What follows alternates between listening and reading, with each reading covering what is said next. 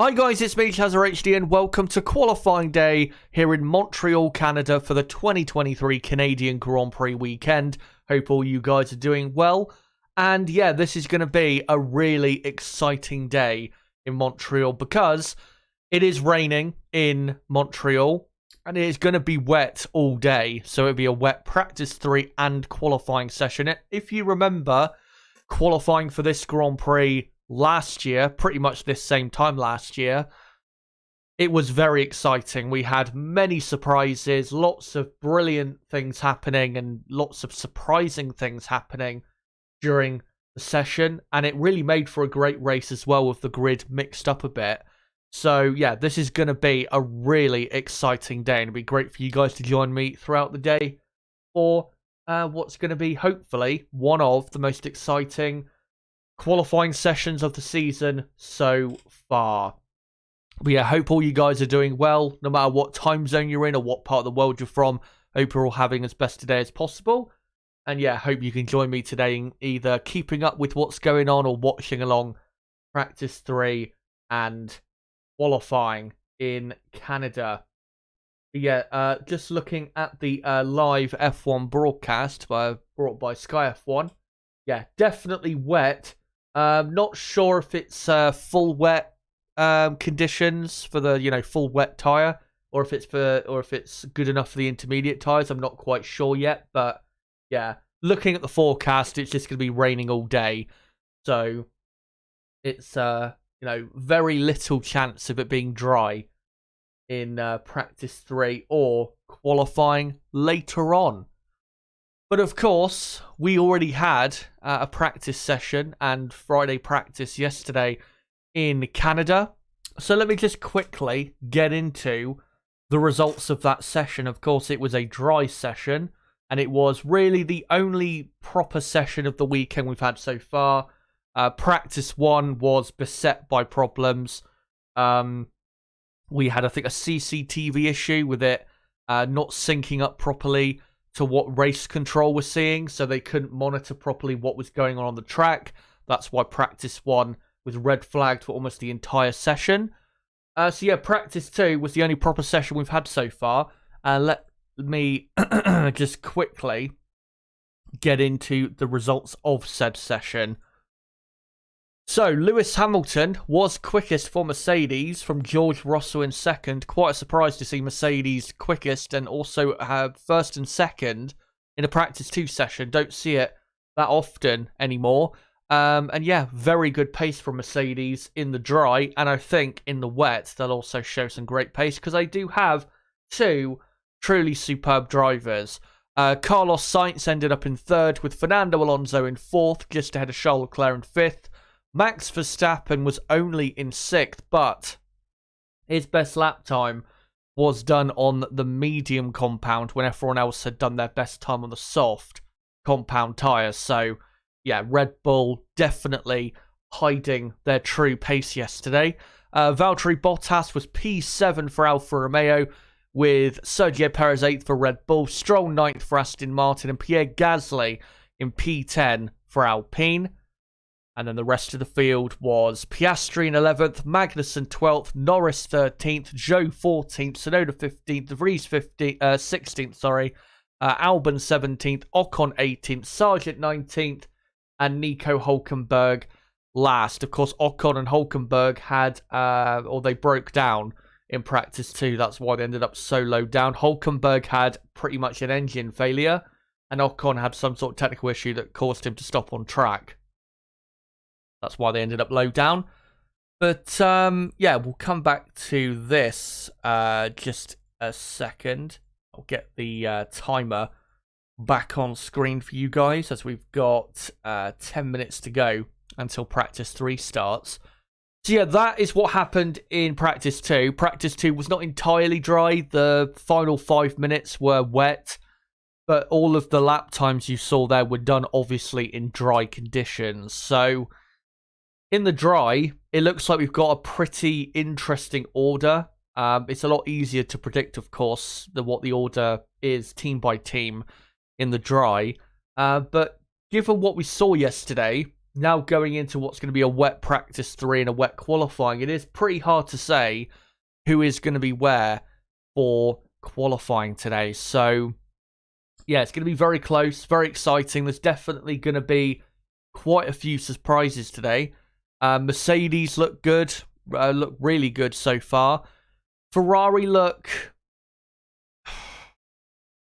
How's the best way to describe how Ferrari looks so far? They look decent, but when you compare them to how Mercedes did in practice 2 yesterday, and also how Aston Martin did with Alonso, in comparison to the other teams, they don't actually look, even in dry conditions, that special.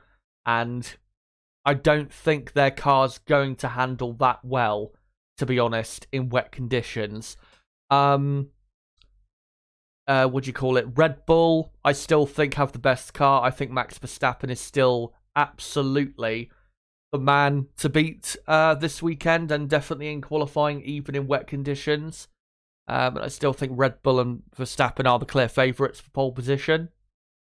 Aston Martin, hard to say really exactly where they are at. They look competitive, but I'm not sure yet we've seen the evidence to suggest that their new upgrade, which we will get into before qualifying in a couple hours' time. Yeah, there's not enough evidence so far to suggest that that upgrade has actually worked. So, yeah, we'll see how they go really for the rest of the weekend. Alpine weren't quick yesterday, even in the dry. Maybe they'll go for a wet setup today to get a great qualifying position. The thing is, though, and this is what's going to make today and tomorrow very intriguing, is tomorrow the chance of rain is very low. It's like 10% or something. When today it's going to be most likely a wet practice 3 and qualifying. The chances are pretty high that it's going to be wet throughout the day. So if you go for a wet setup today, yeah, maybe you can get like a really high grid position, way higher than you would normally be on the grid. But you'll just get destroyed in the race, especially down the straights, where, DRS is so powerful around here, and there are 3 DRS zones. So I think there will definitely be a couple teams that will probably go for a wet setup today to try and just go for it and see what they can accomplish with that. Maybe like teams like Williams, even a Haas F1. But I think most teams will go for the dry setup so that they don't put themselves in such a bad position tomorrow in the race that should be a dry race in Montreal. But yeah, with Alpine, they don't look that quick at all, to be honest. I know Ocon had his issues, but I haven't seen anything so far to suggest that Alpine are going to be as quick as I thought they would be this weekend. And then what else? McLaren look about where I expected. Same with Haas. Alfa Romeo look a bit quicker than I thought they would be. Valtteri Bottas was very good in practice too. Ended up in P7. Definitely someone to look out for. Seems a lot quicker this weekend than he's been at most races this season. And then after that, it does seem as though that AlphaTauri and Williams are clearly the 2 slowest teams here this weekend. Now, whether that'll be the case in the race as well, we'll see. But yeah, from what I've seen so far of the low fuel running, AlphaTauri and Williams do seem to be the 2 worst teams on the grid. But of course, we know in the race that can change around quite a bit. But yeah, practice 3 coming up in just over 5 minutes time. Just want to say, guys, if you are new to the channel, don't forget to subscribe for more content like this, because of course, we do qualifying and race watch-alongs for every Grand Prix, and in 2 weeks' time, it's a sprint weekend in Austria. So we'll be doing a watch-along for the sprint race on the Saturday, the qualifying session on the Friday that sets the grid for Sunday's race, and of course, we're doing a watch-along for Sunday's race as well. So if you are new to the channel, don't forget to subscribe and hit the notifications bell. And for everyone watching right now, don't forget to smash the like button. We're currently on 7 likes. Let's try and get up to like 15, 20 likes or so, if we can, in the next, 10, 15 minutes. And as well, There is a poll running in the chat, which will keep running until the very start of qualifying. The poll is me asking you guys who will get pole position in a wet qualifying at the Canadian Grand Prix. And the options are Verstappen, Hamilton, Alonso, and Leclerc. So let me know, out of those 4 drivers, in a wet qualifying, who is most likely, in your opinion, to get pole position this weekend and today? Let me know in that poll, and I'll read out the results of it again right before qualifying. Qualifying, if you're wondering, when does that start? It is in 3.5 hours from now is qualifying. So plenty of time for you to make up your mind. As the F1 intro now begins to play, and we are not far away now from the beginning of action. And I am expecting practice 3 to have quite a bit of running, because obviously qualifying is going to be wet as well. So they'll want to get out there, get good practice in, and a good feel for what the conditions are like and how the car handles in wet conditions around this circuit, will the drivers and the teams. So yeah, I am expecting quite a bit of running, as yeah, we'll get into the session in a moment. And another reminder as to what the plan is today. So obviously we're going to do a watch-along for practice 3 right now, and practice 3 will finish in about an hour's time. And then after that, obviously there'll be a 2.5 hour gap between practice 3 finishing and qualifying starting. That 2.5 hours will be dedicated to us doing a qualifying preview, where I'll go through the data from yesterday, the sector time data, going through the results again, getting a bit more in depth with my analysis than I did, just a moment ago. And then also, one thing we're going to get into, which is very important, are upgrades, because there have been some big upgrades for the certain teams this weekend, and I want to get properly in depth about that, and also show some pictures just to illustrate the importance of the upgrades and just how big a difference for certain teams these upgrades are. Yeah, we will get into that in the build-up to qualifying. And then qualifying, as I said, it starts in 3.5 hours from now, so we've got plenty of time until then. Yes, session will be underway soon, as there's a packed house here for practice 3. All dressed in raincoats. And yeah, the air temperature, only 14 degrees Celsius, so it is quite cold for obviously this time of year. Yesterday, when it was dry at the start of practice 2, it was 23 degrees air temperature. So it'll be very cold in comparison to practice 2 yesterday. Of course, when it does rain, it does get colder. And looking at the track, looks to me like it's probably more of an intermediate tyre that will be needed. But I wouldn't be surprised if the teams come out on wet tyres just to make sure that they're not on the wrong tyre. There's one thing you do not want to be doing in this session, is having a massive crash and then leaving your mechanics only a couple hours to get your car ready for qualifying. So, yeah. We'll see what tyres they go for, as we'll get rid of that countdown, and we'll now go on to the watch-along part. And, of course, it is FP3. And practice 3 will be just an hour-long session. Of course, yesterday's practice 2 was an hour and a half because of what happened in the first practice session. As some of the drivers, or a lot of the drivers, in their cars, but not everyone ready necessarily to come out on track. As Ferrari there, of I think it is, yep, Carlos Sainz, or it was Charles Leclerc, didn't have any tyres on the car.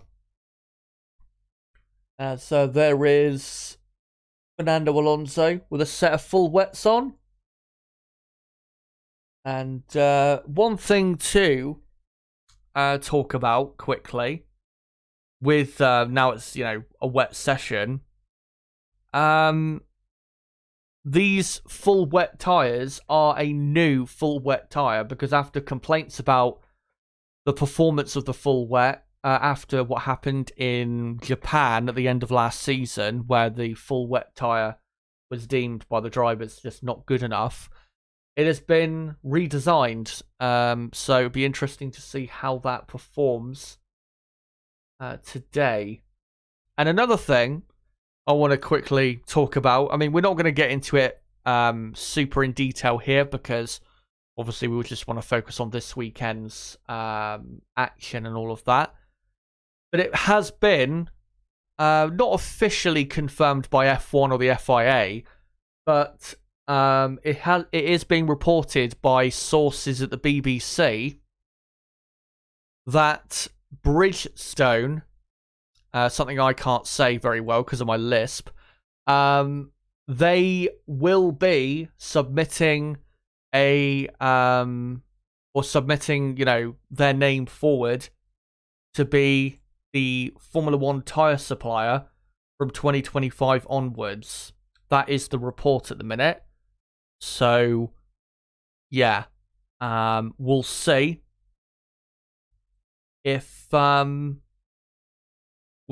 comes off as the session has got underway, and I'll get the timer synced up for the 58-minute mark, as we've now got a couple cars on the track. But yeah, the Japanese tyre supplier, who of course was supplying tyres in Formula One from the last time was 98 until 2010.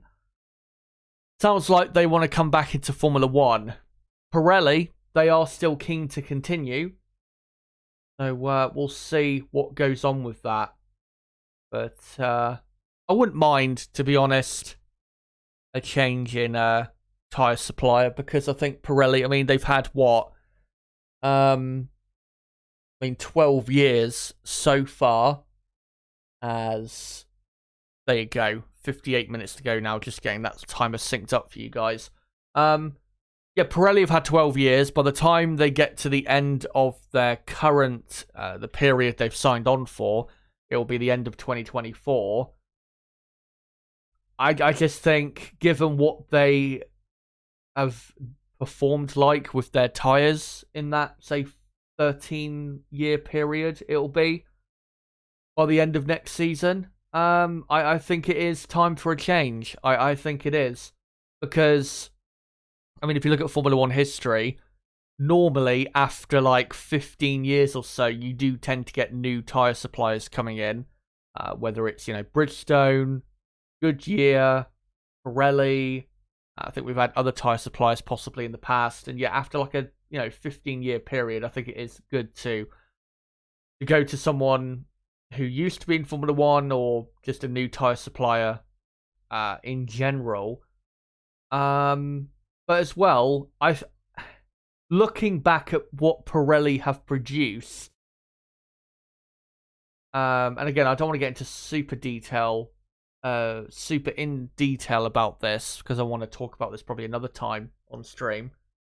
But when you look at the tyres they have produced in the last 12, 13 years, some years, yeah, they've got it pretty much on bang on where they should. But some years they've been, the tyres and the way they've been designed have been terrible. So, yeah, I wouldn't mind having a new tyre supplier, but we'll see whether anything comes of that. To be honest, the announcement, if Bridgestone are going to be announced as the new tyre supplier from 2025 on, you're probably not going to hear that officially announced until probably this time next year. So don't be expecting any announcement on that in 2023, as Kevin Magnussen does the quickest lap so far, a 1:34.7, which is 21 seconds slower than Lewis Hamilton went in practice 2 yesterday. So Magnussen is quickest. Hulkenberg is in second, just a tenth of a second behind. And we've got now the Mercedes of George Russell on a lap. Russell saying on the radio, bit of pulling to the left-hand side under braking. And considering how great both Mercedes drivers are and how good the car is at the minute compared to what it was like earlier in the season, I am expecting Mercedes to be one of the top 2 or 3 teams in qualifying today in the wet. And if Red Bull are not really that far ahead at all of the other teams, Mercedes could get pole position today. It is definitely a possibility, but only if Red Bull aren't, massively clear of the rest of the field. As Fernando Alonso now goes quickest on a 1:32.2. Logan Sargent is up to 4th place. Everyone on the full wet tyre at the minute. And looking at the track, it is full wet tyre type of condition. Definitely too many puddles for the intermediate tyres to be put on. As we've seen a replay of Alex Albon coming down to the final chicane and just going deep, carrying too much speed into that final chicane. So Russell is up to 4th place for the moment.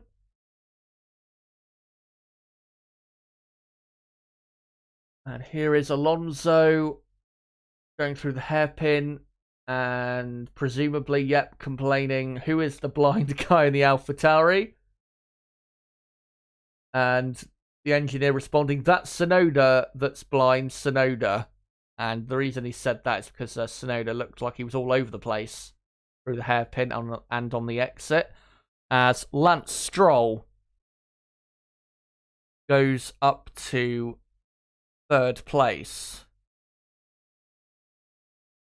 for Aston Martin. Yuki Tsunoda now up to 7th place for AlphaTauri. These wet conditions, even though AlphaTauri was slow yesterday, these wet conditions should help them be a bit closer to teams like McLaren and Haas, because I think in dry conditions with low fuel, I think AlphaTauri just don't have the car really to get anywhere near the top 10. As Esteban Ocon does a purple first sector. We have a yellow flag in sector 1, not anymore. As Valtteri Bottas goes up to 6th for Alfa Romeo. And then it's Sargent in 7th, Tsunoda 8th, Ocon 9th, not anymore. Because Nick De Vries goes up to 4th for AlphaTauri. Good to see, by the way, in the last couple of races that De Vries has been not too far away from the pace of his teammate. As Lewis Hamilton goes up to 3rd. There you go. As Esteban Ocon comes to the line, goes 0.8 of a second quicker than Alonso onto a 1:31.4. So Ocon now quickest for Alpine. The wet tyres compared to dry tyres, I'm not sure as that's what the yellow flag was for. It's for Tsunoda spinning on the exit of turn 4 and then doing a 360 eventually. I'm not sure what the lap time difference is between dry tyres and wet tyres around this track. My guess is it should be about 15 seconds, the difference. So, I mean, in a dry qualifying, I reckon they could probably do like a mid to low 1:12 around here. So, I think a really good time on the wet tyre, full wet tyre in this session should be like a 1:28 or a 1:27. And they're still a few seconds away from that. As Fernando Alonso is now on the track on a set of intermediates. So very brave boy. And he's now going to try and see how he can do with that. And he's actually just at a purple first sector. So clearly, intermediates are the better tyre as he goes quarter of a second quicker. Intermediates are obviously quite a bit quicker than the full wet tyre. And yeah, compared to the dry tyre, saying that with Alonso, saying that it was working for him, he did go deep there at turn 8. As Piastri saying too much water, he thinks, for the intermediate. As we've got now not Perez in first. Perez is actually in second, so it's Ocon from Perez. And then Hamilton is up to third. Not anymore, because Nico Hülkenberg is quickest for Haas F1. Not anymore, because now Yuki Tsunoda goes quickest for AlphaTauri. Yeah, I don't think with Alonso, I don't think we're that far away from intermediate conditions. But yeah, judging by the overall lap, I think it is probably just a bit too early for the full wet tyre.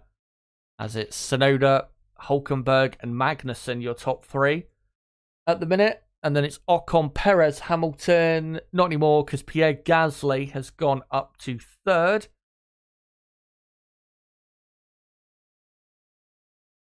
There you go. And here comes Max Verstappen. Can he go quickest? No. He does a purple final sector, but only goes third. So Verstappen in P3. Lando Norris goes up to 6th place for McLaren. We've got a few drivers on intermediate tyres, but again, I think it is probably just a few minutes too early for the Inters. As Ocon slipping and sliding his way through the final chicane. That would have cost him quite a bit of time. Can he still go quickest, though? Let's see. And yes, he does. Despite that, goes quickest by 3.5 tenths of a second. As Fernando Alonso on the intermediate tyre has now done 2 purple sectors. Carlos Sainz goes second on the intermediate.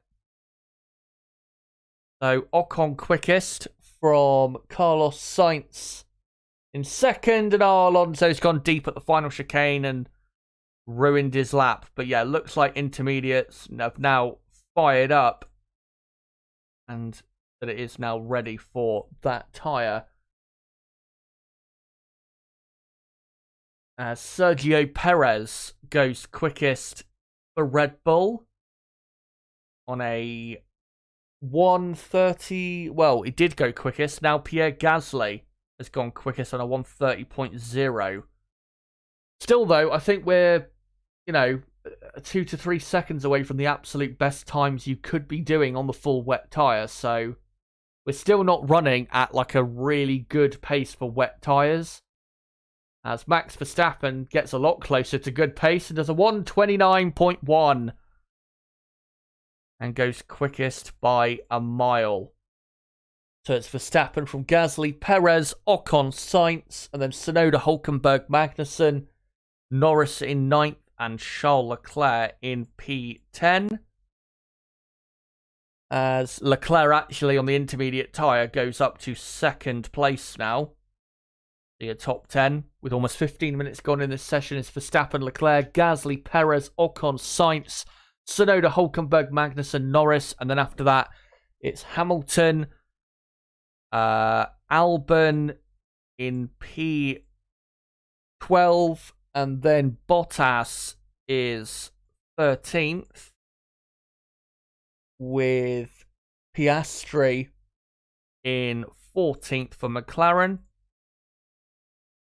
And then Alonso in 15th. Sargent is 16th. And then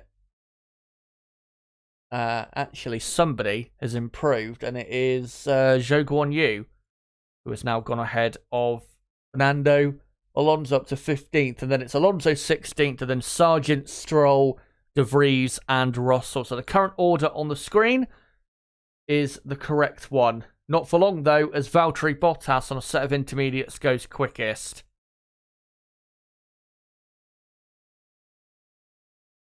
So Bottas up to P1 on a 1:28.9.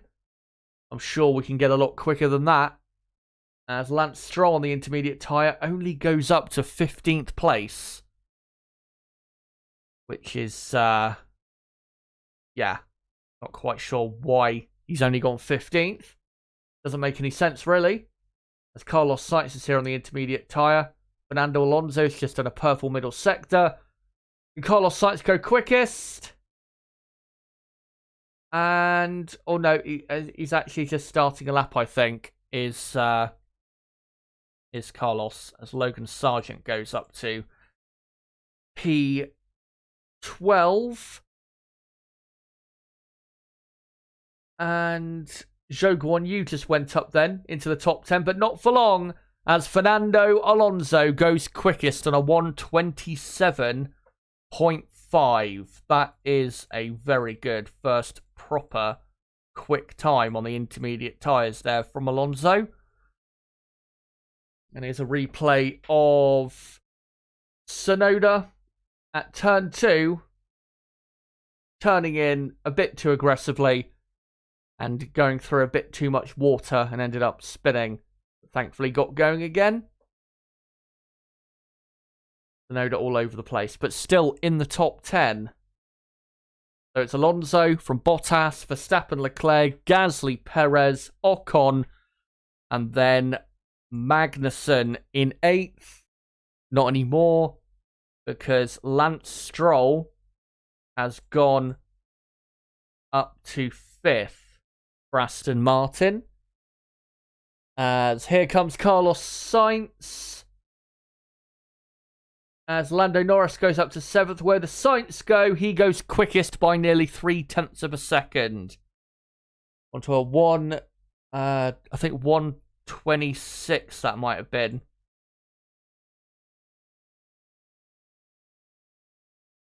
As Alonso did a purple foot sector again, but made a mistake in the middle sector and has come back into the pits. And actually, no, it's a 27.2 by Carlos Sainz. So it's Sainz from Alonso, Bottas, Verstappen. Not anymore, because Nico Hülkenberg has improved up to 3rd place. And then you've got Bottas in 4th, Verstappen 5th. Not anymore, because George Russell has improved from the back all the way up to 5th place. We've had a couple other improvements as well. So Russell, yeah, not in 5th anymore, because Valtteri Bottas has got back up to 4th place. And then it's Magnussen in 5th.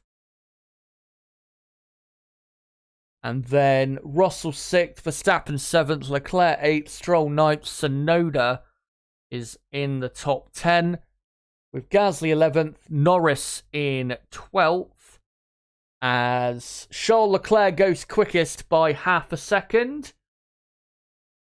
Nico Hülkenberg has done a purple first sector out there. As Max Verstappen on the intermediate tyre just did a slow lap and is presumably now building up to a better one. Yeah, Leclerc now quickest on a 1:26.7.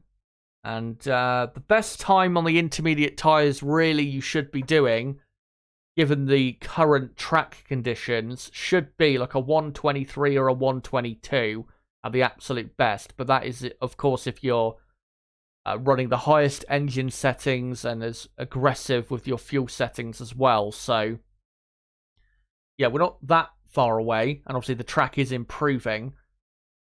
But, yeah, Leclerc quickest, Sainz 2nd, Alonso 3rd, Hülkenberg in 4th. Here is a replay of Pierre Gasly at the hairpin. And just went way too deep. But was able to rejoin. And yeah, just locking up. And was on the full wet tyre when he did that. In the very nice looking Alpine car that looks very slim compared to other cars around the engine cover, and the rear end of the car looks very slim compared to other teams. I think mainly though that's the way it looks like that. It's because of the paintwork, as Alex Albon held up a bit there by the Ferrari, and Albon saying on the radio, as always, just dangerous from the Ferrari all the time. He just stopped in the middle of the chicane. And Williams then informed him that it was Carlos Sainz that did that. as Max Verstappen improves and goes up to second place. So it's Leclerc, Verstappen, Sainz, Magnussen, and then Alonso 5th, Lando Norris is 6th. Nico Hulkenberg, though, is about to go P1 for Haas. And, yep, by 0.3 of a second, Nico Hulkenberg goes quickest onto a 1:26.4. So it's Hulkenberg, Leclerc, Verstappen, Sainz, and then Magnussen, Alonso, Norris, with Tsunoda in 8th, Bottas in 9th, and Zhou in 10th, completing the rest of your top 10, as we're just over 20 minutes into this session. Yuki Tsunoda now pops up to second place for AlphaTauri. Sergio Perez goes up to 5th. So there you go. And we've got now Piastri up to 11th place,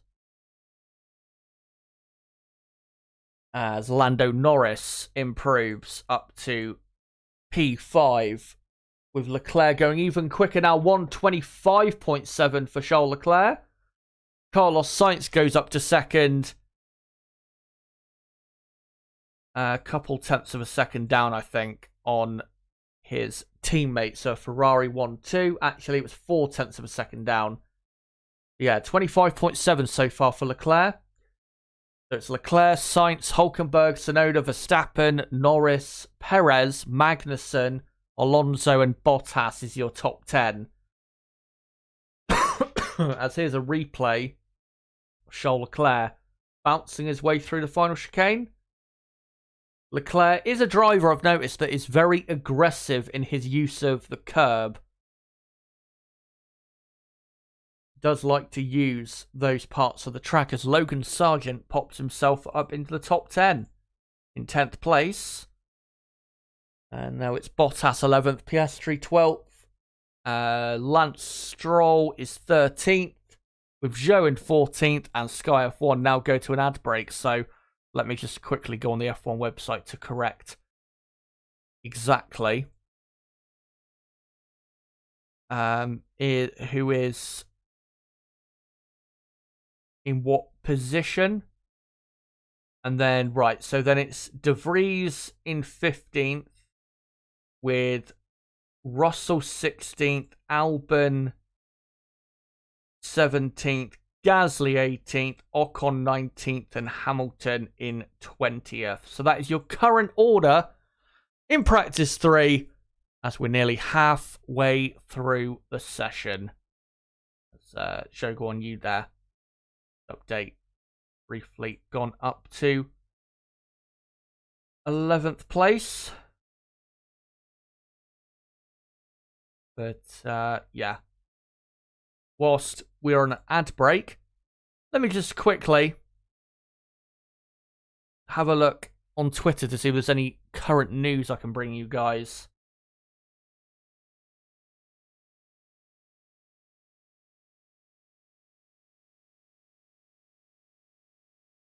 And don't think I can find anything at the minute. No, just people covering what's going on in the actual session itself. But whilst we've got an ad break, guys, reminder, there is a poll running at the top of the live chat where I've asked you guys, who do you think in a wet qualifying today, which we're going to have at the Canadian Grand Prix, who gets pole position most likely out of Verstappen, Alonso, Hamilton, Leclerc? Let me know who you think most likely gets pole position today in a wet qualifying in Canada. And of course, that poll will keep running for the next 3 hours. So you've got plenty of time to make your mind up. As, yeah, we're already flying through this practice 3 session. And I still think we'll see improvement of lap time by another 2 or 3 seconds, to be honest. So, yeah, still plenty of action to come.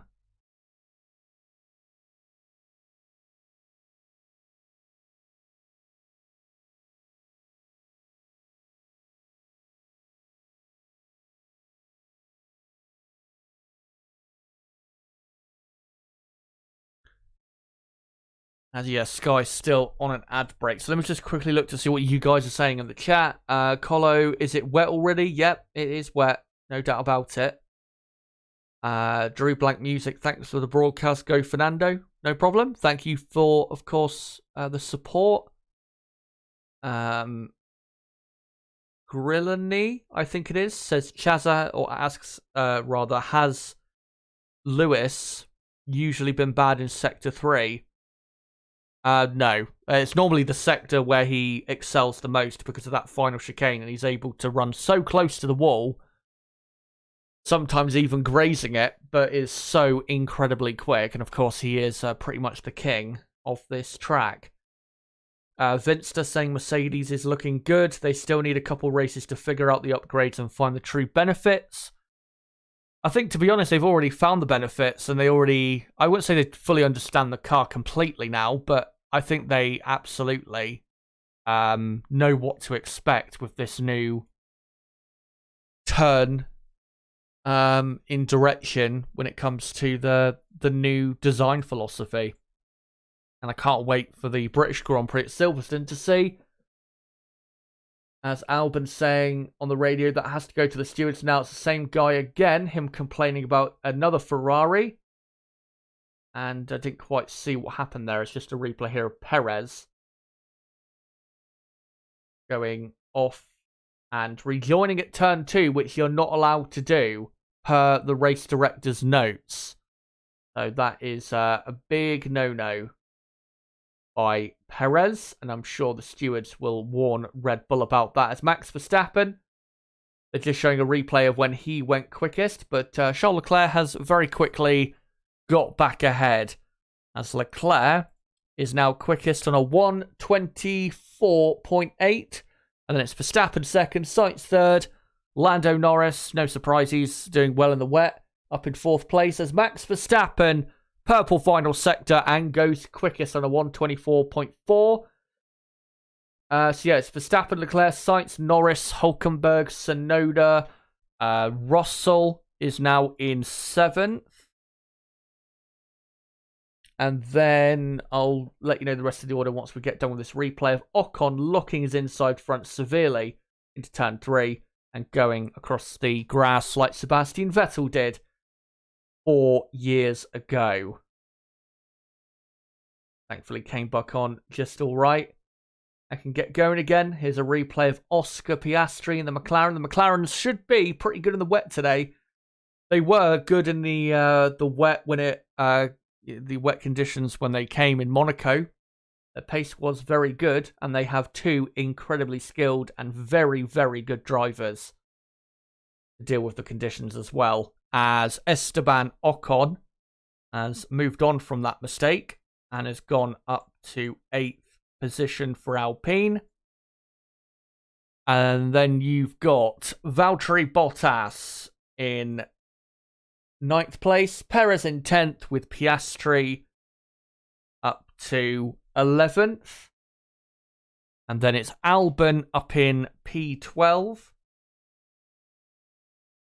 with Sargent in 13th. Impressive by Sargent. Remember, Albon is running the new massive Williams upgrade, and it really is a significant upgrade. Sargent is not. As Sergio Perez improves now up to 3rd place for Red Bull. So Albon 12th, Sargent 13th, and then Magnussen, Alonso, Hamilton in 16th. As, oh, that's a Ferrari without a front wing and a broken rear wing by the looks of it as well. It's Carlos Sainz. And yeah, he's done. He's took steering wheel off and he is done in this session. He's clearly crashed. Probably coming out of, I'm not sure if it's the final corner. No, it's actually into turn 1. As we now have a red flag. Of course, the timer will keep running as it does in a practice session. But yeah, that is a very bad mistake to be making. You know, breaking the rear wing, the front wing, maybe some suspension, maybe even damaging the gearbox. You know, so close to qualifying. Only 3 hours away we are from qualifying. So that's a poor mistake by Sainz, and I'm sure we'll see a replay in a moment of just how he ended up in the barrier.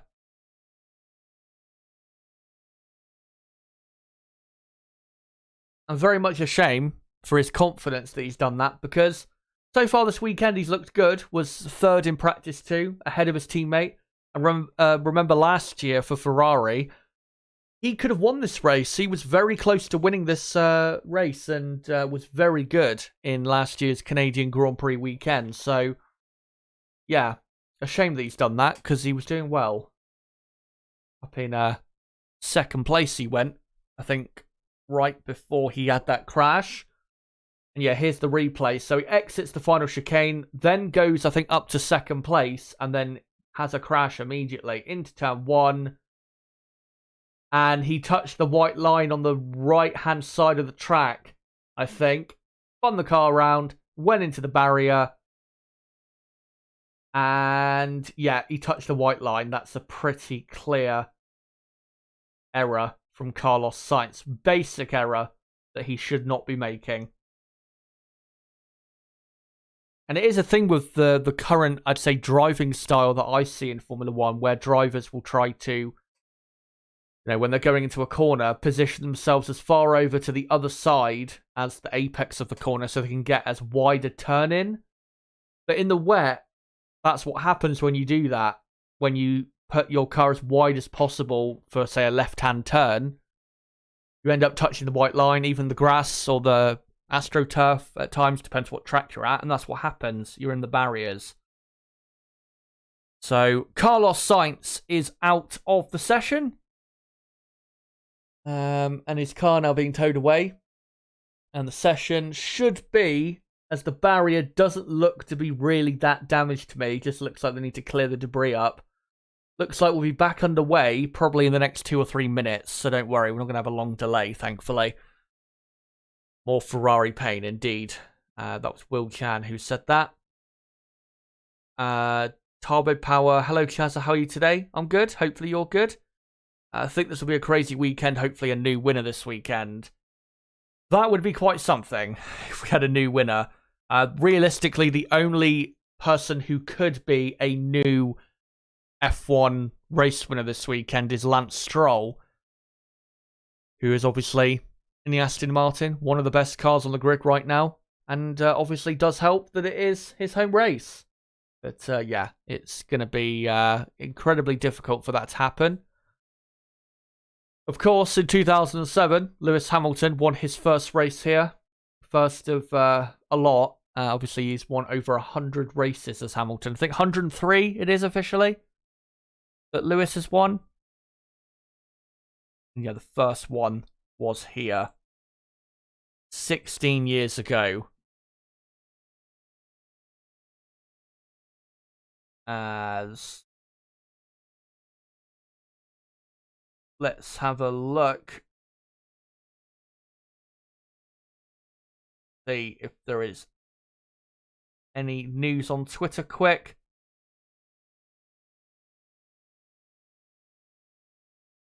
I can bring you guys, and I don't think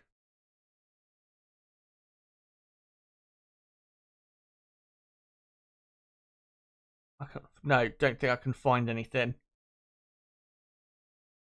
But yeah, session should be back underway in a moment, as I think a couple people, maybe from race control, were just checking out the barriers there, which I think they're fine. Just some of the paint has been rubbed off, but they haven't really moved that much. Here's a replay again on the TV broadcast of what happened, and again, touched the white line, and then went into the barrier. Braking as well his left front suspension. So that's a left front suspension, front wing, rear suspension probably. Yeah, that is a big fix. So Carlos has really given his mechanics a painful 3 hours now to get his car ready for qualifying without the need of any gearbox or power unit changes, which might happen. Of course, in the wet qualifying here last year, Carlos Sainz qualified in 3rd place, just behind his good friend and fellow Spaniard Fernando Alonso. Yes, Sainz just looking over his car, wondering what went wrong. As Sainz has now been brought back to the Ferrari garage, where he can admit to his team that it was all his fault.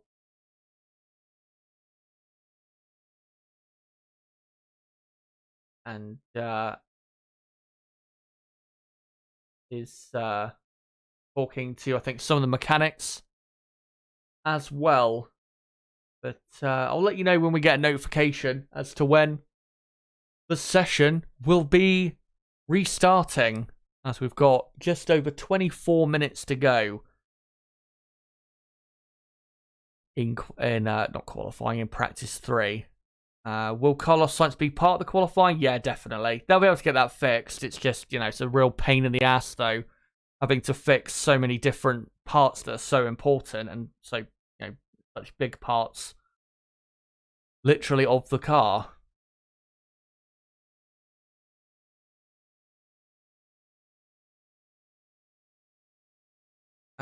Right, so, yeah, can't see any news on Twitter at the minute.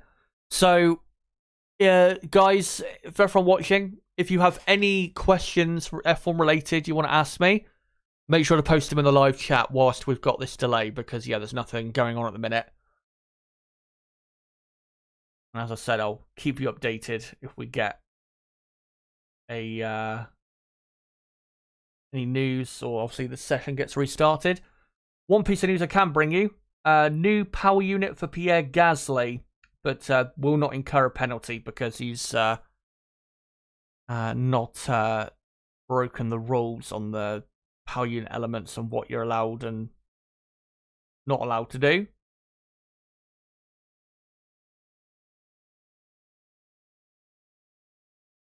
Let's see if I can find anything else.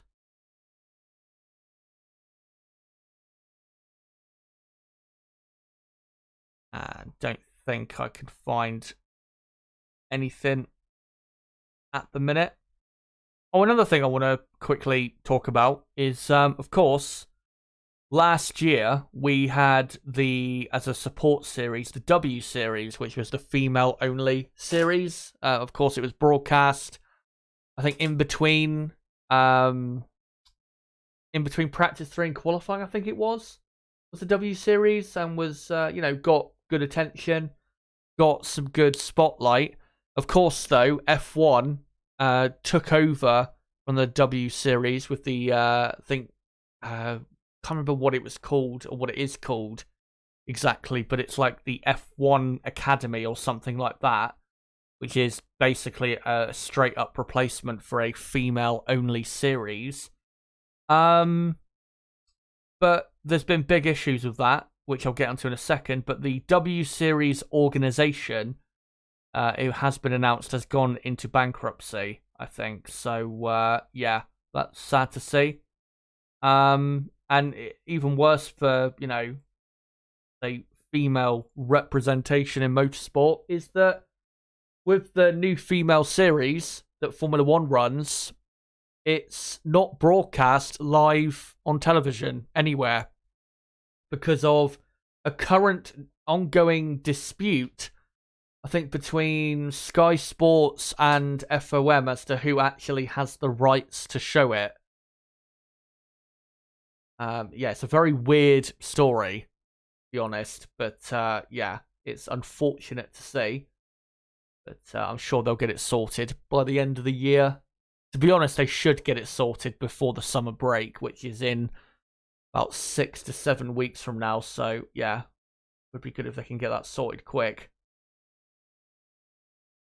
So just coming back from the ad break now, our Sky F1, and let's see what's going on. And we have cars back out on track, thankfully. So there you go. We are back underway for practice 3, and we've got 20 and a half minutes to go until the end of final practice before qualifying. As here is a replay of Lewis Hamilton locking up or just going too deep. And also taking to the escape road of turn 2.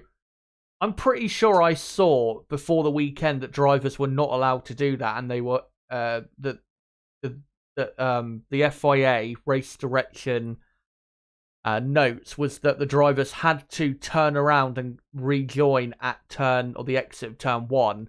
So I'd be very interested to see after today what the FIA race director does in regards to the drivers, and whether he warns the drivers that they must stick to the rules. As McLaren are telling Oscar Piastri on the radio that they're expecting heavier rain in 10 minutes, which is not a great thing to hear. As Lance Stroll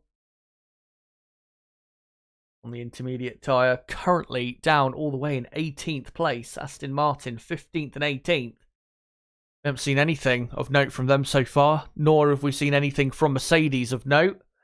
The only teams that have really pushed that hard in this session have been Red Bull, Ferrari, McLaren, Haas. That's it, really. As Kevin Magnussen goes up to 11th place. Lance Stroll does improve. Did he improve his lap time? No, actually he didn't. He was just a 10th slower. As clearly Stroll has quite a bit of fuel on board. And Kevin Magnussen, has just gone up to 11th place. That's why I've just put him up there. But yeah, your current order on the screen is as it says it is. As here's a replay of Alex Albon into turn 1. And him locking the inside front and doing the same thing as Hamilton. So clearly either those race director notes have been changed or the drivers are just completely ignoring it.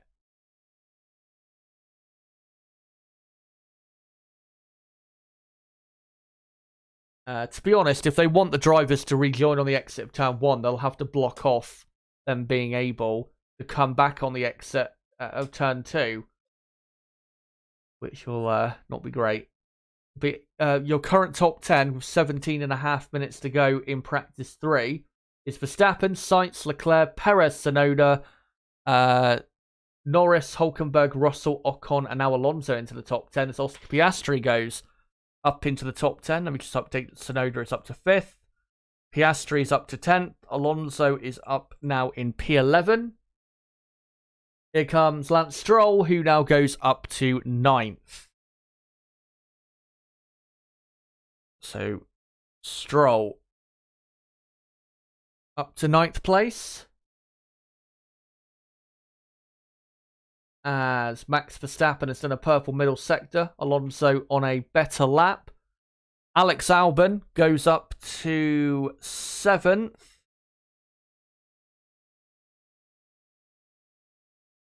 And is quickly pushed down by George Russell, who goes up to 4th place for Mercedes. Here comes Max Verstappen as Alonso goes 4th. Max Verstappen improves by another 0.3 of a second and is now quickest on a 1:24.1. And yeah, Alonso, let me just update that he is up to 4th place. And then you've got, Russell 5th, Tsunoda up to 6th. Then Perez 7th, Bottas 8th. Let me just update that. And then Norris was in 9th. Hülkenberg has now gone up to 8th. Magnussen now goes up to 7th for Haas. So yeah, it's Magnussen and then Perez, Hülkenberg, Bottas, the final 4 drivers rounding up the top 10. And then you've got Norris, Albon, Stroll, Ocon, Piastri, Zhou in 16th. And then Sargent, Hamilton, De Vries and Gasly. As Alex Albon now goes up to 5th place for Williams. Going some good pace now is Albon. Pierre Gasly goes up to P12. Alpine, though, still, like we saw in the dry practice 2 yesterday, they've not shown any proper, good pace. The best position they were in practice 2 was P10 in the dry, and at the moment they're P13. Now P14 as Lewis Hamilton goes up to P10. So yeah, I'm not quite sure why Alpine are so slow. As yeah, Lewis Hamilton is up to 10th place, pushing Perez into 11th, and then Hülkenberg 12th, Norris 13th. Gasly 14th as Piastri goes up to 8th place for McLaren. Let me just update that.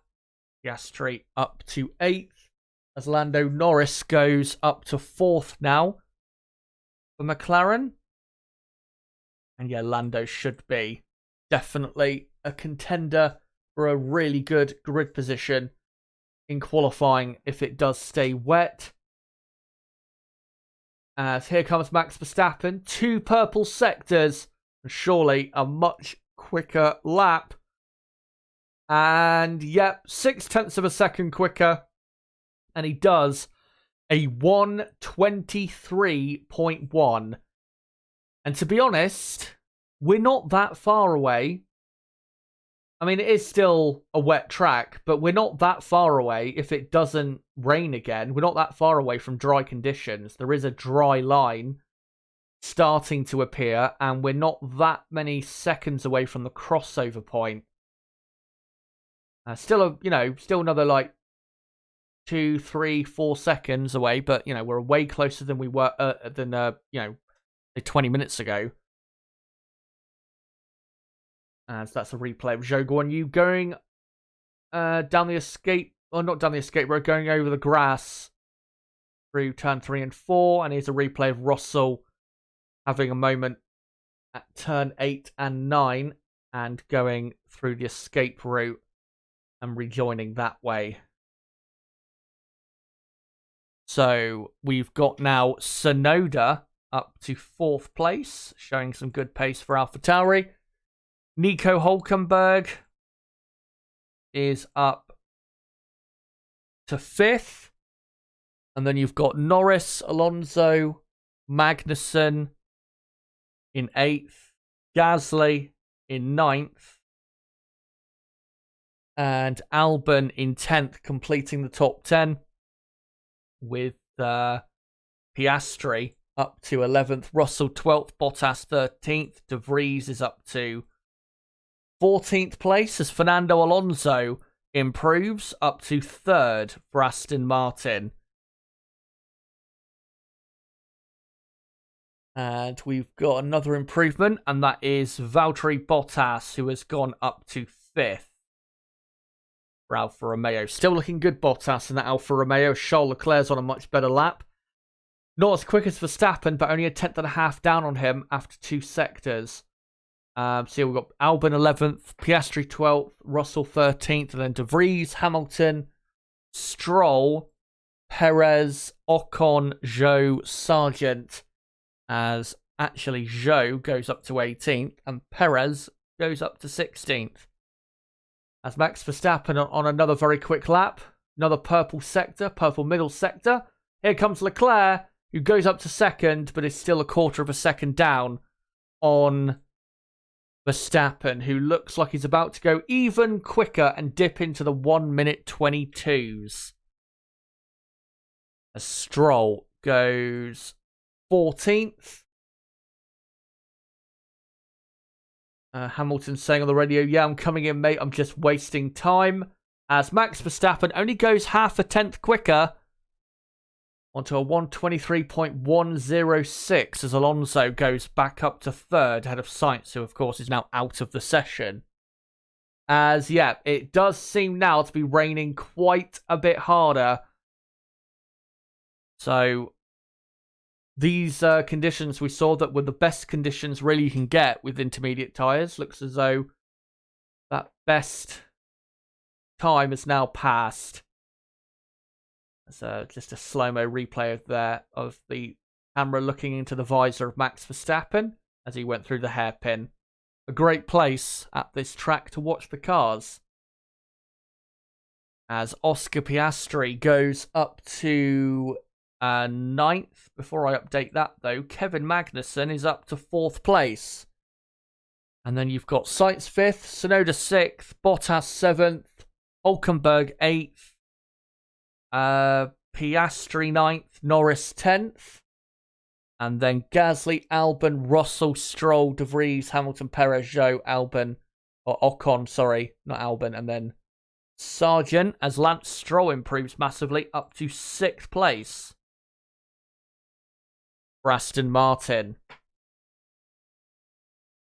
Hamilton said, I'm coming in because he was wasting time. Well, he's still on the track and is improving. But yeah, there's definitely some more rain now. So I'm not sure how big of an improvement this will be. As Hamilton, as Bottas saying on the radio, my right mirror is hanging off. I think he was just saying there as Hamilton goes up to P10. Yeah, that's an issue that will force Bottas to come into the pits and probably stay there to get it fixed. As Bottas in 9th. As we've got Pierre Gasly now back into the top 10, looking a lot better for Alpine in 6th place. And then Stroll, Tsunoda, Bottas, and Hamilton, not Hülkenberg, completing the top 10. And then Hülkenberg, Piastri, Norris, Albon, Russell, De Vries, Perez, Zhou, Ocon, Sargent, completing the rest of the field.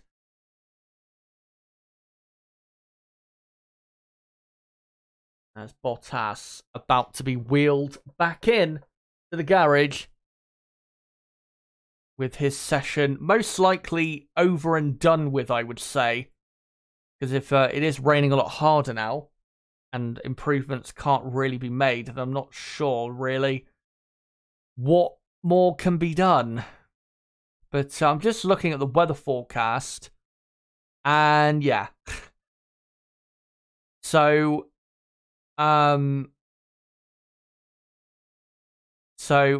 local time, qualifying starts at 4 p.m. local time. And the chance of rain at 4 p.m. local time is 90%. When at the minute, it's about 60%. So those conditions on Inters, if the forecast that I'm reading, which is normally the most reliable that I can find, if it does stay true to that, then this is probably the quickest lap times you're going to see of the entire day. So it will probably be full wet tyres later on in qualifying, if that rings true. And pretty much everyone now coming back into the pits. So it looks as though we are pretty much done for practice 3. Which I'm not sure, there's not really a lot you can read into it. And I think, to be honest, I mean, obviously certain cars handling well in the wet will help certain drivers. But I think it will come more so down to the drivers in this session, because it is a very difficult circuit and is very street circuit like.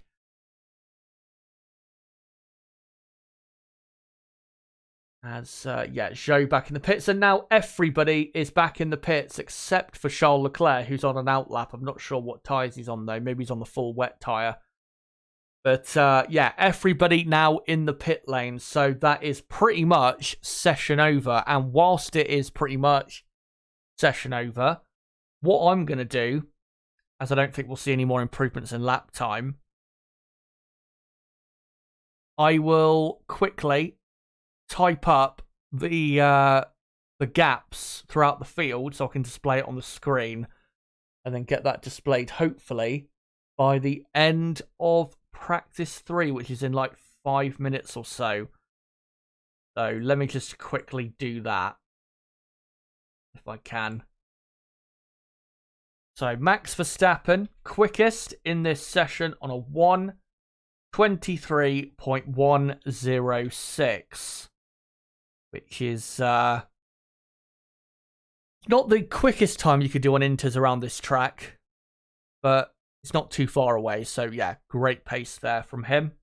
He is still the clear favourite for pole position, even in wet conditions. He's obviously the best driver in Formula 1 right now, so how could you deny him?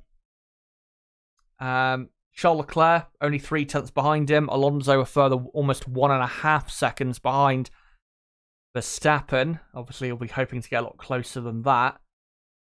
Given, though, that it will be a wet qualifying, I think Alonso definitely can aim for at least a top 3 in qualifying, which should guarantee that he'll be, fighting very strongly for the podium, and if not finishing on the podium. As Leclerc back into the pits, and now everybody is in the pits. Kevin Magnussen in 4th. Impressive by him. Obviously, he did qualify, I think, 5th in the wet qualifying at this track last year, so watch out for Magnussen. And also his teammate, of course, who we know, Hulkenberg, is a good wet weather driver.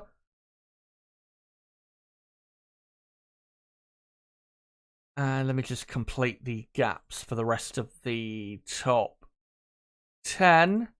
Tsunoda looked good in that session, despite a couple spins. He had a good pace. And as I said at the start of practice 3, I reckon the AlphaTauri probably is a good wet weather car for today. And has a much better chance of getting a great result than they would if it was dry. Because in the dry, to be honest, they look like they look like one of the worst teams here in dry qualifying circumstances. So that's a good thing for AlphaTauri. And of course, Tsunoda has been brilliant this season. So if we can continue that today, that would be great. And let me just correct the gaps for the rest. The only surprising thing, I mean, Mercedes weren't very quick in practice 3, but I think that's because they weren't really pushing that hard, to be honest. I think you'll see, obviously, a much better pace from them in qualifying. But what do you call it? With McLaren, I would have expected a better practice 3 in the end.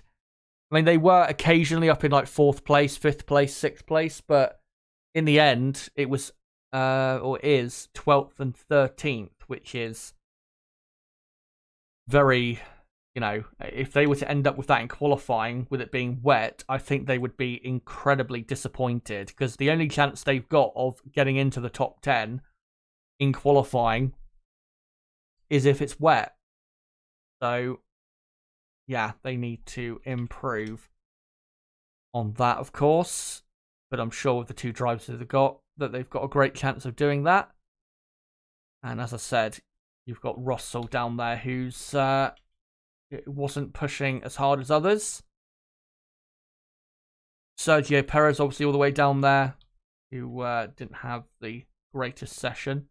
I don't think Perez is going to have a great day today, to be honest. And the reason I think that is because he's not very confident right now. And one thing... one thing you have to have in wet conditions is confidence. Whether that's in the car, yourself, doesn't matter. And Perez doesn't have a lot of confidence right now. So I think there's a pretty good chance he's going to have a bad session. And remember, in qualifying, the wet qualifying last year, he actually crashed out of qualifying and ended up in, was it 15th place, I think? And then had an engine issue in the race, which caused him to retire. So, yeah. I wouldn't be expecting a great performance from Perez. But with 30 seconds to go in practice 3, those are the gaps through the field. So again, Verstappen quickest on a 1:23.1. And then you can see just how spread out the field was in third practice, as it is absolutely chucking it down now. Really heavy rain. And to be honest, if it's raining like this at the start of qualifying, I'm not sure qualifying will even start. Because I'm not sure with this level of rainfall that qualifying can even be held in these conditions. Because, yeah, there is so much standing water on the track right now. So, yeah, qualifying might not even happen. Might be pushed back to tomorrow if it keeps up at this level. And looking at the forecast, it looks like it is going to keep up at this level. So, this might be a long day or a short day. We'll see.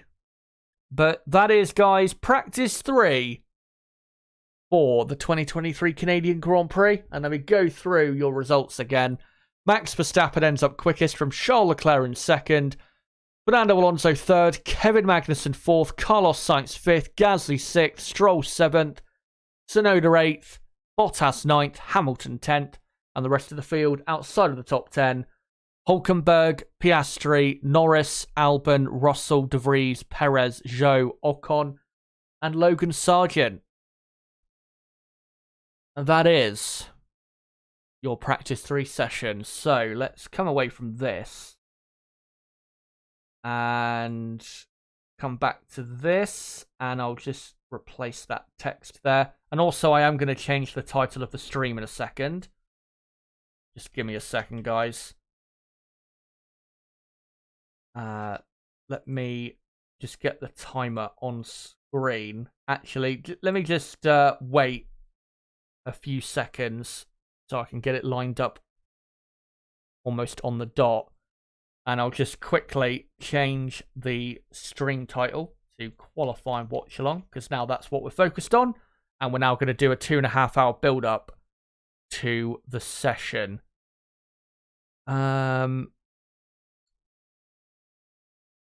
Right, so we have I'm trying to think how long we've got until I think it's this. Is it? Oh no, it's not synced up properly. Hold on.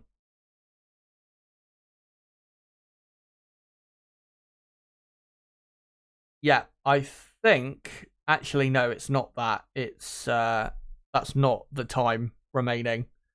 I'm just trying to think how long is it exactly. Should be 2 hours and 26 minutes to go, but I'm trying to think in how many minutes is that. It's 146, is it? Minutes? Let me just see. Yeah, there you go. So, 2 hours, 26 minutes to go until qualifying starts in Canada. And what we're focused on now, guys, is building up to that session. So make sure to let me know for the next couple hours in the chat what you think is going to happen. Before we properly get into, though, this build-up, I just want to post a link of the stream out a couple of times to bring people on for the build-up. And then we will get on to the qualifying preview. Let me just do this quick. Come join us here to build up to a wet qualifying in Canada.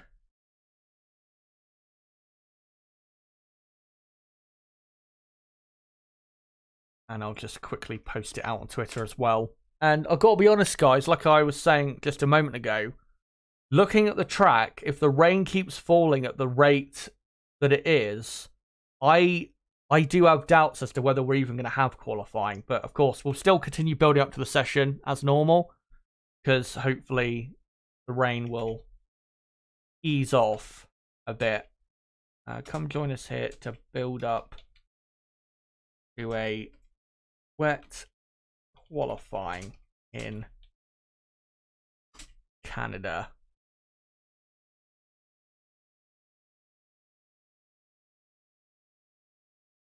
And I'll just do a couple of hashtags.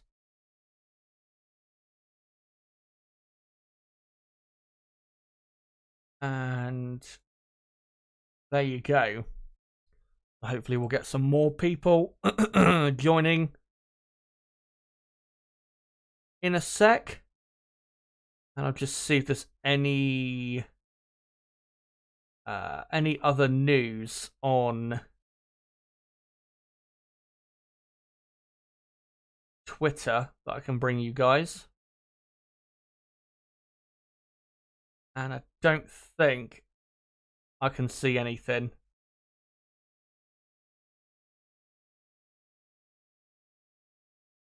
No news at the minute. So let's just get into the build up to the session.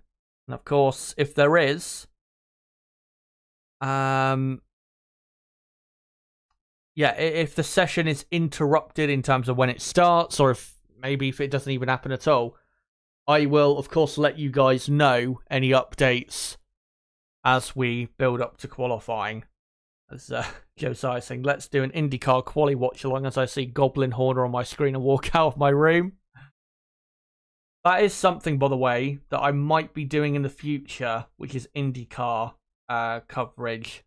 If I do decide to do it, though, it won't be until the start of next year at the earliest, because I want to have like a lot of time to think about it, but I am definitely thinking about covering IndyCar as well. Of course, IndyCar sometimes takes place during F1 weekend, sometimes doesn't. So yeah, it's an option. So yeah, I'll let you guys know when I've made a decision on that. But yeah, as McLaren from Race saying, finally had my F1 23 game delivered today. DPD apparently reckoned I wasn't in at work yesterday. Firing up the PS5 now, lol. Well, I hope you enjoy it. I love the new F1 game so much. The handling is, dare I say, the best handling model that has ever been on the F1 game. The cars feel so good. So good. It's one of my favourite games, F1 games ever, already.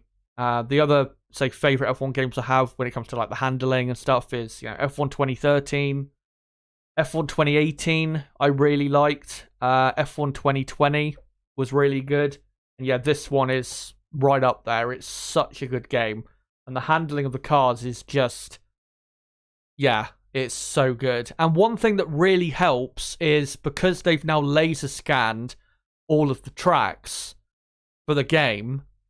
Now the handling of the tracks and the feeling of the grip on the tracks is a lot more realistic to what it is actually like, and the tracks themselves feel a lot better to drive. So yeah, it really feels great, and honestly, I can't wait till I get to play the game again, as I'm currently doing a career mode with Alpine, and I'm, I think, midway through a full 100% Monaco Grand Prix.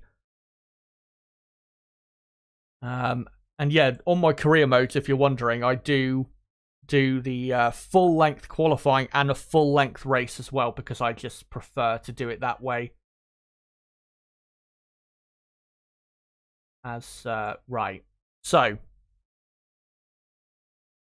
enough of that, and yeah, let's get into now the build up to qualifying. And whilst I do some of this build up, I will be unfortunately hiding the timer on the screen because I have to shift over to other slides. So sorry about that, but I will get it back up on screen soon.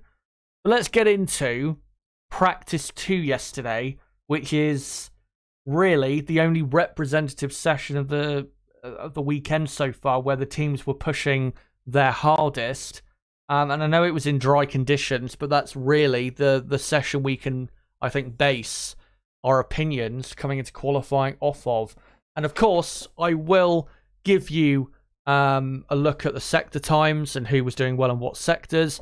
And the first sector really is the sector to look out for in regards to the wet qualifying today, because the first sector is all about downforce and grip, and the middle and final sector is a lot more about your straight line speed, which obviously doesn't matter really at all in qualifying. So yeah, we'll get into that now. A reminder of what the practice 2 results were yesterday. Hamilton was quickest from Russell second, Sainz third, Alonso fourth, and Charles Leclerc in P5, with Verstappen in sixth. Verstappen was sixth, though, only because he did his best time on the medium compound tyre, which is around this track, probably 3 to 4 tenths of a second slower than the soft compound tyre. So, yeah, that's why Verstappen was down in sixth and not pretty much right up there in first or second place. Bottas was in seventh, with Perez eighth, Stroll ninth, and Pierre Gasly in P10. And then the rest of the field was Piastri, Magnussen, Norris, Zhou, Tsunoda, De Vries, Albon, Ocon, Sargent, and Hulkenberg. So, yeah, that was practice 2, again, held in dry conditions. Now, let's get into the sector time data from yesterday, just to see who in what sector really was performing well. And this also does give us a good look towards Sunday's race, which is expected. And I'll have a quick look at the forecast again, because I've not looked at it. I just looked at it a moment ago, but I only looked at it for Saturday. Let me just see what the forecast is officially at the minute for Sunday in Montreal. And yeah, for tomorrow in Montreal, there is pretty much no chance of rain. So maybe 10% at the most, but even that is pushing it, to be honest. So yeah, this, again, it does give us a good look towards Sunday's race as well. So in Sector 1, in regards to qualifying, if it does take place here in wet conditions, again, Sector 1, all about grip and downforce. And you can see it is all over the place, really, in this first sector. Alonso, the quickest for Aston Martin, 4 thousandths of a second quicker than Lewis Hamilton. Aston Martin and Mercedes pretty much on the same pace in the first sector, which is about what I expected, given that Aston Martin have brought a big upgrade here. Mercedes obviously have made their improvements in the last couple of weeks. So, yeah, that's about what I expected between those two teams. I just didn't expect them to be first and second in the first sector. Ferrari in the dry doing well to be only just behind Aston Martin and Mercedes in that first sector. Red Bull, again, they were running the harder tyres, so hard to know exactly what their true pace was like in practice 2 yesterday. McLaren looking quite good in the first sector, and that's really the only part of the track where McLaren have a car that can be properly competitive, even with at the very best Alpine. So yeah, McLaren for the rest of the lap, not very quick at all. But yeah, in the first sector, looks good. Haas F1, then the 6th best team with Bottas in the Alfa Romeo 7th. As I said earlier in practice 3, surprising still to me that Alpine have not really shown us consistently so far this weekend, wet or dry. They just haven't really shown us that good of a pace. And for them to be in practice 2 yesterday in the first sector, the 8th best team, is quite poor. They should not be that far off. I mean, for them to be 4 tenths of a second off Aston Martin in just the first sector is an incredible amount of time. Maybe Alpine were running with a very low downforce setup. I don't know exactly. But yeah, that is an incredibly poor pace from Alpine in the first sector. And then again, Tsunoda and Albon, the 2 slowest in the first sector. As I was saying earlier, AlphaTauri and Williams in dry conditions for sure are the 2 slowest teams. Whether that is the case in a wet qualifying, we'll have to see. Maybe in 2 hours, maybe even longer than that. But yeah, Alpine very poor. Aston Martin and Mercedes look good in the first sector. Ferrari not too bad as well. Red Bull I still think will have the best pace in the first sector, wet or dry. And McLaren looking a lot better as well. So that does give us a good indication as to what it maybe will look like for the entire track in a wet qualifying session. And then for the middle and final sector, really, it's all about, dry conditions, because this doesn't really give us relevant data for what I think could happen in a wet session. But I have to say, Mercedes were super impressive in the middle sector. They were not only the quickest team, they were by far the quickest team by almost a tenth and a half over Ferrari, which is quite a lot of time in 23.5 seconds to be quicker than Ferrari. And they were a quarter of a second quicker than Aston Martin, again, in such a short amount of time. So that middle sector, Mercedes, very impressive. And what is so impressive about that middle sector pace from them is the middle sector is like a medium speed chicane of turn 6 and 7, then a DRS zone, then another medium speed type chicane, and then a longish straight down to the hairpin. And that's the type of corners and straights where you wouldn't expect Mercedes to be this quick. So yeah, in dry conditions, Mercedes look very good. Ferrari not too bad. Aston Martin quite far off, and only just ahead of Alfa Romeo, who were looking good yesterday. Williams looking a lot better in the middle sector. Red Bull surprisingly slow. Still, my feeling is they were probably sandbagging yesterday, not only with tyre choice, but how aggressive they were running their car with the engine settings, fuel settings, stuff like that. Alpine still, again, not that quick. A lot closer to teams like Aston Martin and Ferrari, but still, 7th best team in the middle sector. Still not good enough, I'm afraid. Haas, again, like Alpine, not really good enough in that middle sector. I would expect a much better pace than that. McLaren, as expected, quite slow because they have a very slow car in a straight line. And AlphaTauri, the slowest team in the middle sector. And for the final sector, which is the hairpin, and then a very long straight with a DRS zone, the final chicane, which is pretty fast, and then another DRS zone, which takes you to the line. It's a very, very high-speed final sector. No surprise, Ferrari, the best team, by a tenth of a second over Mercedes. Alonso and the Aston Martin, 2 tenths down. Again, not a surprise that Aston Martin are slower than Ferrari by that much in the final sector. The Ferrari is just a lot quicker in high-speed sections on low fuel.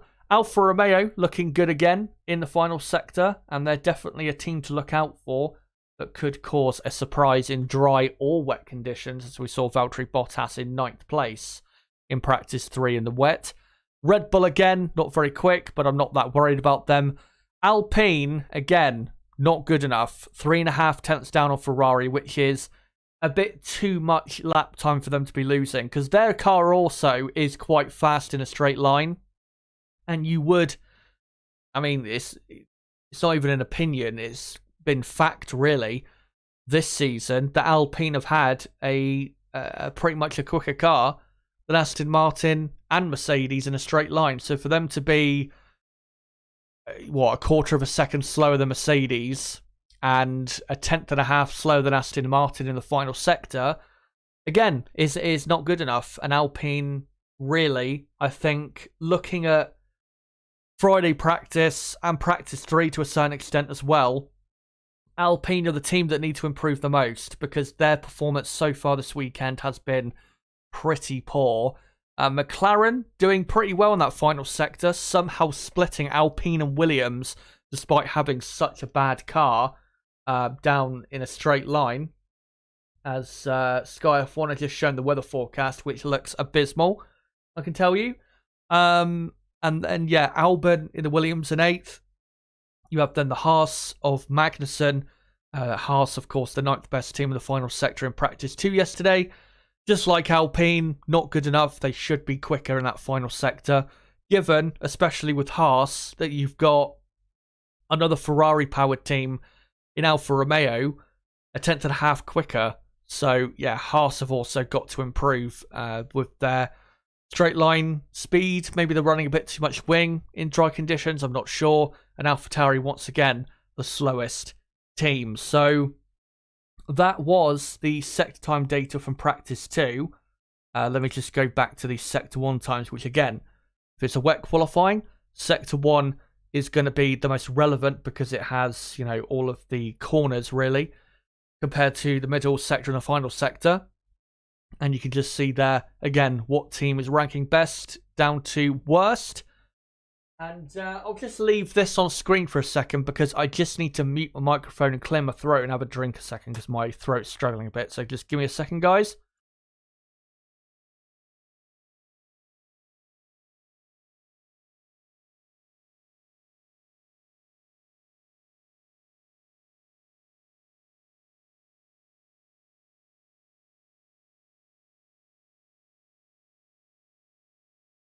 So there you go, should be a bit better now. But yeah, I expect Aston Martin, Mercedes to be very good in wet conditions. Of course, they have very good drivers for wet conditions in Alonso, Hamilton, Russell, even Lance Stroll as well. McLaren should be in wet conditions very good and should be, after the top 4 teams, probably the best team. And probably, yeah, I'd say better than Alpine as well, given the better driver lineup they have to cope with these conditions, and also a car that is probably suited better to the conditions, the wet conditions. As on Sky F1, they're actually about to show qualifying for IndyCar, which is currently at it's the Soncio Grand Prix at Road America, it says. So they're going to show that now, so I'll be able to keep you updated as to what's going on with that. But, yeah, that's who I expect team-wise to be competitive. Alpine, I think, definitely will struggle more in wet conditions. I think their car around this track is definitely better suited to dry conditions compared to the rest of the field. So, yeah, that's how I expect things to play out. AlphaTauri, I expect to be a lot better in wet conditions than they have been in the dry as well. Alfa Romeo should be decent, so yeah, we'll watch out for those teams in a wet qualifying.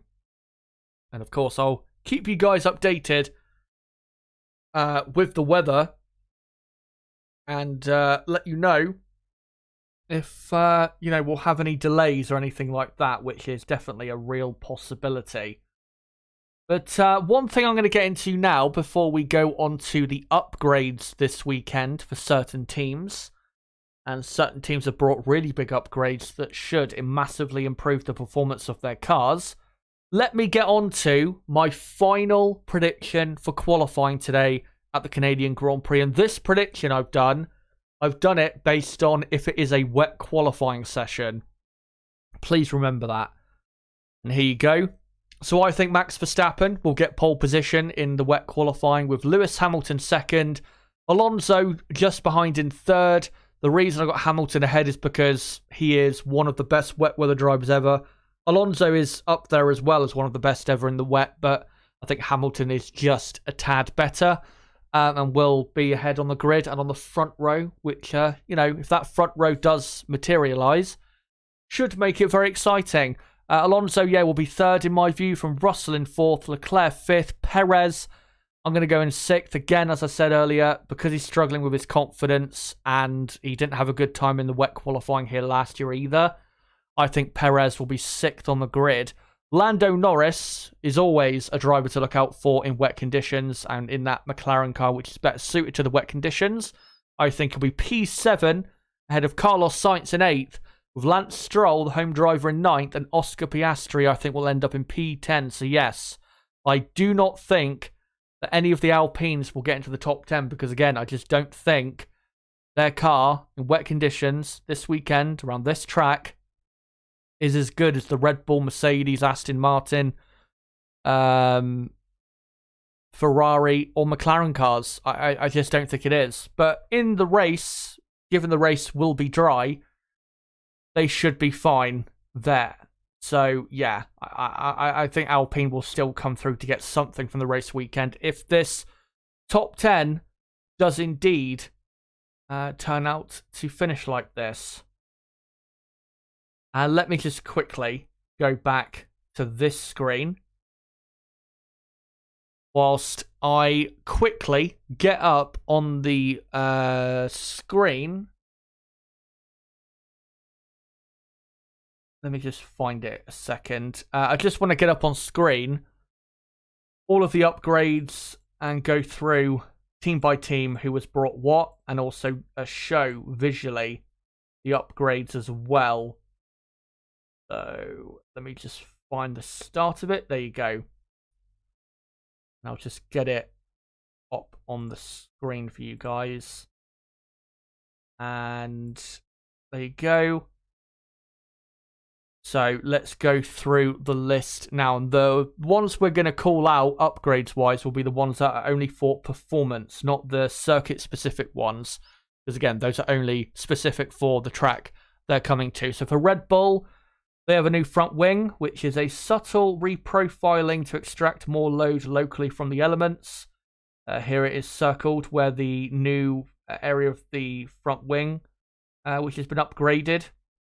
So just a very small upgrade there. Red Bull can't afford, because of their the wind tunnel time they don't have essentially compared to other teams.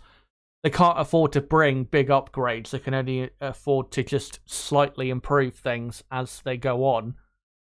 The next team, Mercedes, a performance upgrade, which is then removing the outer tip winglet from the side pod wing. And that is for drag reduction. And you can see the area they've circled here. It's just next to the halo. It's just a very small upgrade there, which should help with their straight line speed. Alpine have brought a new rear wing and a new rear suspension. For the rear wing, it's a revised geometry, including a thicker pylon and larger end plate cutout. As you can see, circled here where that area is. And a new rear suspension.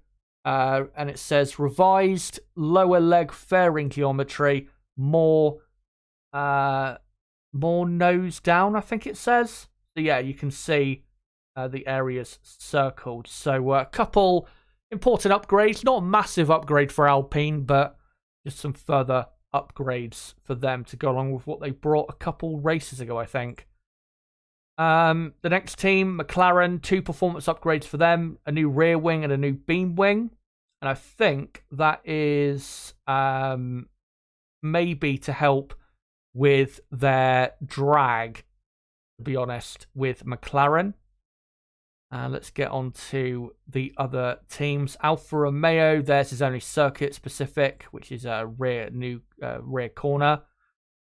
Here is the Aston Martin upgrade, and I will show this visually on screen in a moment. They have a new coke/engine cover, which is, as it says, the bodywork is wider with the upper deck remaining high for longer than the previous version, and a new floor body. And it says the leading edge of the floor has been revised to, does that say bias, I think? The height more to the inboard side. Again, I'll show you visually the changes they have made. Actually, let me click back on that. I need to show the other two teams. Haas F1, their only performance upgrade is a new floor edge, further evolution of the floor edge shape that it has been revealed as one of the most significant for the correct working of the entire floor. Not sure if Haas have actually gone with that new side pod design that Ferrari have gone with. Not sure if that's come to Haas yet, because of course Haas and Ferrari, their cars look from an aerodynamic perspective pretty much identical, so I'm not sure if that's happened yet, but that should be coming soon if it hasn't, probably at the British Grand Prix in 3 weeks' time. AlphaTauri, their upgrade is only circuit specific, and the final one is Williams, and you can see here so many upgrades, and let's go through them. So floor body, the floor geometry is new, including the forward fences and the diffuser profile. Coke/engine cover, revised side pod geometry with a more pronounced ramp and reprofiled engine cover exit. I'll show those in a moment. Side pod inlet, there are minor updates in the mirror and mirror stay assembly. Halo, the halo fairing is revised to include a modified trailing edge profile. Rear suspension, new external geometry in the rear suspension links. Rear corner, new geometry for the rear brake duct winglets. And finally, rear wing end plate, new rear wing end plate geometry. So this is basically a new car for them, and it's their first big upgrade of the season, and might only be their only big upgrade of the season. I hope they can bring another big upgrade, because they, you know, at the start of the season, we're looking very competitive, and this should put them a lot more back on the map. This upgrade, though, will only be on Alex Albon's car this weekend. So Logan Sargent is running the old Williams car. So let me just go back to this. And let me now find the comparison photos to show you guys the upgrades and the differences. So, right, I think I can start here. So, let me get this up. So, you can see here the side pod, the start of the side pod as it slopes down towards the rear end. So, on the left-hand side here, where you can see my mouse is, this is the old side pod design. And on the right here, where it says Canada in the top right, is the new one. And you can see quite a different way it slopes. And not as straight as it was previously for Aston Martin. Here is the Williams one. On the bottom is the old side pod. You can see side pod design, and you can see here on the top with the hand here pointing to the area that's been redesigned the most. You can see a clear difference in the side pod design, a lot more straighter and more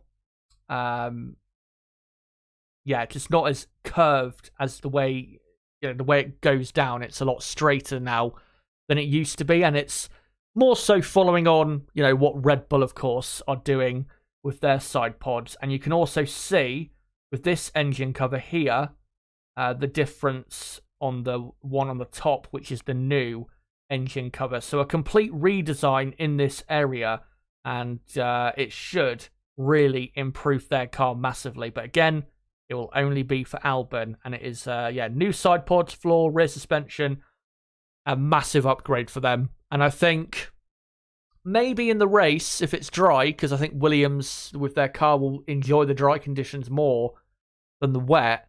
But probably if they've got some more upgrades coming at their home race at Silverstone, either this weekend, maybe even in Austria as well, we are going to see a big improvement from Williams on what we saw in the last couple races from them. That's for sure. Here is a couple more comparisons. So again, on the bottom here is the old, as Albert Fabrega is saying here, Aston Martin ramp inlet is now narrower than before, more tunnel under the side pod. And again, on the bottom is the old side pod, and on the top is the newer one. And as he says, it's more narrow than before. A good redesign to that area. And again, this is, as I was saying, I think in my weekend preview on Thursday, this is Aston Martin's first big upgrade of the season. And remember, in Spain, they brought a new front wing as well, which was a complete redesign of the front wing. Here is also, you can see slight differences on the side pod from this picture. On the bottom is the old side pod, which is a bit more curved. Slightly more curved in the way it goes down right to the floor at the back end of the side pod. And on the top, you can see the new one, as it says Canada here on the top right. And you can see it's a lot more straight in the way it goes down. Of course, the side pod, the second most important area for these cars aerodynamically. With these cars, of course, the floor is the most important area, but it's how the floor works with the side pod, the engine cover, the rear suspension, front suspension, all of that, as to what makes up the difference. And you can see here as well, this is the new Aston Martin floor comparison. So on the bottom is the old one, and on the top is the new one, and you can see a redesign of the curvature as the hand here is pointing towards that area, just to show the difference in design now. So yeah, a new floor, new side pod. I don't think there's anything else. Here is two different rear front wing configurations from Alpine. We already saw this front wing upgrade from Alpine, I think in Australia, I think it was. That is here on the top where this hand is pointing, where they a little cut out there on the top of the front wing. So yeah, just two different configurations there. This one on the bottom is the old one, I believe, for Alpine. So yeah, those are the big upgrades for the cars this weekend. Let me just quickly get the timer back on screen, as we've got an hour and should be an hour and 54 minutes to go. Yeah, there you go. So hour and 54 minutes to go, guys, until qualifying begins in Montreal. But yeah, those are Aston Martin and Williams. Those are by far the two biggest upgrades this weekend. With Aston Martin, that is a massive upgrade. You know, new redesign to the floor and the side pod. And we know, because of how important those two areas are to your performance with these current generation of cars, how big of an upgrade that is. And with Williams, they've brought, again, basically a new car. So watch out this weekend and the next race as well in Austria. Watch out for Aston Martin and Williams showing quite a bit of improvement. And definitely Williams, they should be showing a lot of improvement. And around this track this weekend, given how short the layout is, I would expect them to be probably 2 to 3 tenths of a second quicker with that upgrade. But around a longer track, probably more like half a second quicker, to be honest.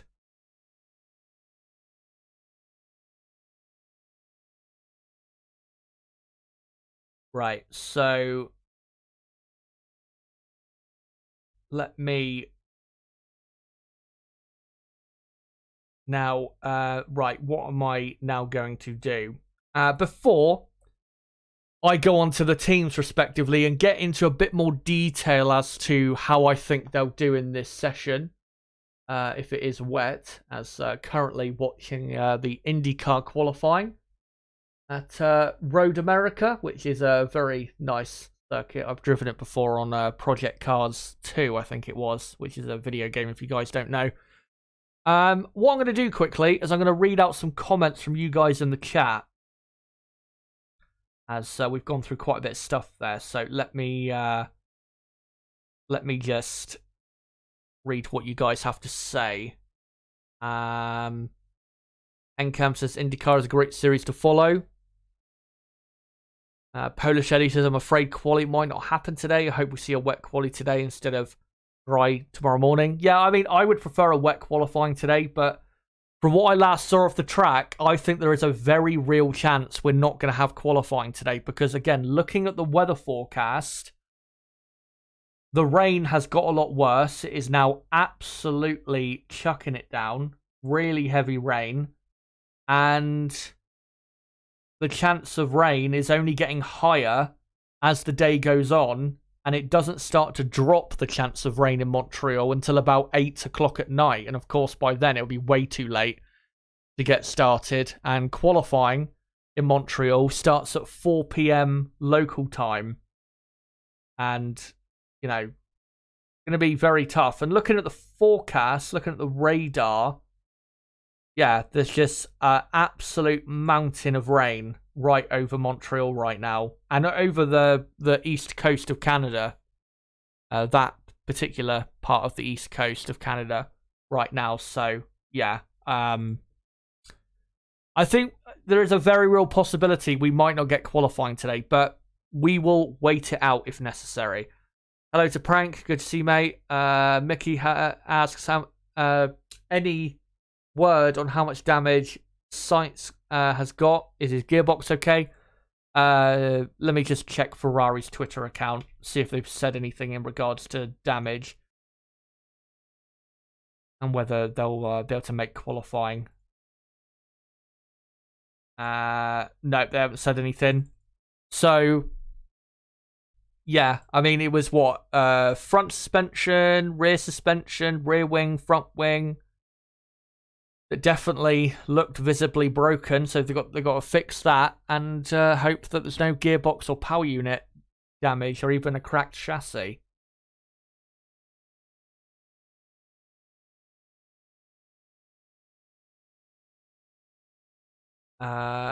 Invest in Rest says, no great info from 2 practice sessions. Other Max and Charles, no one showed true quali pace. Mickey says, that is if it's not rained off. How wet is wet? Well, the last time I looked at the track when they were showing the track live, it looked impossible to drive. And if qualifying was starting right now, it would not be starting. It would just be red flagged until the weather calmed down. Because it's impossible at the minute. It would be severe aquaplaning through every corner and even in a straight line. So yeah. Merck didn't show its true pace in practice 3. True. Mickey says, I think if Mercs are on full wets, they will do well because if it's inters, they will have bad time trying to get heat in them. I mean, the same thing is also true for the wet tires as well. It is something that is a very important thing to get on top of, which is getting heat into your either wet tires or inters. And Mercedes, I mean, to be honest though, with their new design concept now being on the car for the last couple races, and obviously they've still got it here, the new side pod and suspension and all of that, I'm not sure we can necessarily say that is a weakness of theirs anymore, because we don't know if that's still happening anymore for them. So yeah, it's hard to say really with them what their weaknesses are with this car, other than just not having as much downforce or straight line speed as Red Bull simply.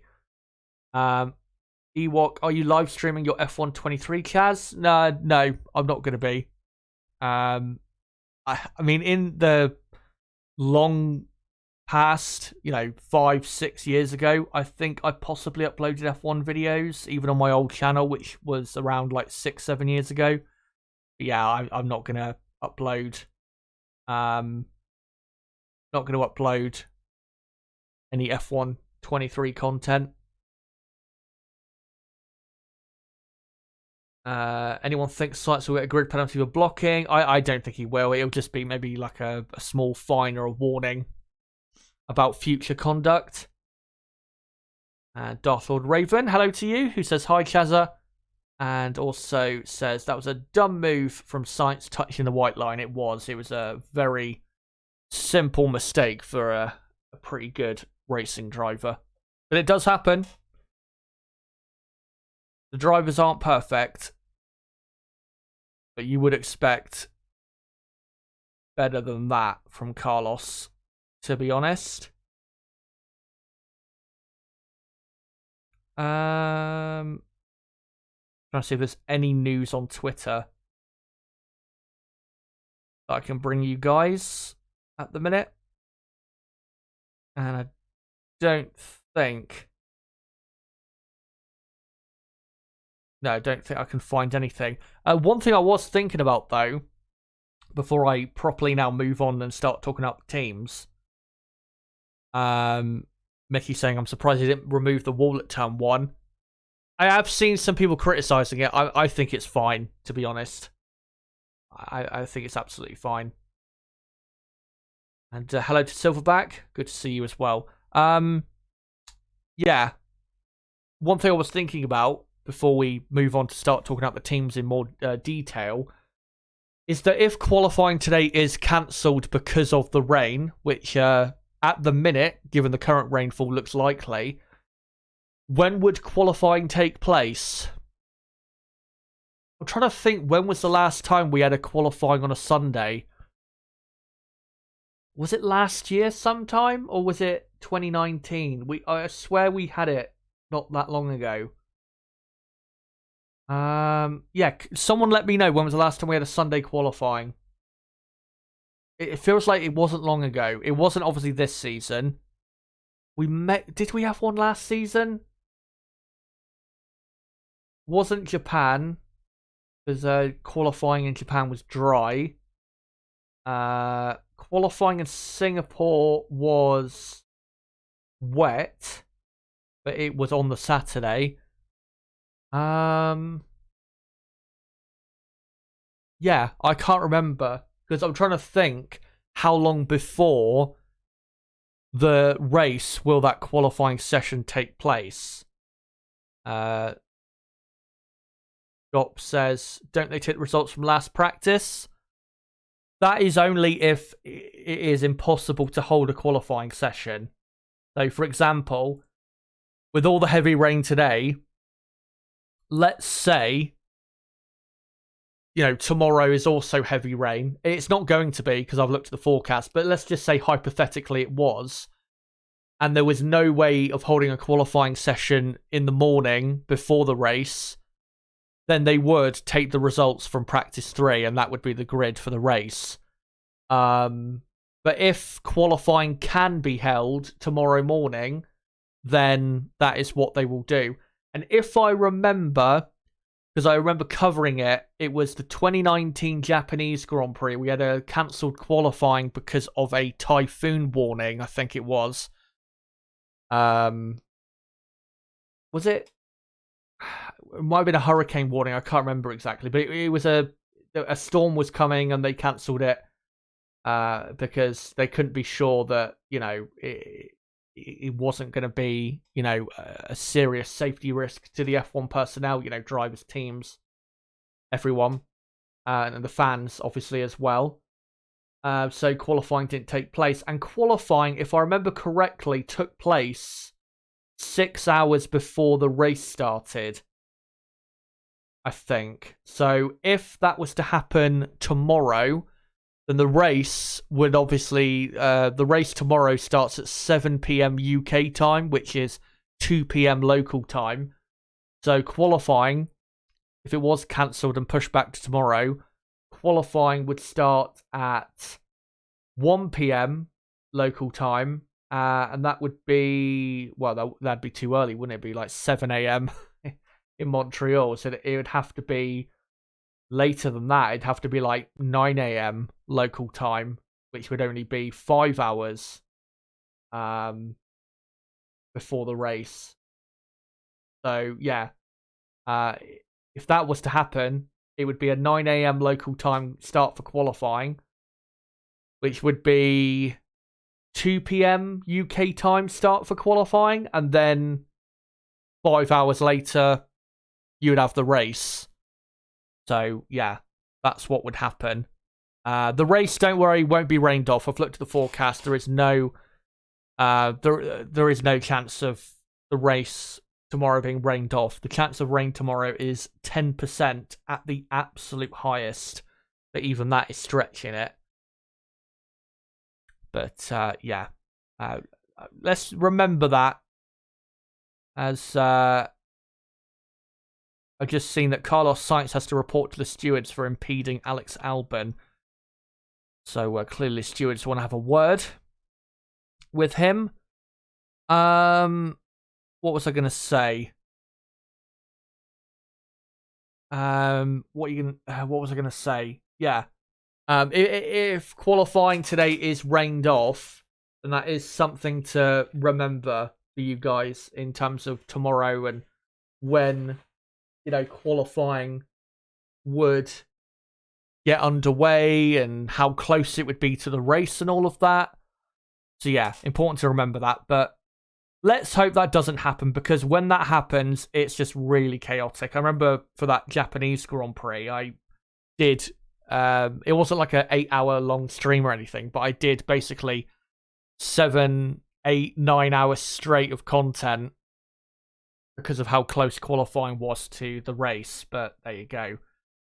Anyway, let's now get on to the teams in more detail, and I'll discuss more so why I think they'll end up the results they're going to. But of course, with the prediction that I showed on screen, that was about 20 to 30 minutes ago I showed my qualifying prediction, so make sure to click back and have a look to see what my full top 10 prediction was for qualifying. And of course, that is based on if we have a wet qualifying. And that is what I will talk about with the teams, is how I think they'll do only in wet qualifying circumstances, or until I know what is exactly going to happen with the session itself. But anyway, let's move on and start with Red Bull Racing. And yeah, looking at Friday, there's nothing really we can read that much into Friday in regards to Red Bull's pace. They were running the harder tyre in the dry, and they were definitely not running as aggressive with their engine and fuel settings, and that's why they, down the straights, were not doing as well as teams like Ferrari and even Mercedes. So, yeah, Red Bull was sandbagging on Friday quite clearly. Practice 3, though, were definitely pushing a lot harder, and Max Verstappen was clearly the fastest driver out there, and the Red Bull car looked easily the best car out there as well. Obviously, most amount of downforce with a great amount of straight line speed to go with it as well. And given that in the wet qualifying session at this track last year, Max Verstappen did get pole position,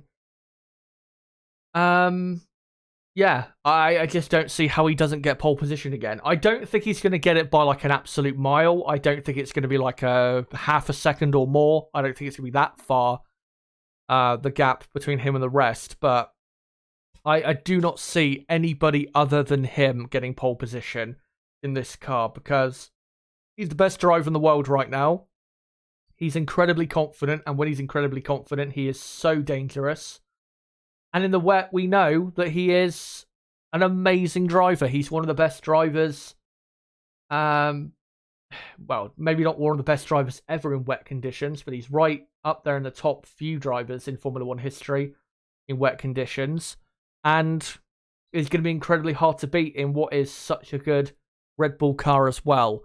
So, yeah, Verstappen is the man for me who will get pole position. Sergio Perez, though, let me just go on to him. Here we go. Yeah, because he's struggling with his confidence, and in the wet qualifying here last year, and ended up crashing out of qualifying and had to start the race from 15th. I think Perez will struggle today, and I don't think he'll be anywhere near his teammates. So that's why I've gone with Perez to qualify in 6th place, which honestly wouldn't be that bad, because it could be even worse for Perez if he is indeed struggling with his confidence. I don't see him getting anywhere near Verstappen, and I think Alonso, Hamilton, Russell, even Leclerc, drivers like that will be quite clearly quicker than him in qualifying. Maybe even drivers like Sainz or even a Norris in a McLaren as well. Definitely is possible. So yeah, if you're looking out for surprises, look out for Sergio Perez getting knocked out in Q1 even, never mind Q2, because I think that's definitely possible given his current form and confidence.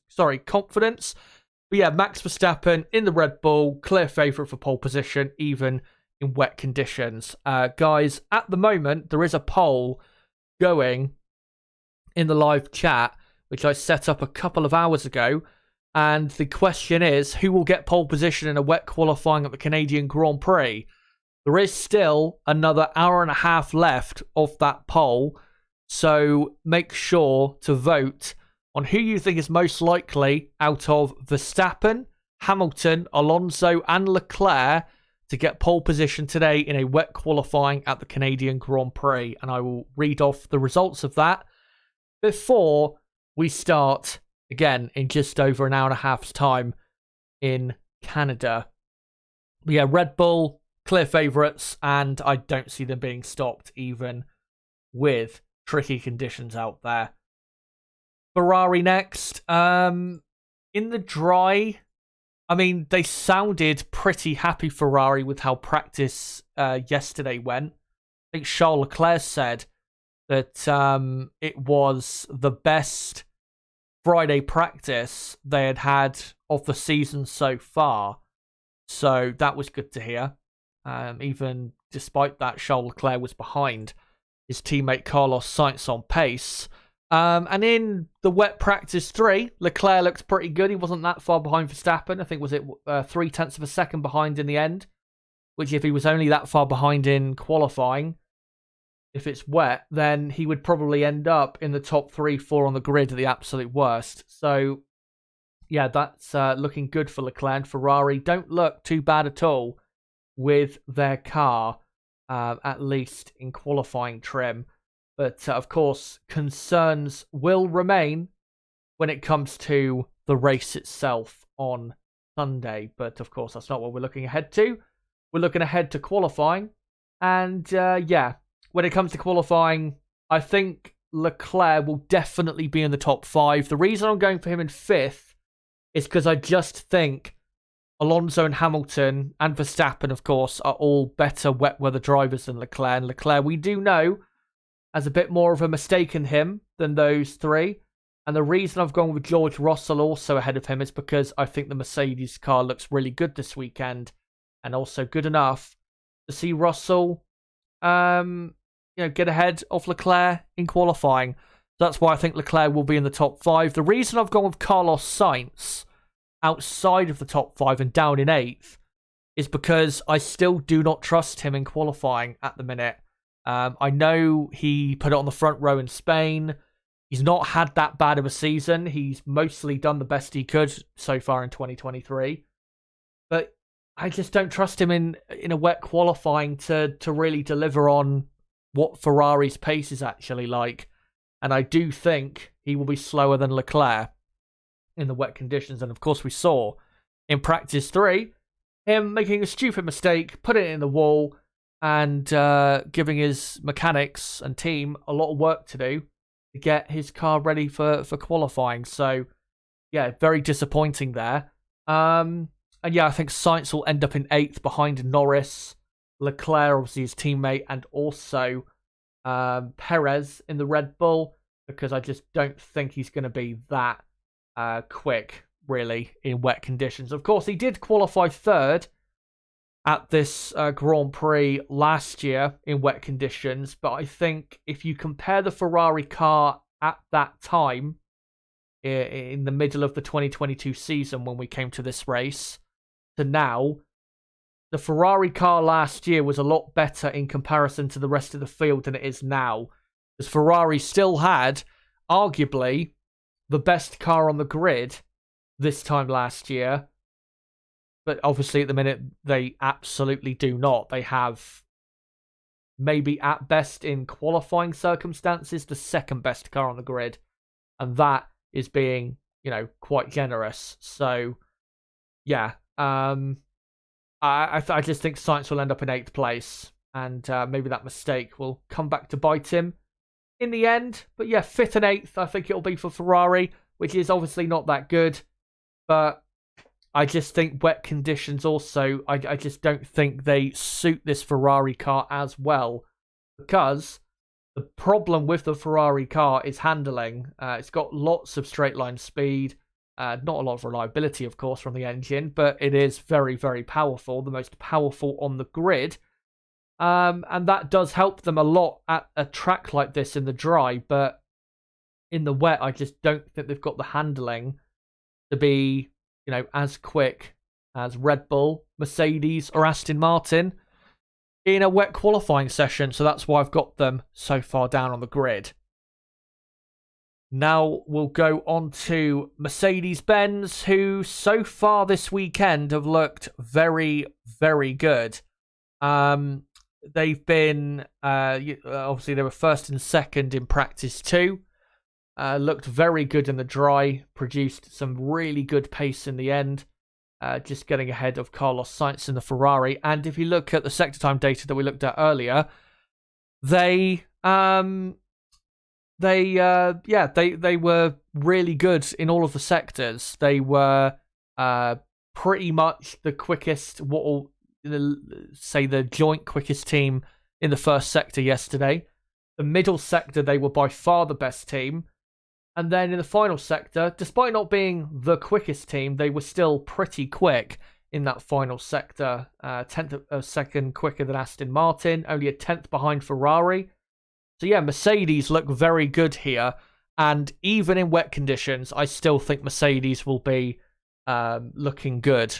Because I think, if anything, it will eliminate that weakness of a lack of straight line speed. Compared to, say, Ferrari and Red Bull, and will allow them to more so show off that improvement that they've made to their car with the new side pod, suspension, and all of that. And of course, remember that what what was I going to say? Hamilton and Russell are two very good wet weather drivers. We know about Lewis Hamilton. Also, we've seen with George Russell in the past, whether it's for Williams or for Mercedes, he has always been very good in wet conditions. So, yeah, Mercedes, both cars will be in the top 5 in qualifying if it is wet. Hamilton, I'm going to go second, just ahead of Alonso, because Hamilton is just that slight bit better in wet conditions.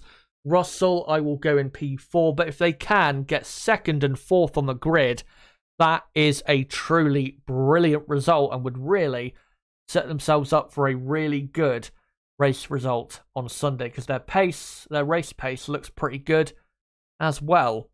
And I've just seen Nib has just posted a comment in the chat saying, "How the fuck are you going for 2.5 hours between sessions, you idiot?" Well, there's nothing else to do, so I may as well do it. And yeah, there's nothing else to really do for me. So yeah, may as well just do this. One thing I will say though, with obviously qualifying coming up, and I haven't seen a live view of the circuit, so I can't tell you currently as it stands how wet the track is. But if qualifying does get delayed for a certain amount of time, then I will be cutting the stream off, even if it does eventually take place, because I do not want to be sat here for another, I've been live for like almost 2 hours and 20 minutes. I don't want to be sat here for another 5 hours because qualifying gets delayed by 2 hours. That's not going to be happening. So yeah, I will give myself a cutoff point. So yeah, apologies, of course, if that was to happen, that, qualifying was to be delayed by 2 hours, but still eventually take place right before sunset. If I, decide to end my stream before we get to that point, then so be it. But again, I'm not going to sit here and do a 7 or 8 hour stream, because that would be truly psychotic of me to do. Plus, I've not ate that much today, so I don't want to be going that long in this humidity that we're experiencing in the UK at the minute. And heat. I don't want to be going that long without proper food either. So yeah, we'll see what happens. We'll see when we properly get, close to the session. But yeah, for Mercedes, they're going to be very good. Watch out for them. They could legitimately get pole position for the Canadian Grand Prix, as long as Lewis Hamilton or George Russell show why they are one of the best drivers in Formula 1. That's what it depends on. The car is, I'd say, kind of there for them. Obviously, it's a much better car that Mercedes have. They have two amazing drivers. They've just got to show in this session that they are two amazing drivers and that they fully deserve, obviously, their current place in Formula 1 at Mercedes-Benz. So, yeah, we'll see how they get on. But I think they'll be very, very strong coming up in qualifying. Aston Martin, of course, big new upgrade for them. New floor, new side pod, and difficult to say so far whether that's actually improved their car. They were fourth in They were fourth in practice 2 behind Mercedes and Ferrari. And of course, Red Bull could have gone quicker. So in practice 2 yesterday, they looked to be the 4th best team once everyone, did runs on the soft tyres, which obviously isn't great for them. They would have hoped to be showing a bit more pace than that, than what was shown, given that Mercedes obviously were first and second, and that is Aston Martin's main rival in 2023, with them battling incredibly hard, those two, for second place in the Constructors' Championship. But yeah, it's difficult to say at the minute whether this upgrade has actually improved their car or not. We can't say right now. We need to just wait and see whether it's wet qualifying, dry qualifying tomorrow, or in the race tomorrow. We need to wait until really we get done with the entire weekend to be able to know. To be able to know truly how much this upgrade has, improved the car.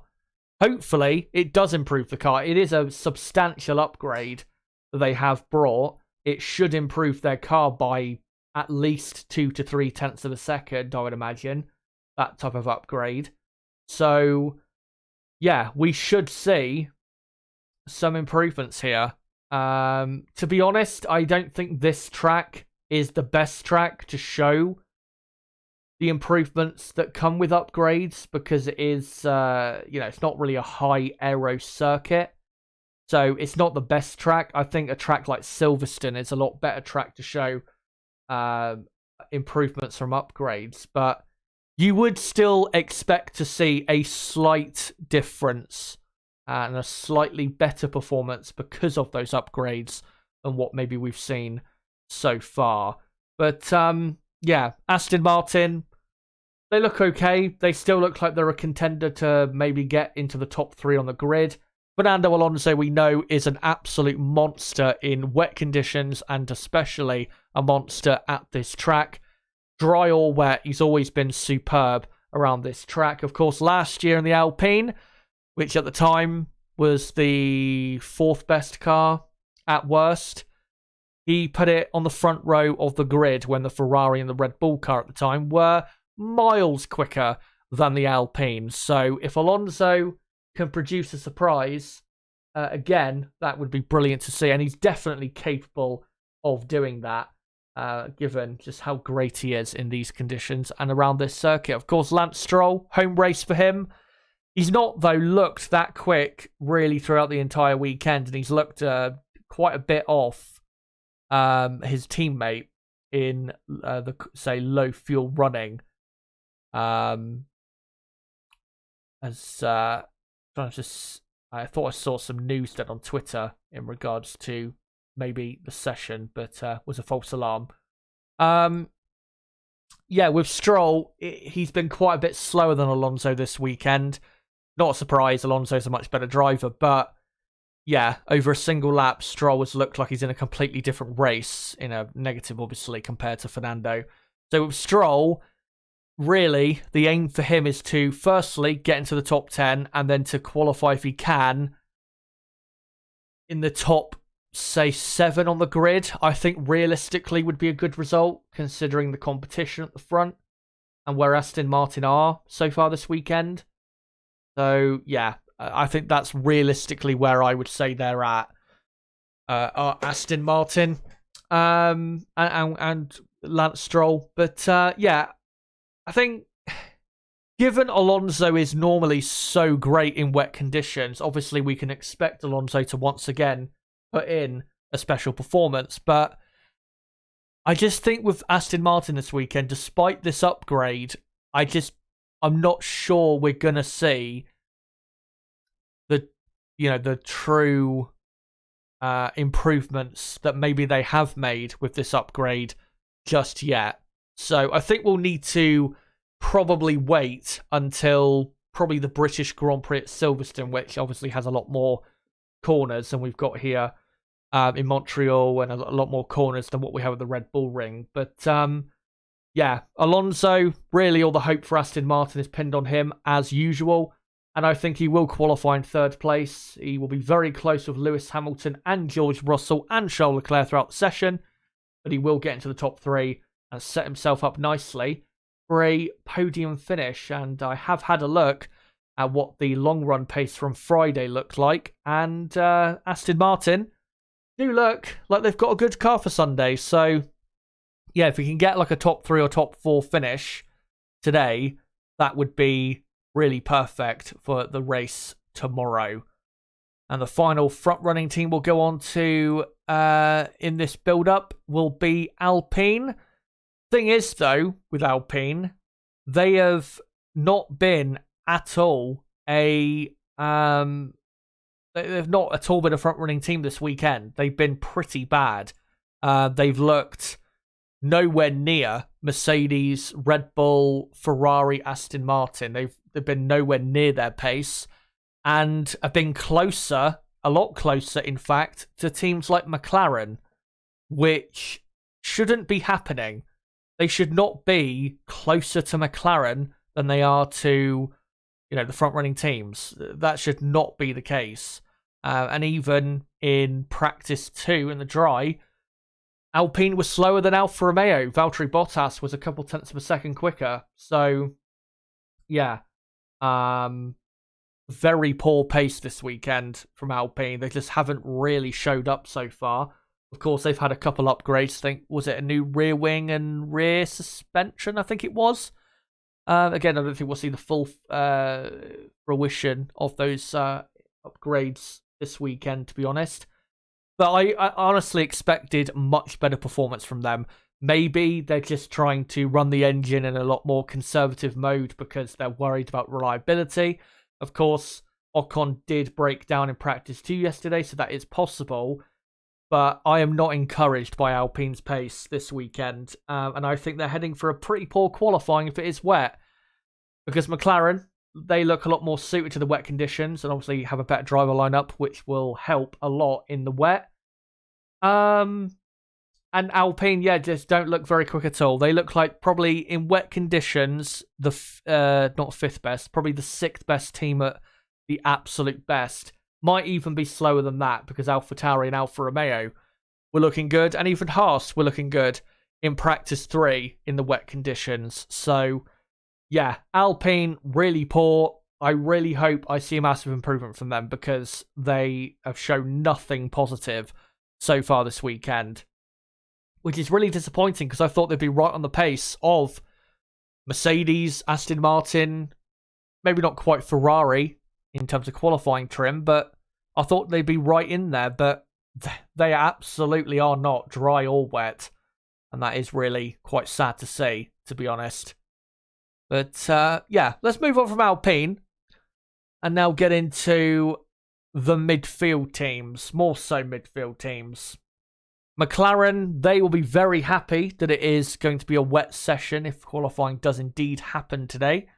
Their car a lot better suited to wet conditions, and 2 drivers they have who are very good in wet conditions and are 2 very, very good and highly skilled drivers. And out of the midfield, McLaren have by far the best driver lineup. That is not up for debate, to be honest. So yeah, McLaren, I think will do very well. Lando Norris has always been a very strong driver in changeable conditions, full wet conditions, doesn't matter. He's always been super, super quick. And I think he will qualify just ahead of the Ferrari of Carlos Sainz and get into 7th place. Oscar Piastri, I think, makes the top 10 as well. He'll stay in P10 because we have to remember Oscar, this is his first weekend at this track, so he's not necessarily going to be super quick. Saying that, he was quicker than Norris in practice 2 and practice 3, but I think when it really matters, I don't think that's going to continue to happen. I think what do you call it? I think Norris will be ahead of Piastri in qualifying. Dry or wet, I don't think it matters really. I think Lando's definitely got the pace and the advantage on Oscar. Thomas asking, is it still raining? I don't know. They're not showing the current live broadcast at the moment. They're currently showing IndyCar, as I think qualifying for Road America has just finished. Not sure who's on pole, but yeah. But for McLaren, wet conditions, I think they get both cars into the top 10. Lando Norris will be very good today if it is wet. But even if they get a really good high grid position in the wet, they'll suffer a lot of pain tomorrow in the dry because their car in dry conditions is nowhere near good enough, I don't think, to see them finishing the points because their car is still one of the slowest in a straight line, if not the slowest car in a straight line. And we saw the sector time data from practice 2, which was in the dry, and except for the first sector, they were pretty slow overall compared to the entire field. So yeah, McLaren really need to pray for a really great qualifying and need to really take advantage of the rain so they can limit the pain tomorrow in what should be a dry Canadian Grand Prix. And we'll now finish up with the final few teams. Alfa Romeo, Valtteri Bottas has looked very good so far this weekend. He was P7 in practice 2, was in P9 in practice 3, so watch out for Valtteri Bottas. Very good this weekend. Bit of a surprise though from Bottas because he's not always been very quick here. Did have a couple really good results here for Williams. I think 3rd in 2015 and 2016. That 3rd in 2016, by the way, for Williams was such a good drive from him. That Williams car was nowhere near really good enough to finish on the podium, but he was somehow able to drag it into that position. So yeah, Bottas, very good to see him up in the top 10. Obviously, did struggle in the Spanish Grand Prix because of a broken floor. So, yeah, good to see a bit better performance here. Zhou Guanyu, though, has not been anywhere close to his teammate, and that has to improve. Because in practice 2 yesterday, in the dry, Bottas was up in 7th. Zhou, I think, was in 14th. And Zhou was 0.6 of a second slower. Which around this track, which is, quite a short layout and quite a short lap, that is very poor. To be 0.6 of a second slower around this track than your teammate. That is quite a shocking effort, if I were to be honest. So he has to improve because that is simply not good enough. And he can't throw the excuse of, oh, well, this is a new track for me. He's already raced here, obviously, last year and did really well. Qualified, I think, 9th and finished in 8th. Did Zhou Guanyu. So, yeah, no excuses for him. He has to deliver a much better performance in qualifying and at least be right behind his teammate if Valtteri Bottas is to out-qualify him in Canada. But, yeah, Alfa Romeo, I would say, with Bottas, look like a dark horse for a really good surprise result. So watch out for them in qualifying coming up in just over an hour's time. Haas F1 have looked quite poor this weekend. Well, actually, no, they've not looked quite poor. Actually, forget that. They've not been poor at all. I've just remembered what their results have been like this weekend. They were P12 at best in practice 3, or practice 2, sorry, in the dry, which is about where I thought they would be in dry conditions. And then in practice 3, Magnussen was up in, was it 5th place? Something like that, 5th or 6th place. So yeah, Haas have done absolutely fine this weekend. And in fact, in wet conditions, look like maybe a big surprise, a team that, could really do something special in this wet qualifying, hopefully coming up in just over an hour's time.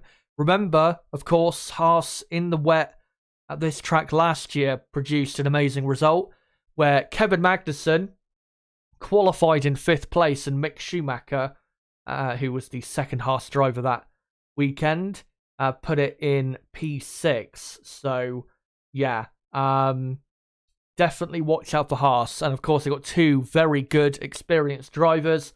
2 drivers who also are very good in wet conditions. So I think Haas and the Alfa Romeo of Bottas, definitely drivers and teams you have to look out for possible surprises in qualifying.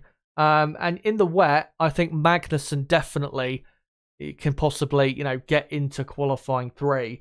Hulkenberg, so far this weekend, has not looked as quick as Magnussen. And I know he obviously had that engine failure in practice 2, but even in practice 3, Magnussen looked quicker than Hulkenberg a lot of the time. So, yeah, Kevin looks to be the main man for Haas this weekend. Obviously, it's quite a bit different from what we saw in Spain, where Hulkenberg obviously qualified up in, was it 8th place, 9th place, and started in 7th place, I think, on the grid. So, So yeah, quite a bit different from the last Grand Prix, but I'm sure they will be, with Hulkenberg and Magnussen, I'm sure they'll be pretty quick in this session if it is wet. But whether they get into the top 10 or not, it's too hard to say. I don't think they will, because I just think, Red Bull, Mercedes, Aston Martin, Ferrari, McLaren, and their drivers are just good enough to get into those top 10 positions. But we'll see whether Haas can do so. AlphaTauri, not really that much to say about them. I mean, in the wet, they look a lot better suited. Their car looked way more competitive. Yuki Tsunoda was up in the top 10, I think, in practice 3. And I did say right before practice 3 started that I thought AlphaTauri would be a lot stronger in wet conditions than they were in the dry practice 2 yesterday. So, yeah, not a massive surprise that they were better, but looking good for Tsunoda and AlphaTauri. I still, though, don't think they realistically can get into Q3. It would take an unbelievable performance to see that happen, to be honest. I just don't see it happening. The best I can see is Tsunoda getting into, 12th, 13th place, and then De Vries maybe making it through to Q2 with Tsunoda, but I don't see a Q3 for them. I just don't think the car is good enough for this track this weekend, dry or wet, for them to be running in the top 10. I'm sure Tsunoda will prove me wrong, as he has done at every Grand Prix so far this season, by putting it up in the top 10 somehow. I still can't believe what he did in Spain, Tsunoda, where he was only a second or so behind the Alpine of Ocon, which is a much faster car, and was, almost running in 8th place in an AlphaTauri car that's, not that good, to be honest.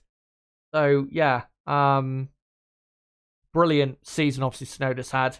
And I'm sure he'll have a good session, but just nothing quite as special as what we've seen earlier in 2023. And finally, for Williams, of course, Logan Sargeant is running the old Williams car. Alex Albon, man on screen, is running the new Williams car. So Albon is really the one to look out for. Logan Sargeant will be eliminated in Q1. There is no doubt about that whatsoever, because Williams, in wet conditions, aren't going to be that quick. Obviously, they always will hope for drier conditions because they have a monstrous car in a straight line. Still probably the quickest car in a straight line out of all the teams. And obviously that effect, or that positive thing for them, is negated in a wet qualifying session, or just a wet session in general.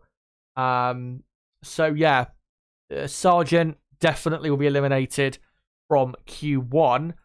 Alex Albon, though, I am very curious to see what he can do, because we have seen, I think last year, a couple wet qualifyings where he put in some special performances, but also with this massive new upgrade for them, which is basically a new car. They've had a lot of the really important areas upgraded, and it's their first real upgrade of the season. I'm really keen to see how much they improve by, because really we should see around this track, at the very least, like a third of a second gain from those upgrades. So I'm really interested to see how he gets on, and whether he can possibly spring a gigantic surprise and put himself maybe even in the top 10 and get into Q3, which would be really good for his race, because obviously it's a dry race. That'll suit Williams even better than what's coming up here later today in qualifying. So, yeah, really keen to see what Albon can do. Hopefully Williams do show clear improvement, because it would be great to see. Really hope they can climb off the bottom of the championship, because they don't really deserve to be there, Williams. To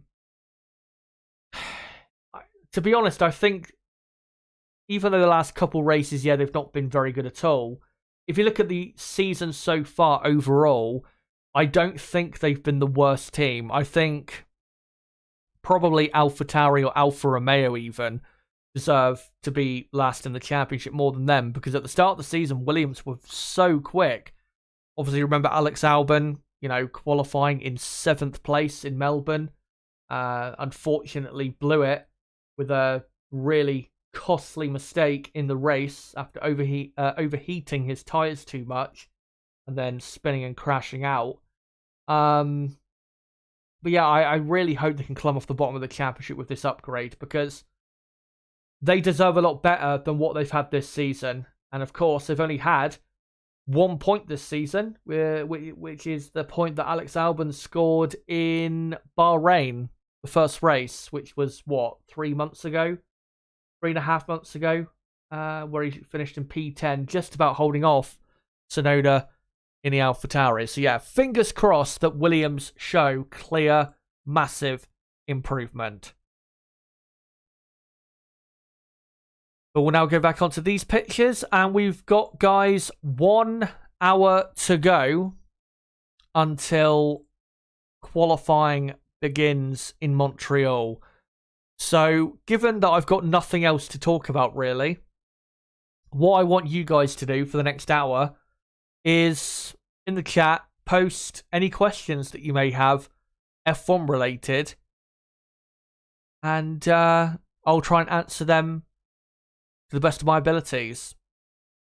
But yeah, there's nothing else to talk about right now. And of course, when it comes to the weather conditions in Canada, I will let you know what is going on exactly.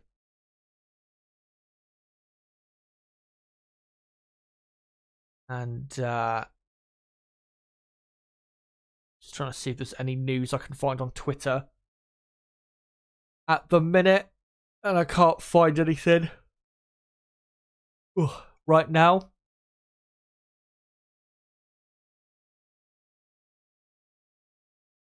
Let me just have another further look.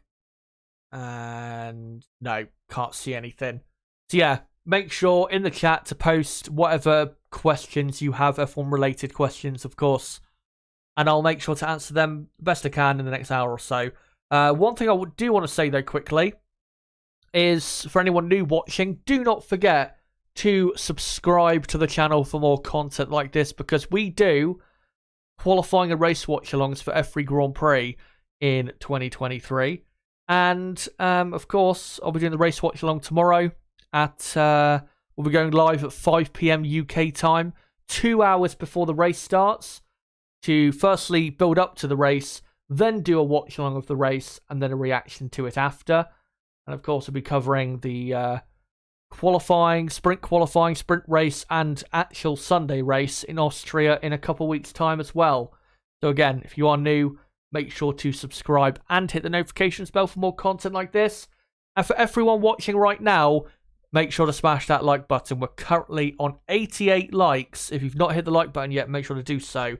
Let's try and get up to 100 likes if we can by the time we get to qualifying, which is in an hour from now.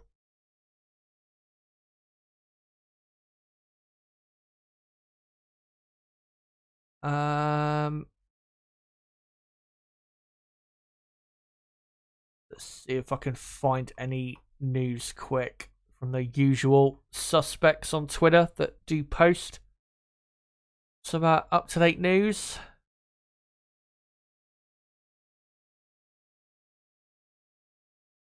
And no, can't see anything.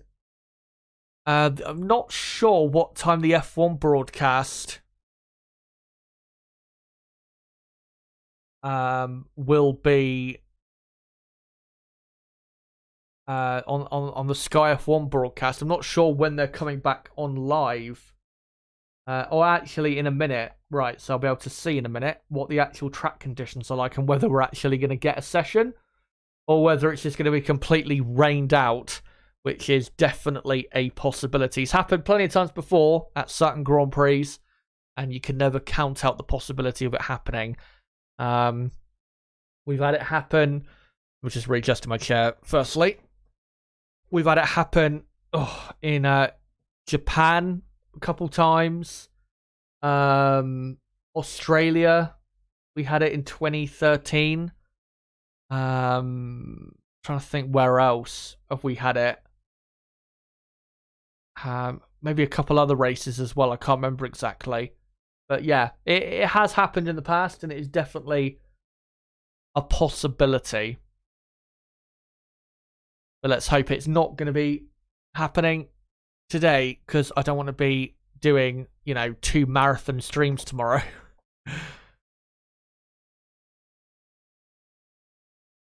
Do you think we'll get a red flag in qualifying today? Put it this way, if there's not a red flag in qualifying today, that would be one of the biggest surprises of all time in the history of Formula 1. Yes, 100 million% there will be a red flag in qualifying today. Just to update you about Carlos Sainz, mechanics are working flat out on his car. Front suspension and gearbox is on the car. No penalty for Sainz, and it should be ready for qualifying. So, yeah, he should be all good to go.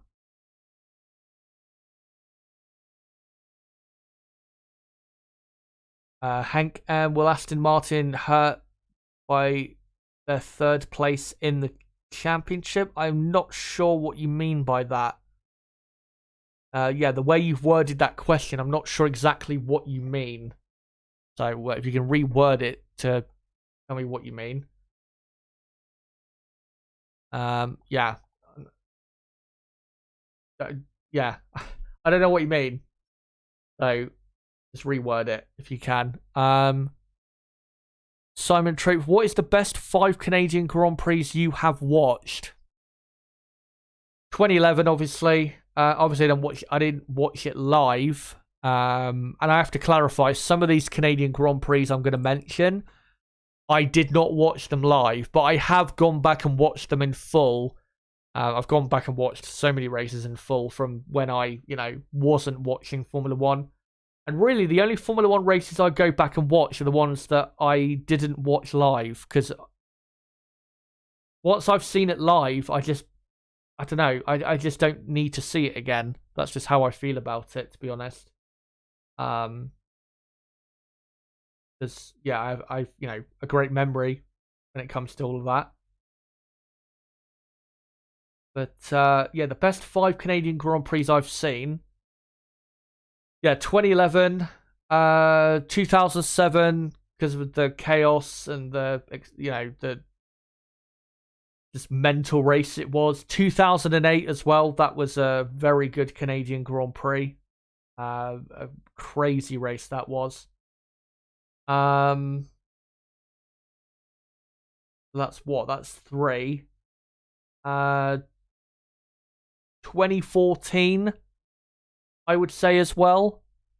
That was a great race. Obviously, the one that Ricciardo won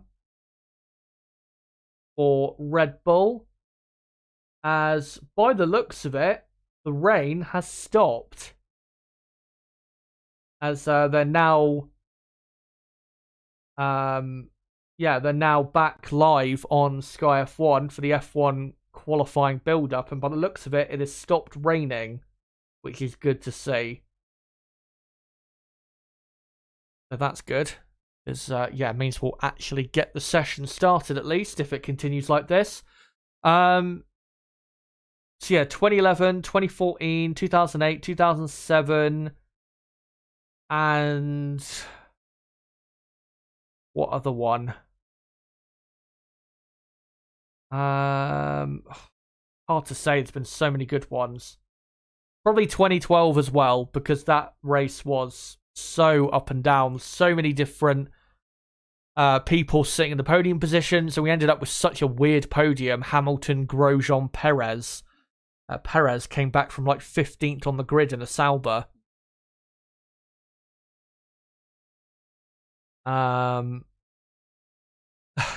Nib saying, Chaz, fake fan confirmed, 2014 clears 2011. 2011 was 4 hours, yeah.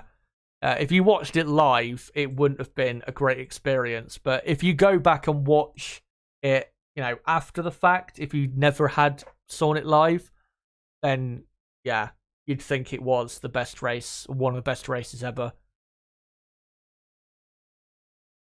Willafon Gaming, not going to lie, I just wish Williams had a decent driver alongside Albon. It's hard to say how good Albon is because he has had useless teammates in his time at Williams so far.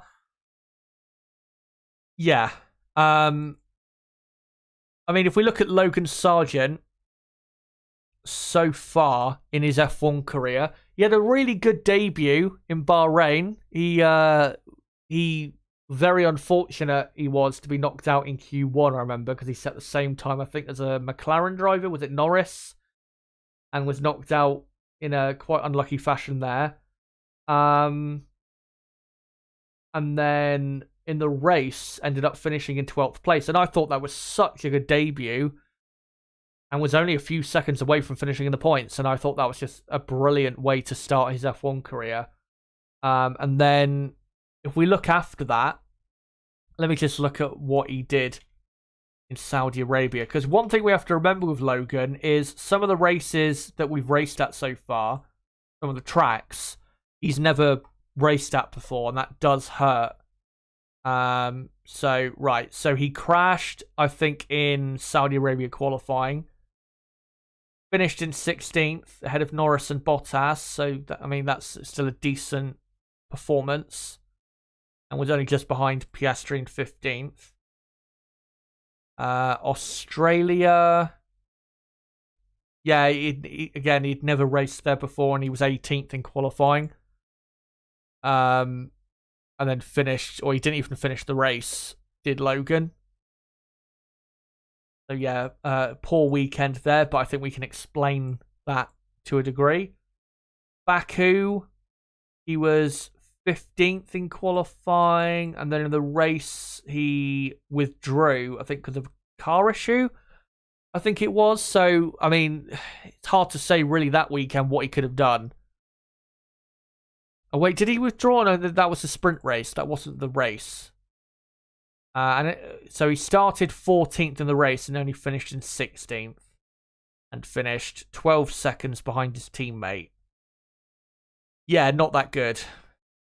Because I remember in that race, Albon had a front wing damage. So yeah, not a good performance there. Miami, again, never raced in Miami before, so it was his first time. Qualified last, finished last. Can't really go in on him for that. Monaco,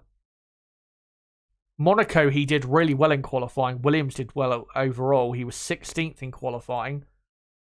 And then in the race, he was 18th, unfortunately. Williams, though, did cost themselves a good result with a bad choice of tyres at the start of that race. That's what cost them a lot in that race.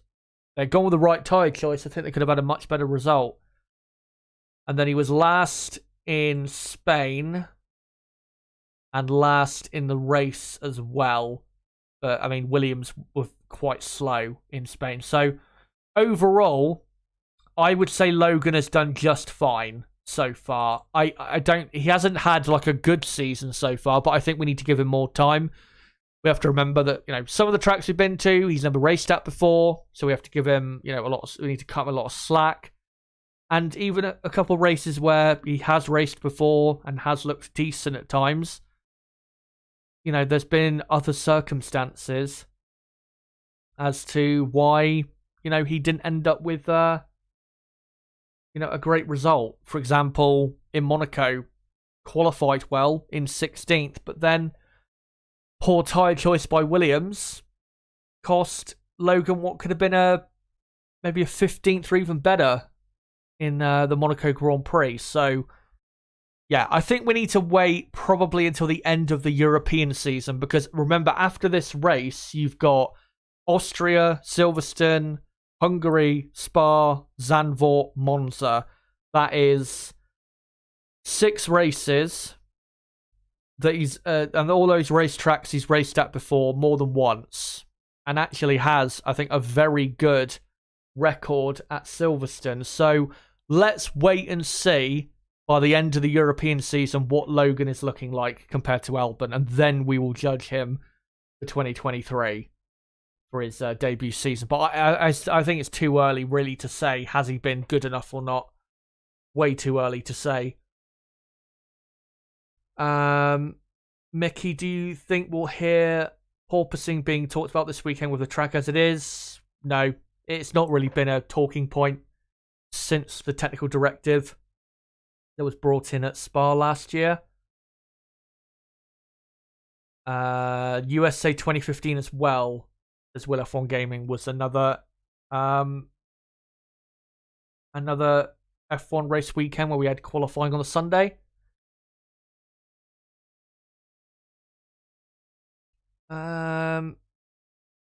Mickey says, which car do you think looks the best now?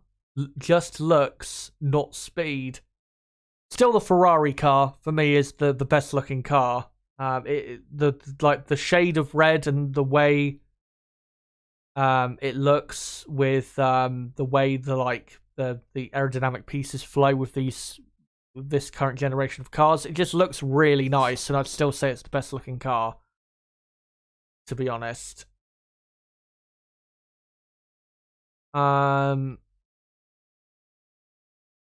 Nib saying, going back to see all of JB's terrorism. Yeah, I did see a funny tweet the other day about how someone was saying how Jenson Button's win of that race was overrated because he took out like 3 of his main contenders or something. Was it 3 or 2? I can't remember. It was Hamilton, obviously. He had a crash with. He had Alonso. Don't think he had anyone else. But yeah, it was a very messy race from him. That is for sure.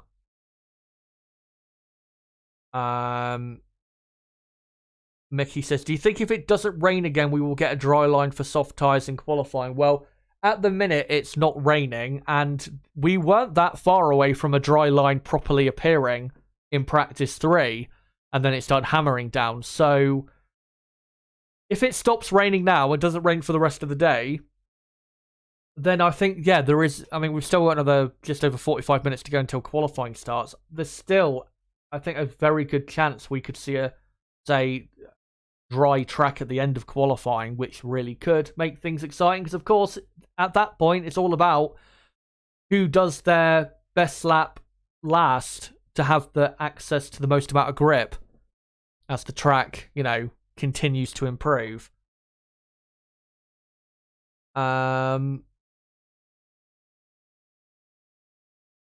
Prank, what do you call hot, Chazza? Well, I'm British, so, anything over 20 degrees is hot. If that's what you meant, of course, when you asked what do I call hot. Just see if there's anything on Twitter whilst I read through these comments. And no, I can't see anything. Simon Troop asks, will Niblo be with you tomorrow for the race? Yeah, probably.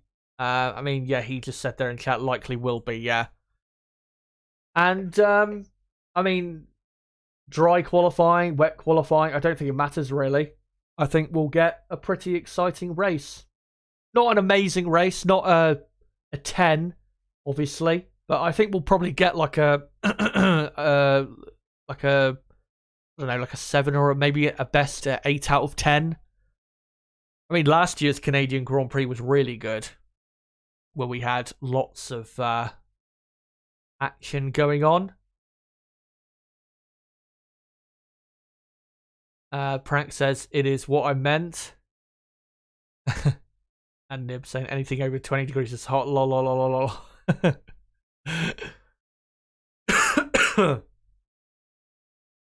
Will F1 says, Sargent has been very poor, to be honest. His pace was, or has absolutely, or been absolutely nowhere since Australia. He destroyed his own race in Miami, and Albon qualified 11th. Again, though, that was his first ever race at that track, so you need to cut him slack.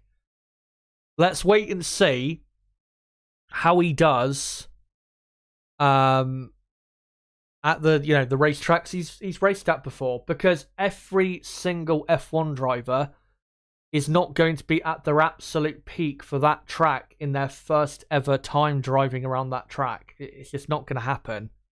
I mean, we saw it with Piastri, didn't we, in Melbourne? Even though he finished in the points, he was down in, I think he was knocked out in Q1 in Melbourne. because it was his first ever time at the Albert Park circuit. They just need to be given time to get used to, the track and to be able to find themselves how and where they can go faster. But yeah, let's wait at least until we get to the summer break before casting judgment on his F1 season so far. It's too early to say.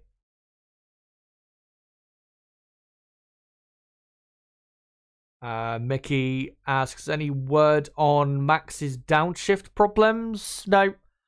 And as Vinster says in chat, yeah, he's had those problems all season. He's been complaining about it. It's probably just the way he downshifts in particular that just doesn't feel right with this year's gearbox. It's probably just that's the issue. Because he literally complains about it every single race. But I'm sure it won't be always an issue. And we'll see him not complain about it, next year. And yeah, weather at the moment, no more rain, thankfully. And it is drying out, but that doesn't mean we're going to have a dry qualifying because there is still quite a lot of water on the track. And looking at the forecast, yeah, there still looks like there is definitely quite a bit of rain in the area, so I wouldn't get too optimistic at the minute because, yeah, there is a gigantic bit of rain around Montreal at the minute, and it will probably still hit the track to a degree. Marie White, who decides what teams get upgrades and when? Well, obviously the teams decide what upgrades they bring, but of course in F1 currently these days, you can't bring unlimited amount of upgrades because you have the cost cap, which limits you with how much development you can, use for your car. But also you've got the wind tunnel testing regulations, which limits teams to only a certain amount of runs in the wind tunnel per year, basically. So yeah, we've got just over 40 minutes to go. And Mickey's saying, yeah, does sound like it's software with that downshift thing for Max. Prank's saying in chat that this is actually a really good comment. It says Max and downshift equals Lewis and tyres. Exactly. Because we do remember that, when Lewis Hamilton was dominating not that long ago, he'd always complain about the tyres, but still be incredibly quick. And if not go quicker. I remember one race in 2020.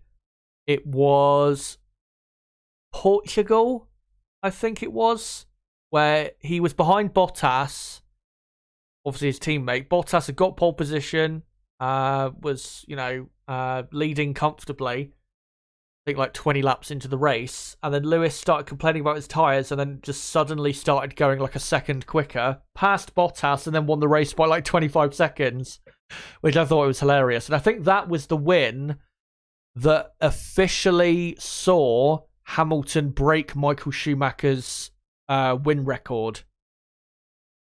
And that was one of the most brutally dominant performances I've ever seen in Formula One. It was just incredible what he was able to do once he got into gear.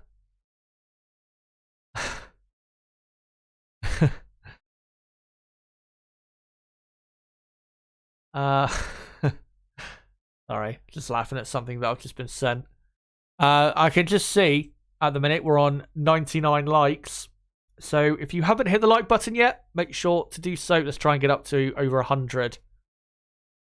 If if we can, before the start of qualifying. But yeah, if you've got any more comments for me, guys, any more questions you want me to answer F1 related, make sure to post them in the chat in the next, 40 minutes.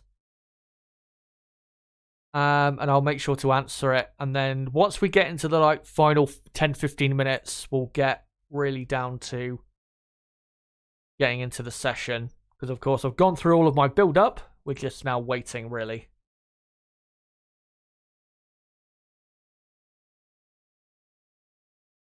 Right. There you go. Over 100 likes now. Thank you guys very much for that. Much appreciated. And, of course, one thing I need to do, probably in about 10 minutes' time, is post the link of the stream back out on Twitter and my homepage. So I'll try and remember to do that as well. But yeah, make sure to keep posting some F1 related questions in the chat and I'll get to answering them. But what I'm going to do is mute myself for a few seconds and have a drink and just get up and have a stretch. So it might just go quiet for 10 to 20 seconds or so, but I will be back in a moment, so don't worry. But yeah, keep those questions coming, comments coming, and I'll get to what you guys have to say in just a moment.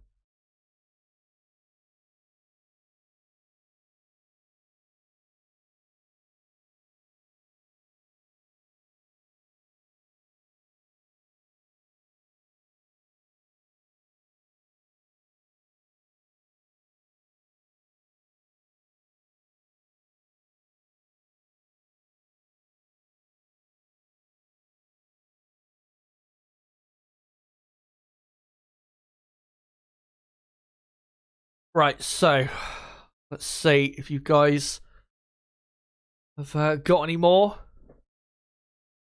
comments. Mickey, what's the best tea brand? I don't drink tea, so I couldn't tell you. Oliver, if Perez continues to underperform, is there a possibility that Ricciardo will be given a drive? I doubt it. And the reason I doubt it is for two reasons. One, I mean, even if Perez for the rest of this season is underperforming, I'm not sure necessarily Red Bull will drop him, because clearly they have a very good relationship with Perez. He gets on well with a lot of the team. So I think he would still be kept for next year. I don't think they would break his contract off early. I think he is contracted until the end of next season, which is obviously end of 2024. But even if they were to replace him, I don't think they would replace him with Daniel Ricciardo, because at the end of the day, Ricciardo has come off the back of two very disappointing years at McLaren, despite winning a race, of course. 2 disappointing years at McLaren. We don't know exactly why that was. I think we definitely know that to a degree, the car did not suit his style, but we don't know if it was purely because of that or if it was maybe him, having maybe hit his peak in 2020 and maybe, is on his way down from here on. So, yeah, we don't know really if Ricciardo is put into the Red Bull, whether he will perform that much better than Sergio Perez. We don't know that.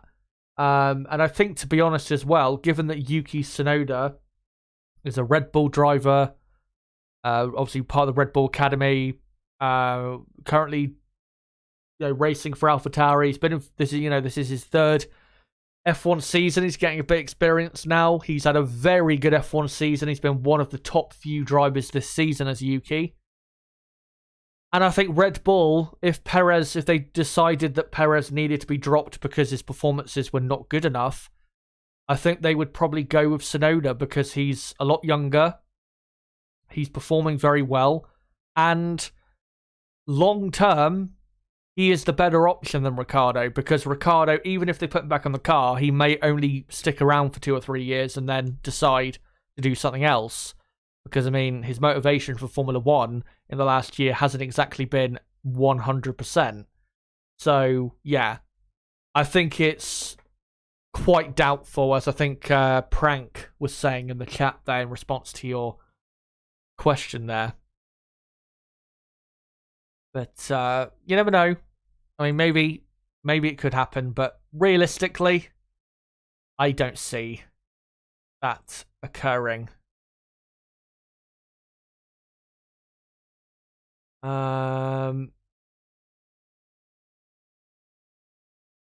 Hamilton took pole in Portugal 2020? Oh, okay. Right. Darth Lord Raven, what about a prediction for the top three for the race? I think Verstappen, Hamilton, Alonso.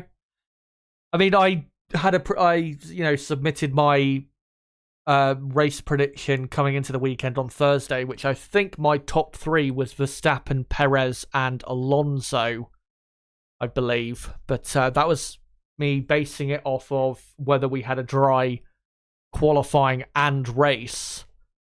So, yeah. And I'm not sure what I would go for right now, to be honest. No one that you know says, let's not forget Ricciardo's been underperforming way more than Perez. And Nib saying in the chat, and they've spoken publicly about Ricciardo being behind Max and Perez on the sim, but that he is improving. And Nib also saying exactly Yuki should be in the Red Bull before Ricciardo if that situation should arise. One situation it's kind of similar to, which actually Ricciardo found himself in, was when Red Bull were deciding who to replace Mark Webber with, and the options were Ricciardo or Raikkonen. Obviously, Raikkonen was still performing at a really great level, was still one of the best drivers in the world, really had a really good 2013 up until the summer break. Second half of the season, he, I think, just got unmotivated because Lotus was struggling to pay him, I think, and he pretty much was fed up with them and decided to leave for Ferrari again in 2014. But a lot of people at the time were saying Raikkonen should go to Red Bull. But the reason they went with Ricciardo, not only because he was a Red Bull Academy driver, but because he was a young prospect that looked really good. And in 2013, Ricciardo was so good in 2013. Such an underrated season Ricciardo had. And I would have been really intrigued to see if he was in the Red Bull that year. Not that Mark Webber was like terrible or anything. He had a good season for Red Bull. Was still consistently up there on the podium a lot of the time. Yeah, I would have been interested to see what Ricciardo could have done, because in the Toro Rosso, he had so many unbelievable performances.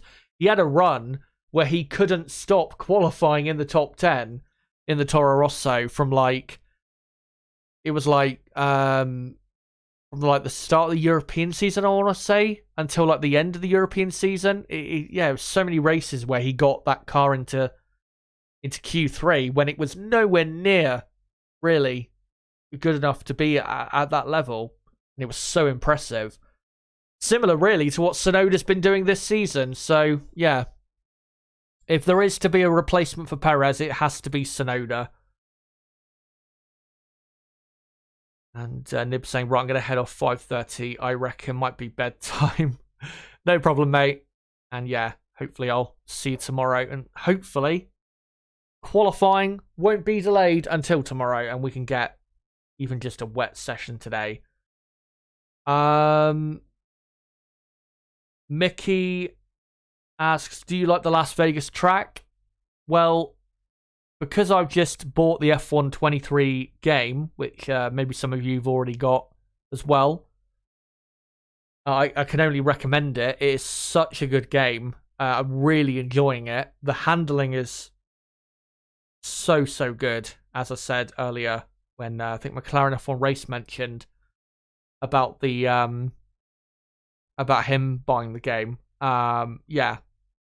Obviously, I did test out the Las Vegas track. One thing I always do when I buy a new F1 game is I immediately will do like a Grand Prix or a time trial on one of the new tracks Obviously, I did Qatar, the Lusail circuit, I think it's called.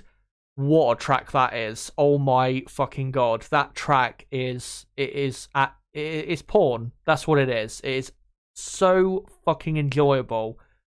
The final sector is it's unbelievably good to drive, especially on this game with the much improved handling. It's so good. But Las Vegas, it is a really awkward track, I have to say. Really awkward track.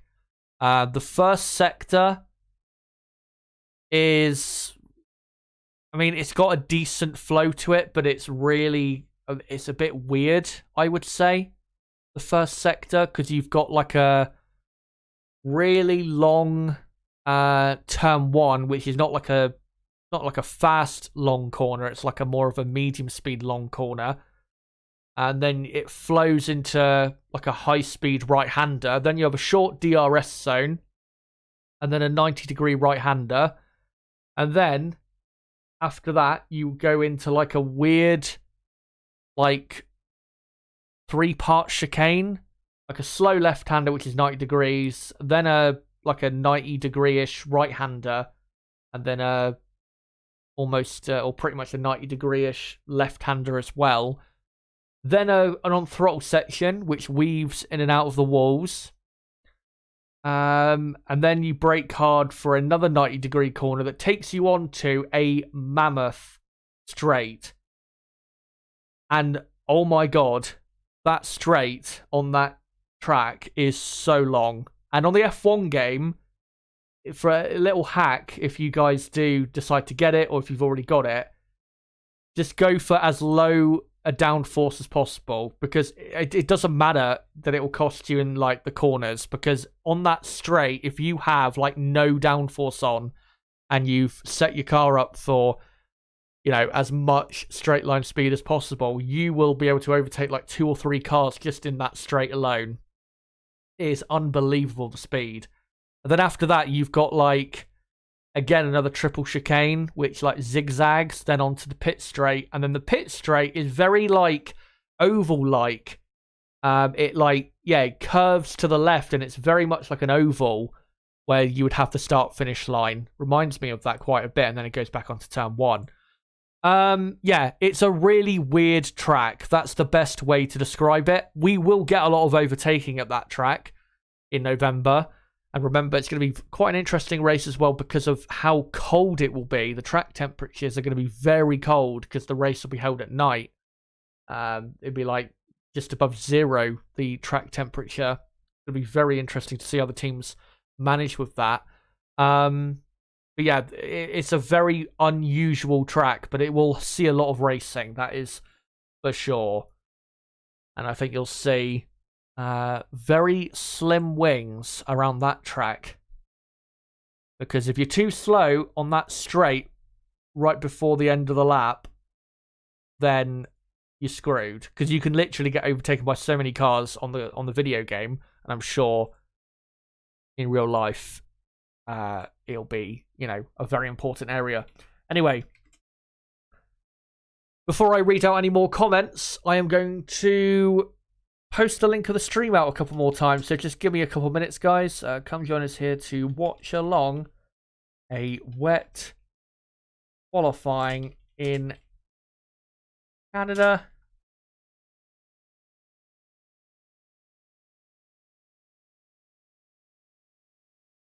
And I'll just post it on Twitter as well. Hank M asks, sorry, let me repeat that. Hank M asks, will Yuki be a Red Bull driver in 2026 when Honda is at Aston Martin? I think it's definitely possible, because if Tsunoda keeps up these performances from now on, then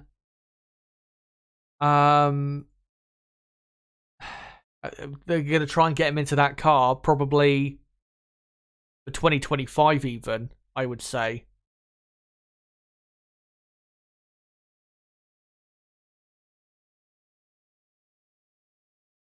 Let me find some other comments here, if I can. Willifon Games and Ricardo qualified 5th in Silverstone, 6th in Germany, 8th in Hungary, 7th in Monza, 9th in Singapore. Yeah, 7th in China as well. Yeah, he had so many great performances that year. And it was a truly special season. And he thoroughly deserved as well to get the Red Bull seat. I know Raikkonen had a really good season for the first half of that year, but they should have gone with Ricciardo because he looked like a really good prospect. Of course, turned out well. Come join us here to Watchalong. Qualifying. Hold on, qualifying for the Canadian GP. I'll just do a couple hashtags and then we'll get into more of your comments as we're not very far away now, guys. Only, what, 25 minutes? Something like that.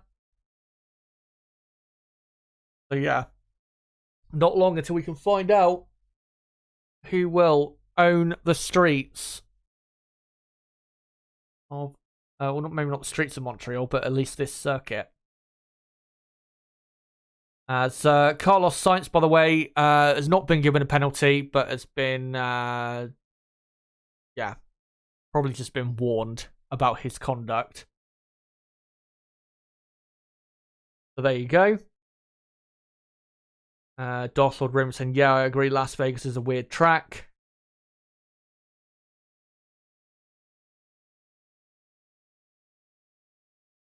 Let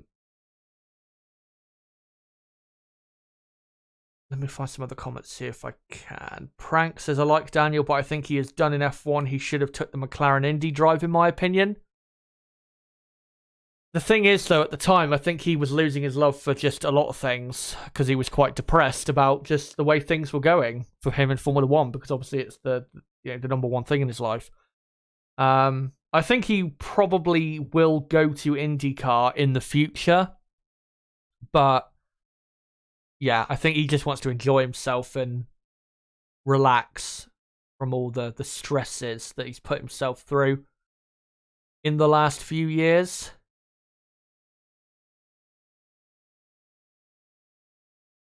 No one that you know says Perez. It's funny how fast people forget Perez has 2 wins this year. That's true. Those 2 wins, though, I mean, Baku definitely, you could say, deserved it, but Saudi Arabia was really gifted to him because of Verstappen's problem with his gearbox. But so far this season, I don't think Perez has had a good season so far. Spain, he was poor. Monaco, poor. Australia, poor. Saudi Arabia, yeah, he won, but again, as I just said, Baku, great performance. And yeah, could definitely argue he deserved to win that despite getting a bit lucky with the timing of the safety car. Bahrain, he was fine. Miami probably could have performed better, but I mean, he still finished in 2nd place, which Red Bull are happy with. But yeah, overall, I think Perez has had a pretty poor season, to be honest. Because that car is by far the best on the grid, yet he's not that far ahead of the cars behind him. And should be doing better.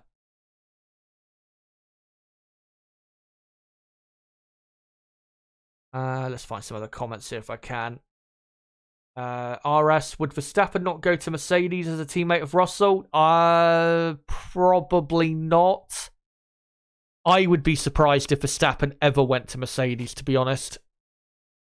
That's not because of what happened in 2021. It's just he has such a trust in Red Bull and has such a great relationship with them. I just don't see why he would ever leave there. The only team I could see him leaving for is Ferrari, purely for financial reasons, and maybe maybe he would want to challenge himself to try and drag that team out of despair and into something wonderful, like Michael Schumacher did. But as long as Red Bull keep giving him a great car, I don't see why he would leave, to be honest.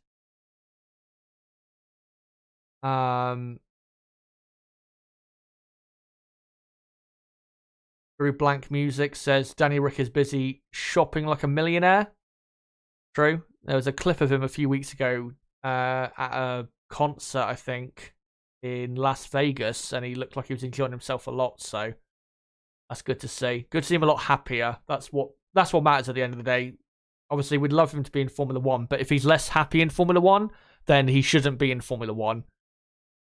He should be doing what he wants to do, and that's what everyone in life should be doing, if possible. But, right, let's read some more comments out if we can. Hello to Brabham. Good to see you, mate. Hope you're doing well. Drew Blank Music says it'd be great to have Daniel in IndyCar. Roman was a shot in the arm. Yeah, I think Roman's done pretty well in IndyCar, especially coming back from that horrible crash.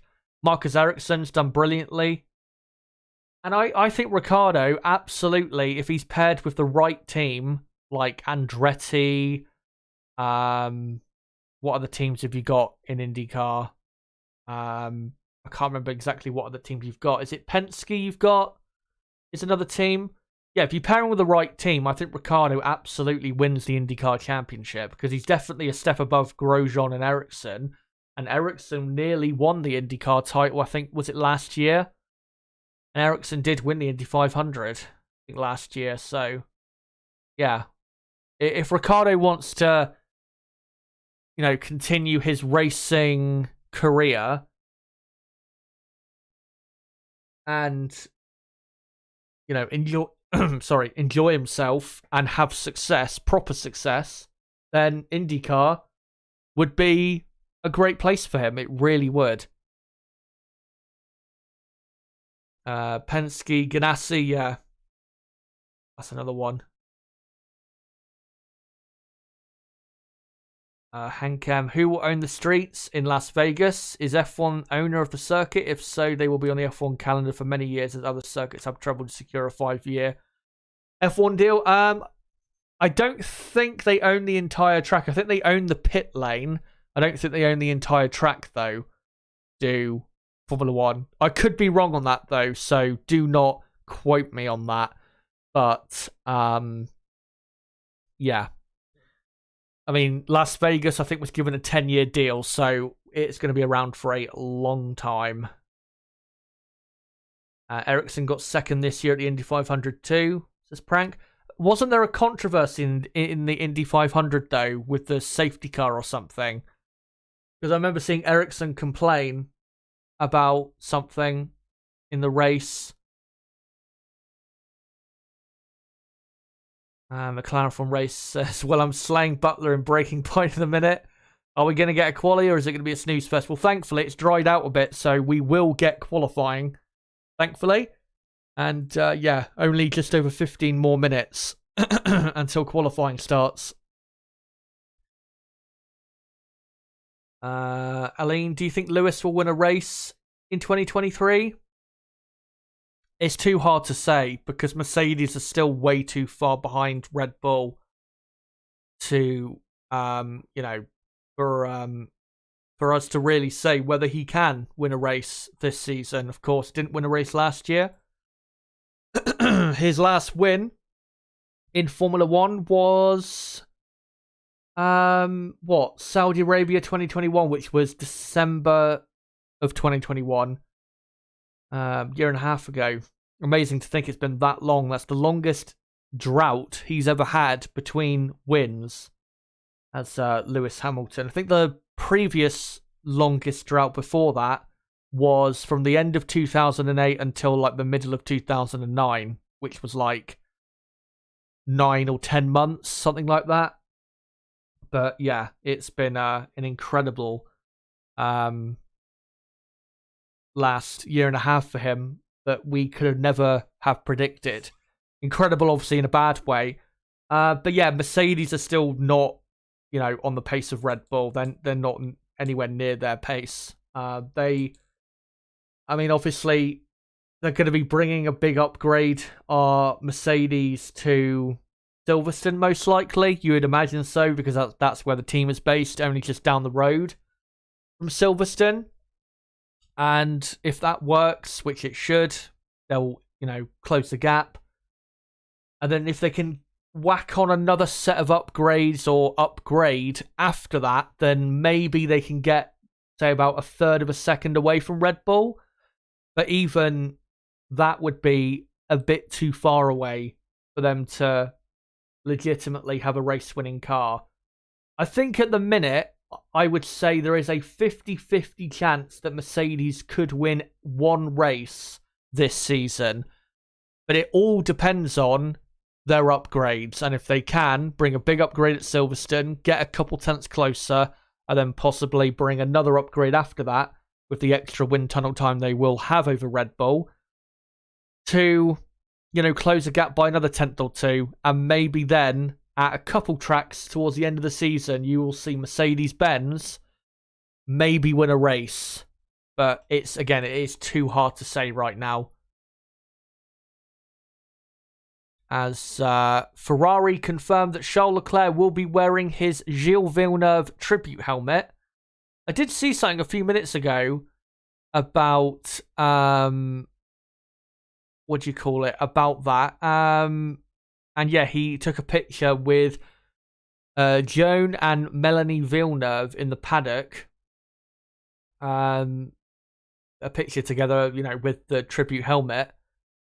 They are supporting him to use that, but one important person in that equation that does not support him using that helmet, maybe it's purely because of the way it looks, is Gilles Villeneuve's son, Jacques Villeneuve. Jacques Villeneuve is not supportive of him using that helmet, but he's using it anyway. And, I mean, if the majority of the family want him to use it, then that's what should matter, really, I think.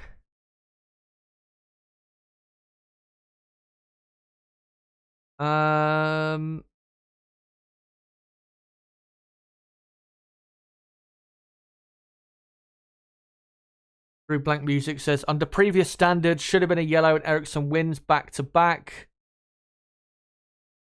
Yeah, sounds similar to the old Abu Dhabi 2021 to me. That does. Hamilton only won one race between Brazil 2012 and Australia 2014. I'm not sure. Yeah, I mean, that is true, but I don't think that was the second longest drought he's had between wins. His last win in 2012 was November 2012 at the US Grand Prix. And then his next win after that was Hungary, July 2013. And then the next win after that was Malaysia, 2014, which was, 8 months later? Yeah, normally it'll be like 8-9 months, the biggest gaps he's had. But yeah, it's never been over a year.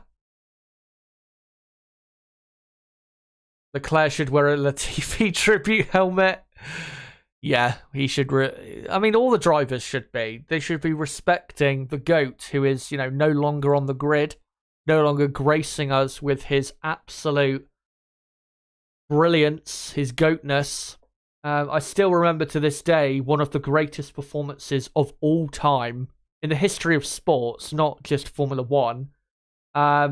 Last year at Silverstone, where Latifi qualified 10th in the Williams and was at one point running, I think, in 9th place in the Williams. Like I said, one of the greatest performances in the history of sports, and everyone on the chat will agree with me. And let's not forget, of course, Hungary 2021, where he was running at one point in 3rd, ended up finishing as 7th, even beat the mighty George Russell. Latifi, to be honest, I think deserved that Mercedes seat instead of Russell. I think we'd get a proper passing of the torch from one older driver to a younger driver. Hamilton to Latifi. One GOAT to another. Rather than Hamilton and Russell. But again, I'm sure you guys I agree with that. I don't think I need to... I don't think that's up for debate necessarily, is it? When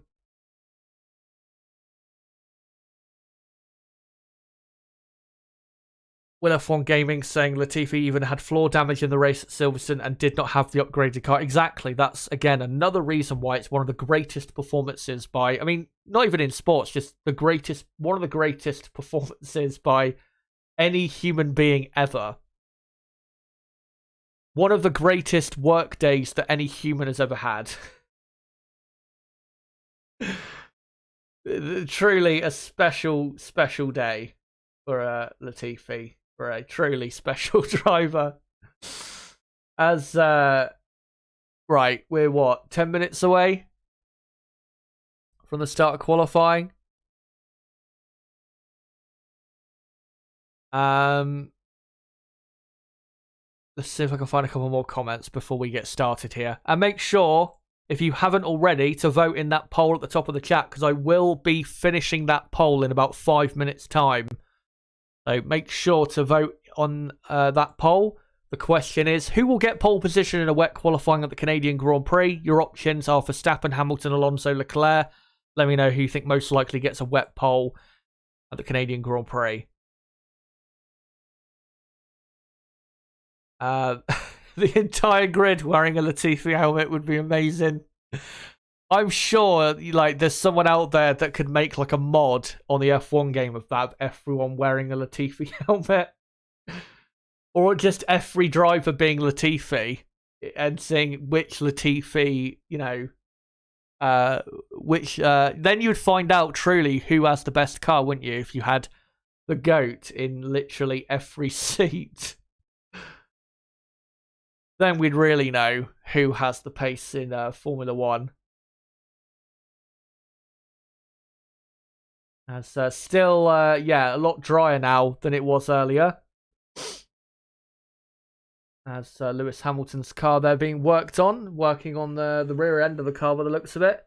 And looking at the track, guys, looks like it's probably going to be dry. Because there is a clear, dry line there through the hairpin. So it's going to be intermediate tyres at worst, if not dry tyres here. So here we go. This is going to be, hopefully, very exciting session.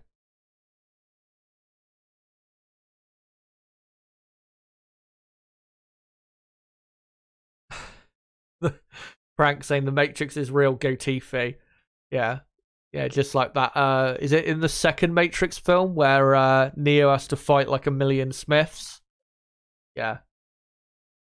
You know, imagine a scenario where Lewis Hamilton has to race against 19 Latifis. And they're all in a 2023 Red Bull car.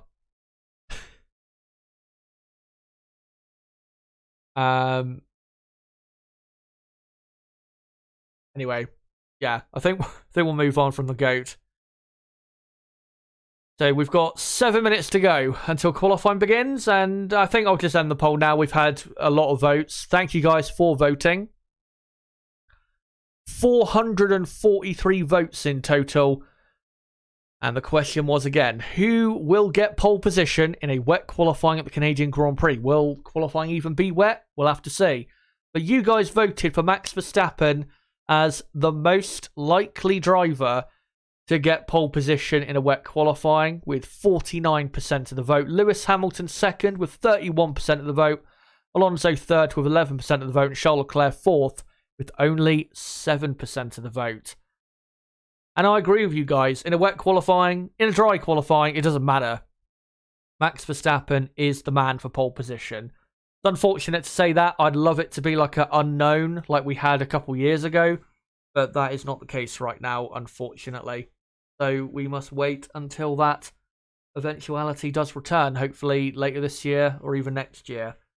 But yeah, Max Verstappen, I think, will be the man on pole. I will in a moment show you my predictions for qualifying for my top 10, just to refresh your memory as to what I think will happen. Bravamol says, I can't see the reason why Mercedes would sign Lewis for 5 years. That means not shining Charles, Lando, or other much younger options. Yeah, I've heard rumours that Hamilton wants a 5-year contract. By the sounds of it, though, he's not going to get that. He's probably going to get like a new 1-year deal with a 1-year option to extend, for a further year. I mean, Fernando Alonso has that. Alonso is currently on a 2-year contract and has the option to extend for another year, which would be for 2025. Yeah, I think a 1-year deal with an option to extend for another year is the best contract to give Lewis Hamilton, because Mercedes have got to protect themselves for the future. They can't just, I'm not saying they should do what Ferrari did back in the day to Michael Schumacher and basically tell him to fuck off and replace him and force Kimi Räikkönen in as his replacement. They should keep Hamilton for as long as he wants to be in Formula 1, because he is still one of the best in Formula 1. You could still argue the best in Formula 1. But, for the future, yeah, you've got Leclerc out of contract at the end of next season, Lando Norris out of contract in 2.5 years from now. So, yeah, it's definitely something that Mercedes need to look out for. So, yeah, I think a 1-year contract with a 1-year option to extend is the best way forward, to be honest. Anyway, let's move on from this, as the F1 intro now playing and qualifying about to begin. Quick reminder before we get into the session of the championship standings, just to let you guys know of who needs a good result in qualifying today to raise their championships hopes, or not championship hopes, but to get them moving up in the championship with a good result tomorrow. Of course, qualifying does matter a lot when it comes to your race result. Max Verstappen is 63 points clear of Sergio Perez. Of course, the title race is over. Fernando Alonso is third, only 12 points clear of Lewis Hamilton in fourth. Very close fight between those two, have been very good this season. George Russell is in fifth, with Carlos Sainz in sixth, Leclerc seventh, Lance Stroll eighth, Esteban Ocon in ninth, and Pierre Gasly in P10. And let me just quickly go through what my qualifying prediction is, and it is this. I think it'll be Verstappen on pole, and this prediction, by the way, is if it is a wet qualifying, just so you guys know. Again, I think it'll be Verstappen on pole, from Hamilton second, Alonso third, Russell fourth, Leclerc fifth, Perez sixth, Norris seventh, Sainz eighth, Stroll ninth, and Piastri 10th. Whether that happens or not, we're about to find out.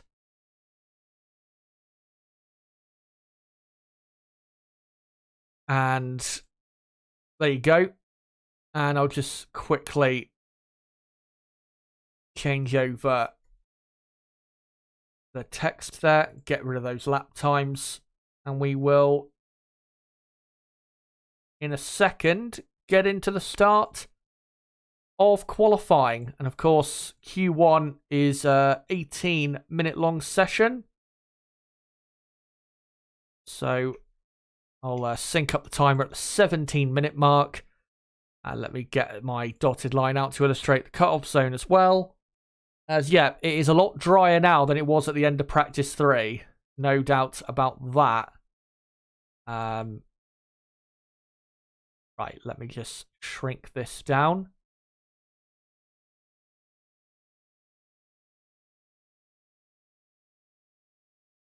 And there you go. So, obviously, anyone below that dotted line at the end of Q1 will be out of the session and starting in those positions. And currently, it's De Vries, Perez, Zhou, Ocon, and Sargent. But yeah, qualifying about to begin. As, oh, hold on. I thought this might have happened. My TV has just come up with a message saying it's going to shut down. I need to just quickly restart it. So, yeah, should be back on in a second.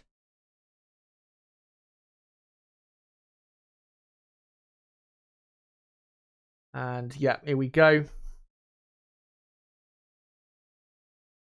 And I'd imagine the cars will come out on intermediate tyres because they can't be sure of what the weather conditions are truly like out there. As on the broadcast, there is Kevin Magnussen, who's had some good qualifying results here in the past and is ready for another one here in the wet. And yeah, we've got a few cars at the exit the pit lane. The 2 Williamses, 2 Alfa Romeos, Aston Martin, I think an Alpha Tauri, a couple McLarens now.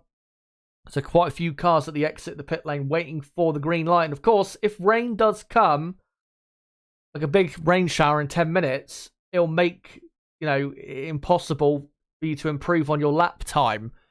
So getting a lap in early, a good lap in early, which really should be like a low 1 minute 20, or a 120, 121, 122, probably more like a 122, 121 actually, would be a really good lap time to see yourself definitely, I reckon, getting into Q2, given the, the conditions for the track. Yeah, it's absolutely vital getting that time in as soon as you can, because if it starts to rain a few minutes into the session, it would really upset the order. As we're getting cars on the track now. Alonso, Bottas, Norris, Albon, Zhou, Ocon, Sargent all on track. Home driver Lance Stroll about to come out on the track as well. And he's sporting the white helmet this weekend. And timer now on screen. And Zhou Guanyu has a problem. And it looks like he has a broken suspension, maybe? His car looks a bit, looks a bit weird. I hope he doesn't stop on the track. Because, if he goes slow enough, he can get back to the pit lane. And obviously, if he, let me say that again, because I just bit my tongue accidentally. If he stops on the track, he won't be allowed to re-enter the session. So he has to get back to the pits.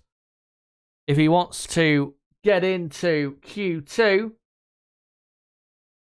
as here is Fernando Alonso, who has got pole position here in the past, in the year 2006, where he got pole and won the race, maybe even got the fastest lap as well. I can't remember exactly, but yeah, had pole, won the race. Has always been competitive here in Canada. Can he produce another great day in the wet in Montreal as he started his lap, flying through turn 2 at the minute? Aston Martin car looking quite good through there. Through turn 3 and 4. Yeah, this Aston Martin car looks very nice. Yellow flag in sector 2, only briefly, as Alonso does a purple first sector for the drivers that have completed the first sector, which is, of course, not everyone.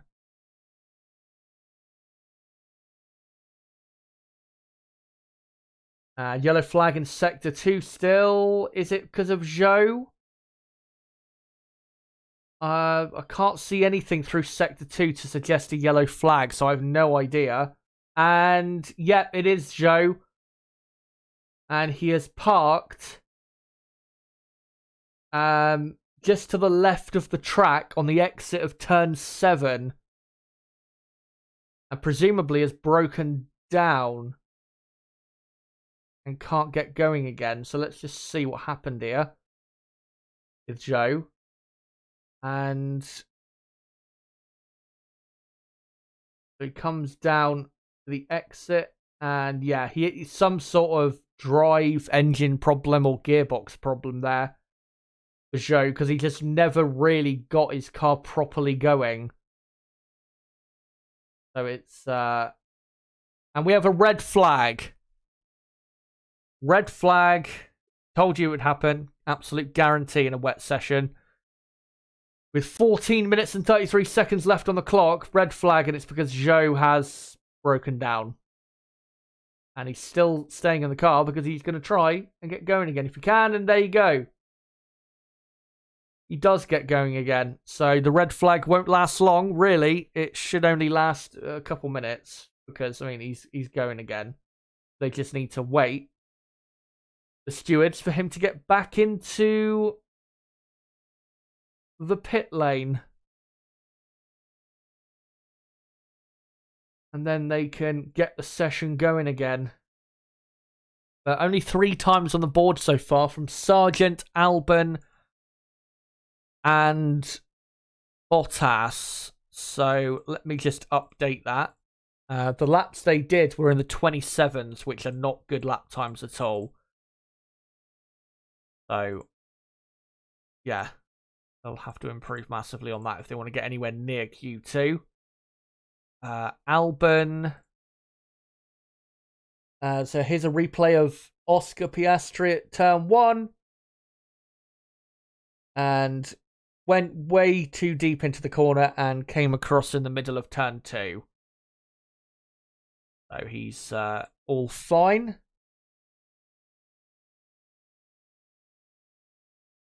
As, yeah, Albon second. And third, Valtteri Bottas. And this red flag shouldn't last long, probably only another minute or so.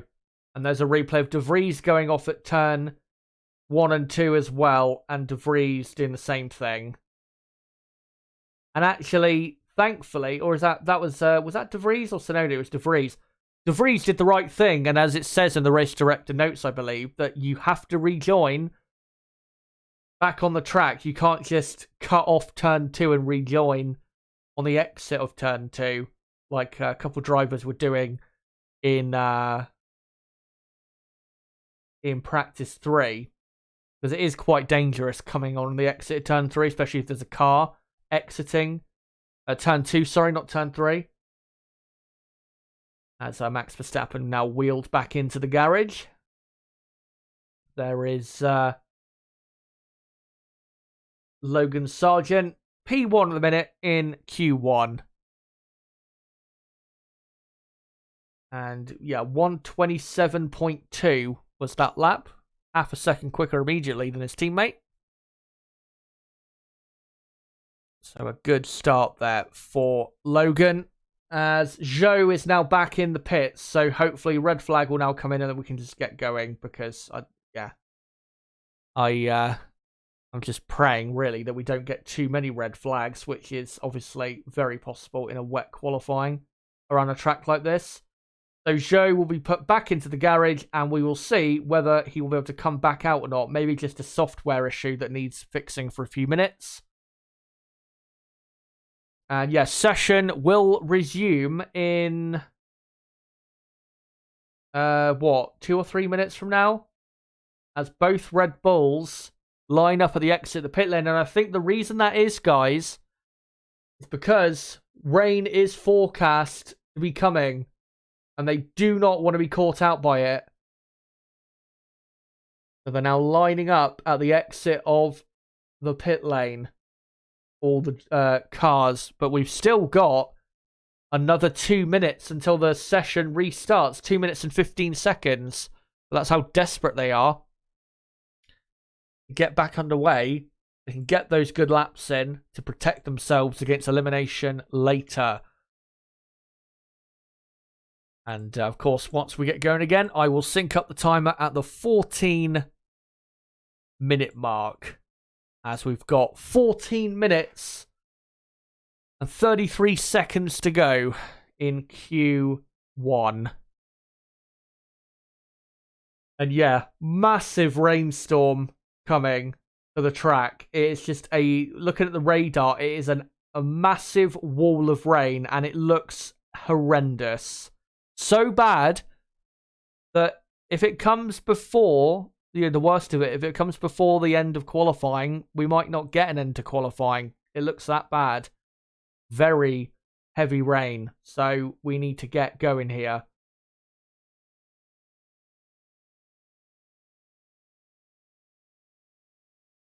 As fans pumped up in the crowd. As we've got a minute to go now until the restart.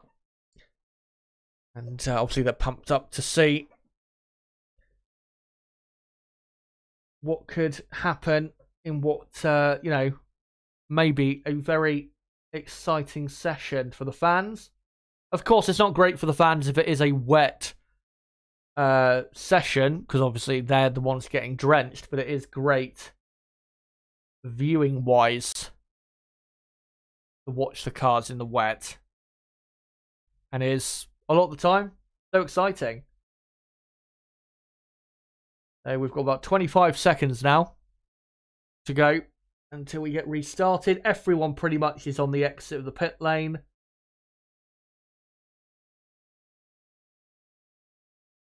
There is the Williams of Alex Albon, the updated Williams, just behind the Williams of Logan Sargent, and then you've got the two Red Bulls at the head of the pack, as usual in Formula 1.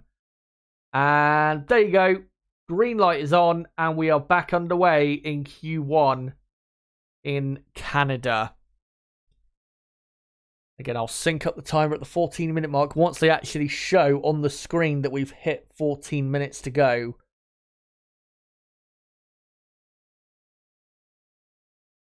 And yeah, I'll sync it up in about 10 seconds time as all the cars now pile out onto the track. The two Ferraris coming out now. And there you go, 14 minutes to go in Q1.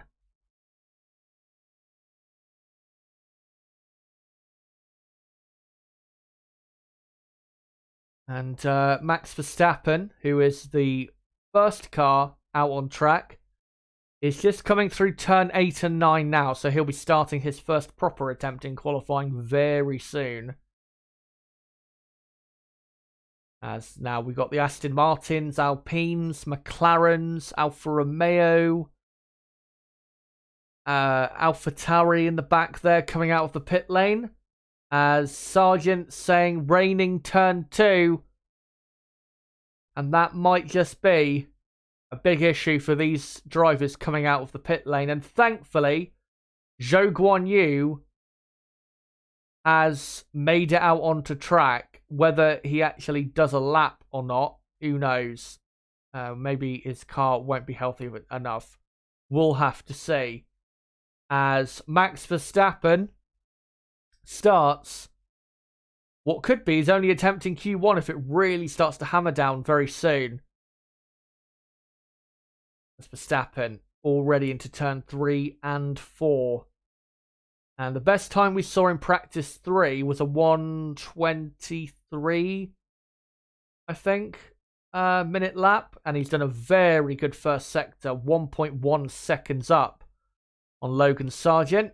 Slightly quicker than Perez in sector 1. Perez, we have to remember, you know, when he is confident, which he's not very at the minute, but when he is a very good wet weather driver. So if he can tap back into some of his confidence that he had earlier in the season, he might just have a very good day. As Verstappen now 2 seconds up on Sargent after the first 2 sectors.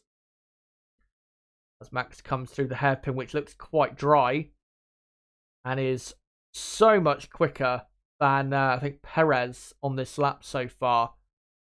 And Max Verstappen is going to go quickest with this lap. There is zero doubt about it. As he comes through the final chicane, car looks brilliant. And let's see how quick it is. And it's a 1:24.1. So a very good first attempt in Q1. As Sergio Perez goes second and 2.7 seconds slower than his teammate. That is an incredible lap time difference. I'm not sure what happened to Perez there. But Perez is third. Albon has gone up to second. Then it's Sargent third. Perez fourth. Charles Leclerc has just gone sixth with a not very quick lap time. Nico Hülkenberg goes up to third place. Kevin Magnussen goes up to second for Haas F1. And then you got Albon third. Bottas is up to fourth.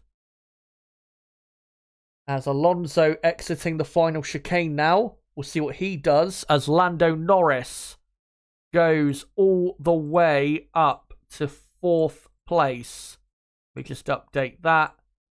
Norris up to 4th. Alonso goes quickest on a 1:23.5. That's a brilliant first lap in Q1 by the Spaniard. So Alonso up to P1. Not anymore. Max Verstappen goes back to P1 on a 1:22.8. As Lance Stroll does a really slow first lap there. Sergio Perez goes 3rd for Red Bull. And then you've got Ocon in 4th place for the Alpine team. As a replay there of Perez, that's why I had a slow lap before, because he went off at turn 8 and had to come across the escape road. And that's Ferrari of Leclerc doing the same as well at turn 8. The tough corner as you're braking under the bridge. And yeah, it's quite a tough corner. Not just turn 8, but the exit of turn 9 as well, as here's a replay of Lando Norris heavily bouncing his way over the sausage curbs. That does not help your car whatsoever. That can do quite a bit of damage. But sure he didn't do it on purpose. There's a replay of Hamilton at turn 3, locking the inside front slightly. And just going in general too deep and going across the grass.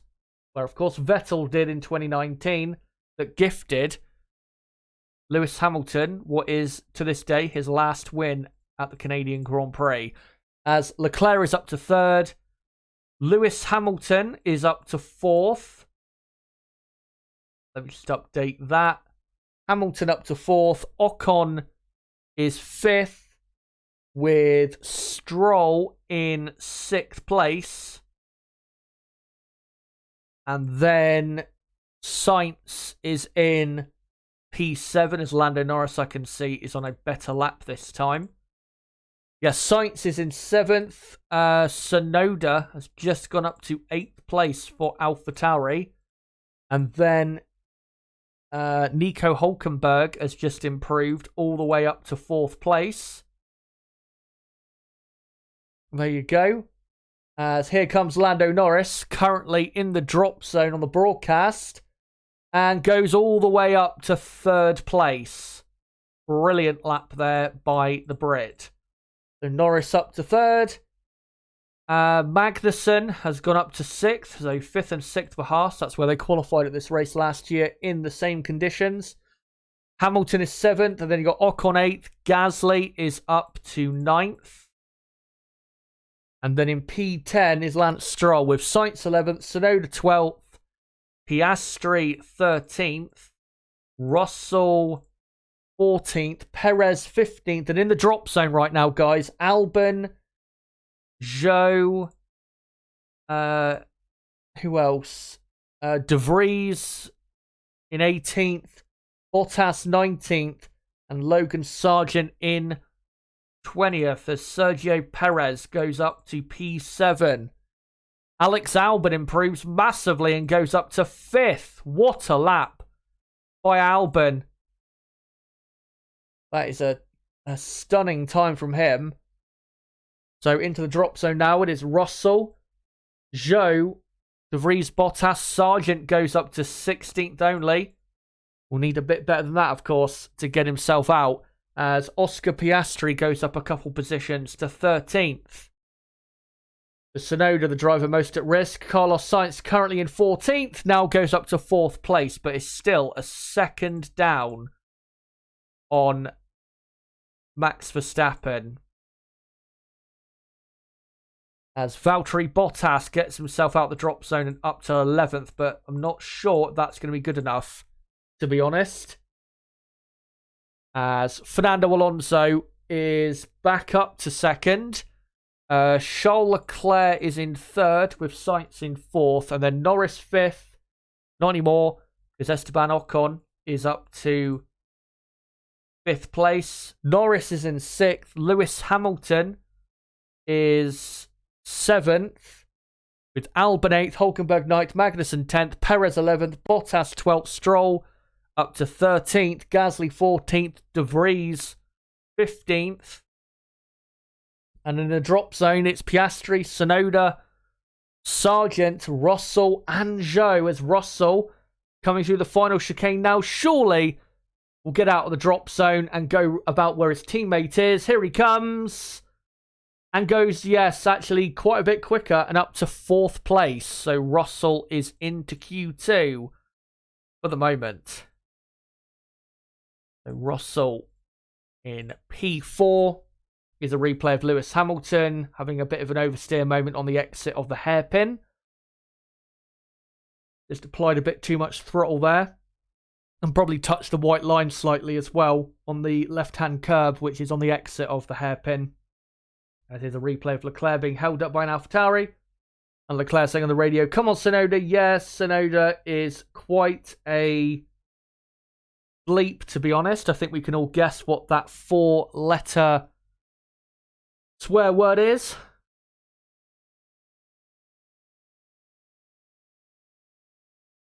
As Sergio Perez is now heading on down and is going through now the final chicane, currently in P12, needs to improve on that.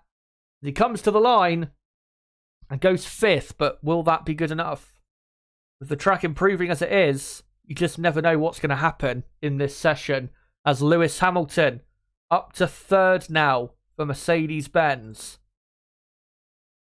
Here comes Oscar Piastri, who is in the drop zone. In 17th.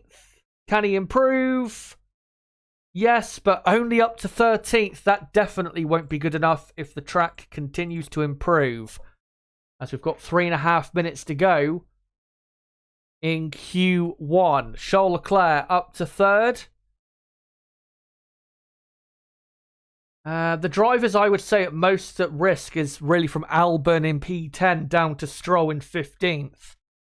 To be honest, I think the top 9 are all okay, as Lando Norris is up to 5th.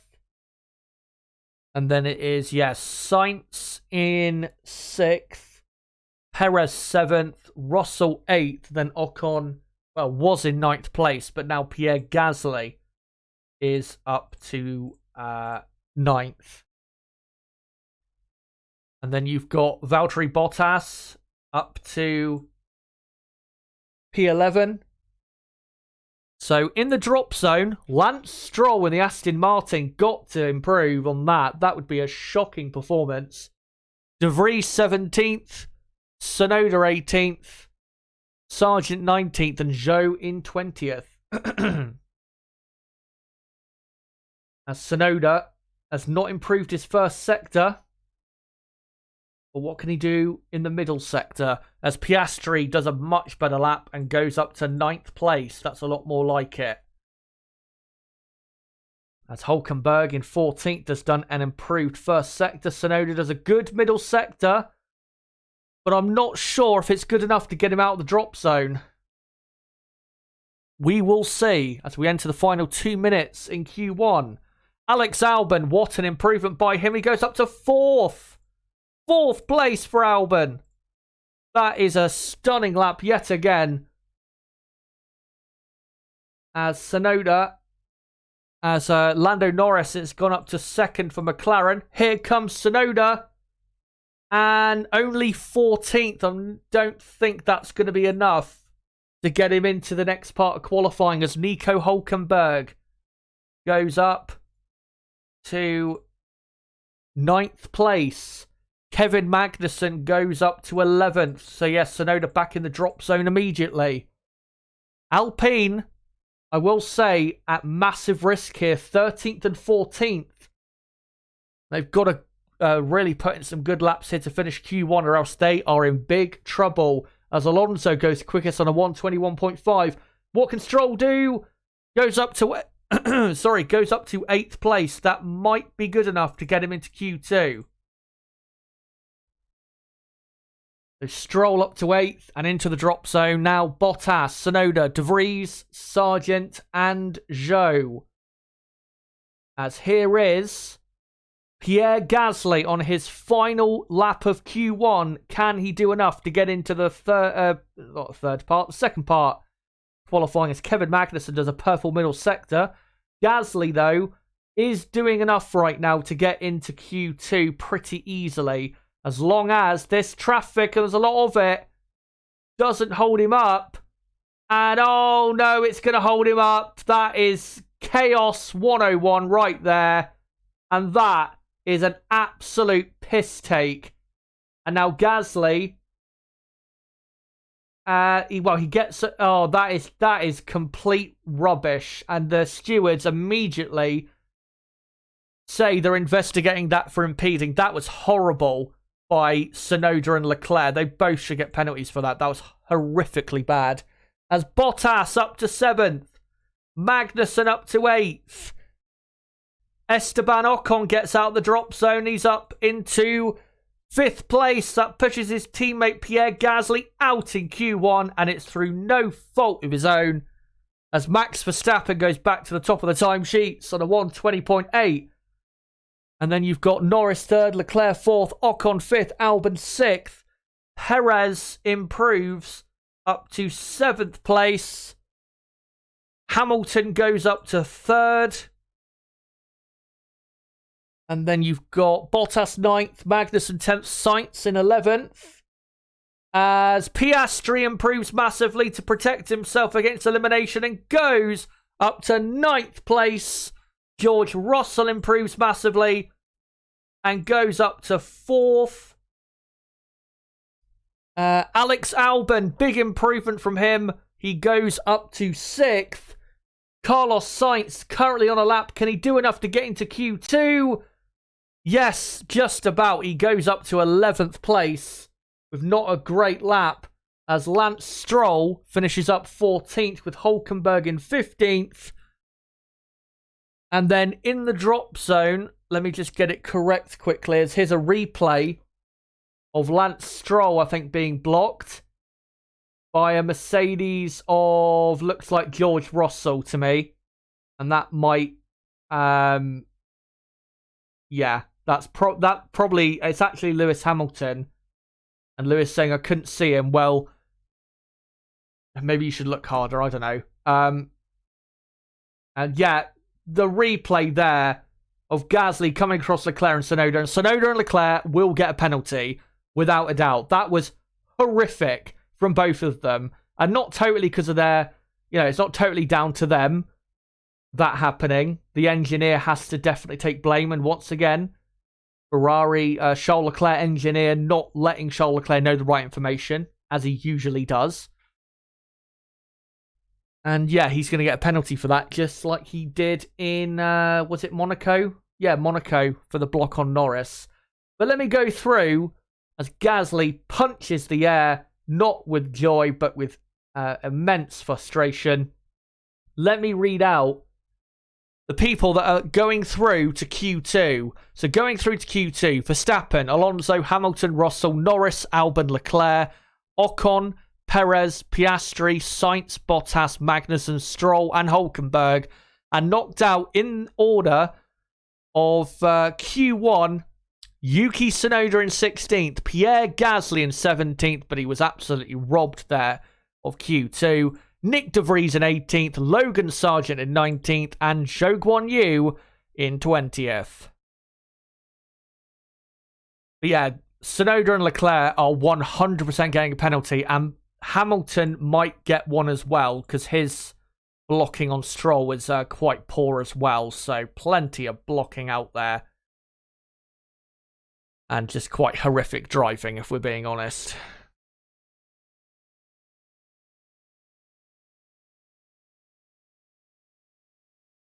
Mickey saying Stroll got lucky.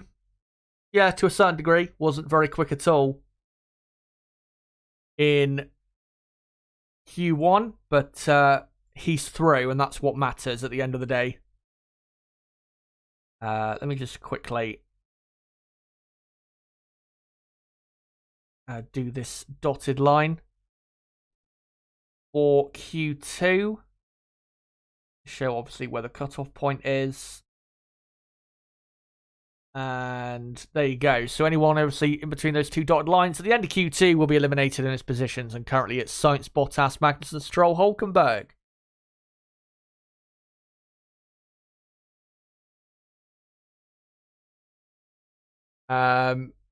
They cut to commercial right before Gasly's radio is going to play. Yeah, probably just him screaming down the radio.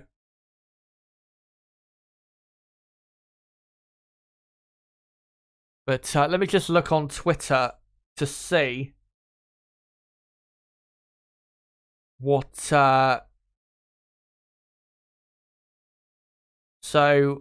Apparently Gasly said on the radio that he said, should be banned for such a thing. I'm coming at 300 kph.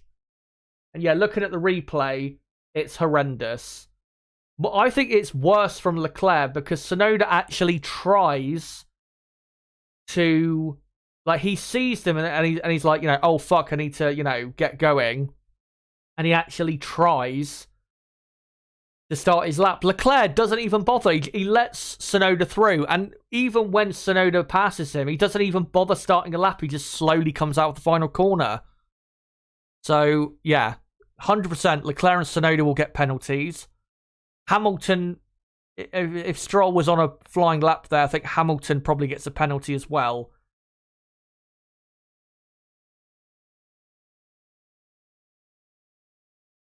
Was it Leclerc or was it Sainz, by the way?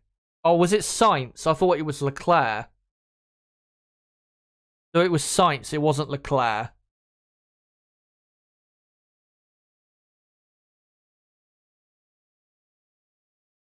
Was it Sainz or Leclerc? Hold on, let me just, as the car's on the exit, the pit lane now, waiting to get going.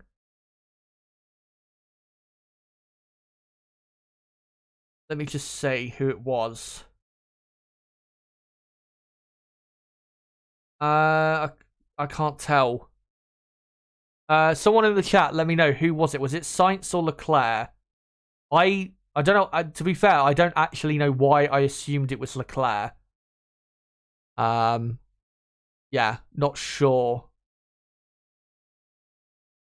Was it? Let me look.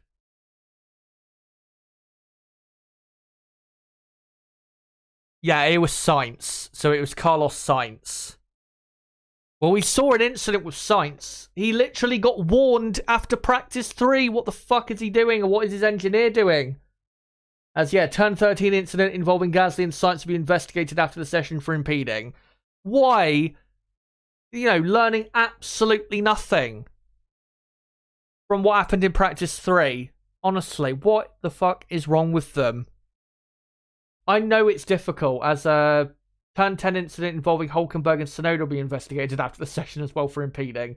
Lots of impeding. Probably going to be lots of penalties. I know it's difficult as an engineer, but every other engineer's fine. But for some reason, Ferrari engineers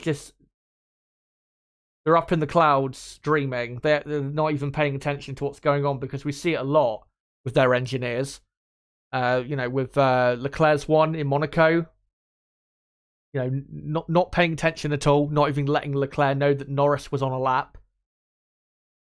And almost causing a massive accident. So, yeah, awful. Honestly. Absolutely awful. And Sainz will definitely get a penalty. Maybe even a more harsh penalty than 3 places because he was warned. Q2, by the way, guys, has got underway. I'll sync up the timer in 5 seconds. To the 14-minute mark. And there you go. 14 minutes to go in Q2. Will we get some more surprise eliminations? Obviously, Gasly is surprise elimination, but not really because of himself, as it looks so dry down by the hairpin. But they still think rain's on the way.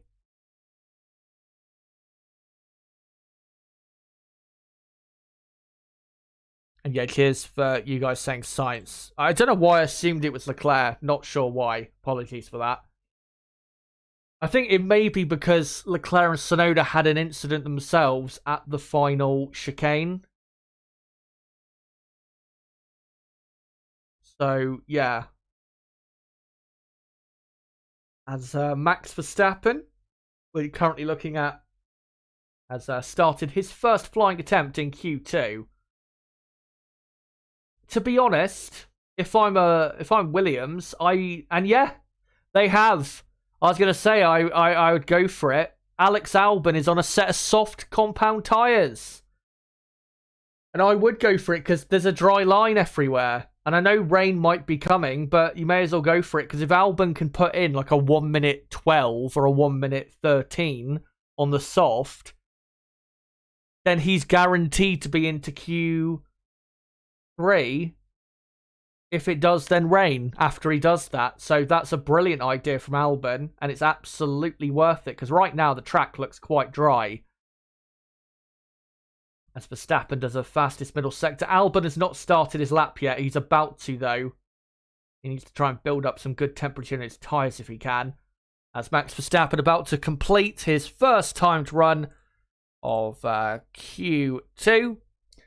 And he does a 1:20.1, a very quick lap time from Verstappen. And yeah, Albon starts his first run on the soft, and he's crawling quite slowly through turn 1 and 2. It's going to take time to build that up, as that is Lance Stroll going for a spin. Looked like he locked up the rear end into turn 6. Thankfully, no damage done, and he's got going again as we're getting lap times now. So Piastri is up to second. Alonso is third. Leclerc fourth. Brilliant lap by Piastri. Up in second place. Only 3 tenths off Verstappen. Brilliant from him. Carlos Sainz is up to 5th. George Russell goes quickest. As, Stroll. I didn't quite see what started that. Looks like he hit a damp patch, maybe. Yeah, he was through the kink of turn 5. Maybe just hit a bit of extra water, or maybe touched the white line and it spun the car around. Thankfully, though, didn't really hit anything. As Alex Albon is finishing a lap. How quick is it? Puts him ahead of Hülkenberg, but yeah, not very quick right now. But now he's built up a bit of temperature in those tyres. If he's got any fuel left, he should be able to go a lot quicker. As now Verstappen goes for the dry tyres. Here we go, dry tyre time it is. As it's Russell P1, Verstappen second, Piastri third, Alonso fourth, Leclerc fifth, Sainz sixth, Ocon is 7th, and then you've got Perez in 8th, Magnussen 9th, with Bottas in 10th, and then Albon in 11th, with Hülkenberg in 12th, as Lando Norris has now started his first flying lap in Q2, and it's on a set of soft tyres, as his rear end squirms all over the place, trying to put the power into the ground. And we'll see what his first sector is like. It's not going to be as quick as Russell, that is for sure. But quite a few people on the soft tyre now. But it's a very precarious situation, because if it does rain, it'll really change things up. As Alex Albon goes quickest on a 118. Is it 118? No, 119.4. Albon P1 in Q2. Let me just update it. There you go. Albon up to P1 on the soft tyre. As Lando Norris has done a personal best middle sector. Here comes Alonso, still on the intermediate tyre. And he's done a purple first sector, personal best middle. Can he improve massively on a 120.4? And yes, he does. He goes up to second place. Here comes Lando Norris on the dry tyres. Only 12th, but if he's got enough fuel, he can go for another lap now. As, it's starting to rain. The rain's starting to come down. And, this is so on a knife edge. It could go any which way. As whoever this is ahead of Albon needs to get out of the way, as it's a Mercedes kind of holding up Albon through the chicane. He is, though, going to get a good slipstream to the line. How much quicker will he go? Even quicker, 3/4 of a second quicker until 1:18.7. So Albon quickest from Alonso, Russell, Verstappen, Hamilton improves up to 5th place as the rain continues to fall. And then you've got Piastri, Leclerc, Sainz, Ocon, Perez. And in the drop zone right now, Magnussen, Bottas, Norris, Hülkenberg, and Stroll. And it looks like Mercedes are putting their soft tyres away and are sticking with intermediates. I mean, they're currently 3rd and 5th, but will it cost them? I'm not sure. Again, like I said, it is so much on a knife edge as to what tyre is best. Lando Norris goes 3rd on the dry tyre. As here comes Stroll on intermediates. Exiting the chicane. This is not going to be a great lap from Stroll. And no, it's a terrible lap. Only 12th. He has been horrendous today and this weekend. He got to step up his performances here, because this is a horrendous weekend from him. As Sergio Perez is just going through turn 3, 4, and 5 now. As Carlos Sainz improves up to 6th. Hamilton pits. Everyone at the minute is on the soft tyre except for Lance Stroll, who is out there on inters. Hamilton and Russell officially on inters, but they are in the pits as Max Verstappen goes up to 2nd. Albon is king right now in qualifying. And this is a dream scenario for Williams, because if it does keep raining and get worse for the rest of Q2, then Williams are into Q3. As Lando Norris goes back up to 3rd. Hamilton comes out on a set of soft tyres. Might be a bit too late for that as Perez comes into the pits. And Perez is now in P11. So he will have to go for a set of inters, probably, if it's raining too hard. As, yeah, replay here of Albon being held up by the Mercedes, but I don't think it was enough of a hold-up there to get a penalty, because, I mean, he would have benefited quite a lot, Albon, with the slipstream. As Carlos Sainz up to 5th on the soft tyre. Piastri up to 4th. 3rd and 4th for McLaren. Here comes Ocon. Only 8th. As Hülkenberg now goes up to 8th. And Hamilton now right on the cusp. And in the drop zone, Leclerc, Perez, Stroll, Magnussen and Bottas. And can they somehow find their way out in this desperate part of the day? And Piastri just in a purple first sector. He needs these cars, though, ahead of him to get out of the way. The Red Bull does. The Aston Martin doesn't look like it's going anywhere. And Piastri has not improved his middle sector. Well, if you can improve this lap time, that's great. But with the traffic he's got, I'm not sure how much he can improve. He will get a very nice slipstream, though, down to the final chicane. And Piastri into the final chicane, and oh, he clumps over the sausage curb on the second part of the curb quite hard. Thankfully, he didn't go into the wall. I thought it was an instant he was going to be going to the wall. Thankfully, did not.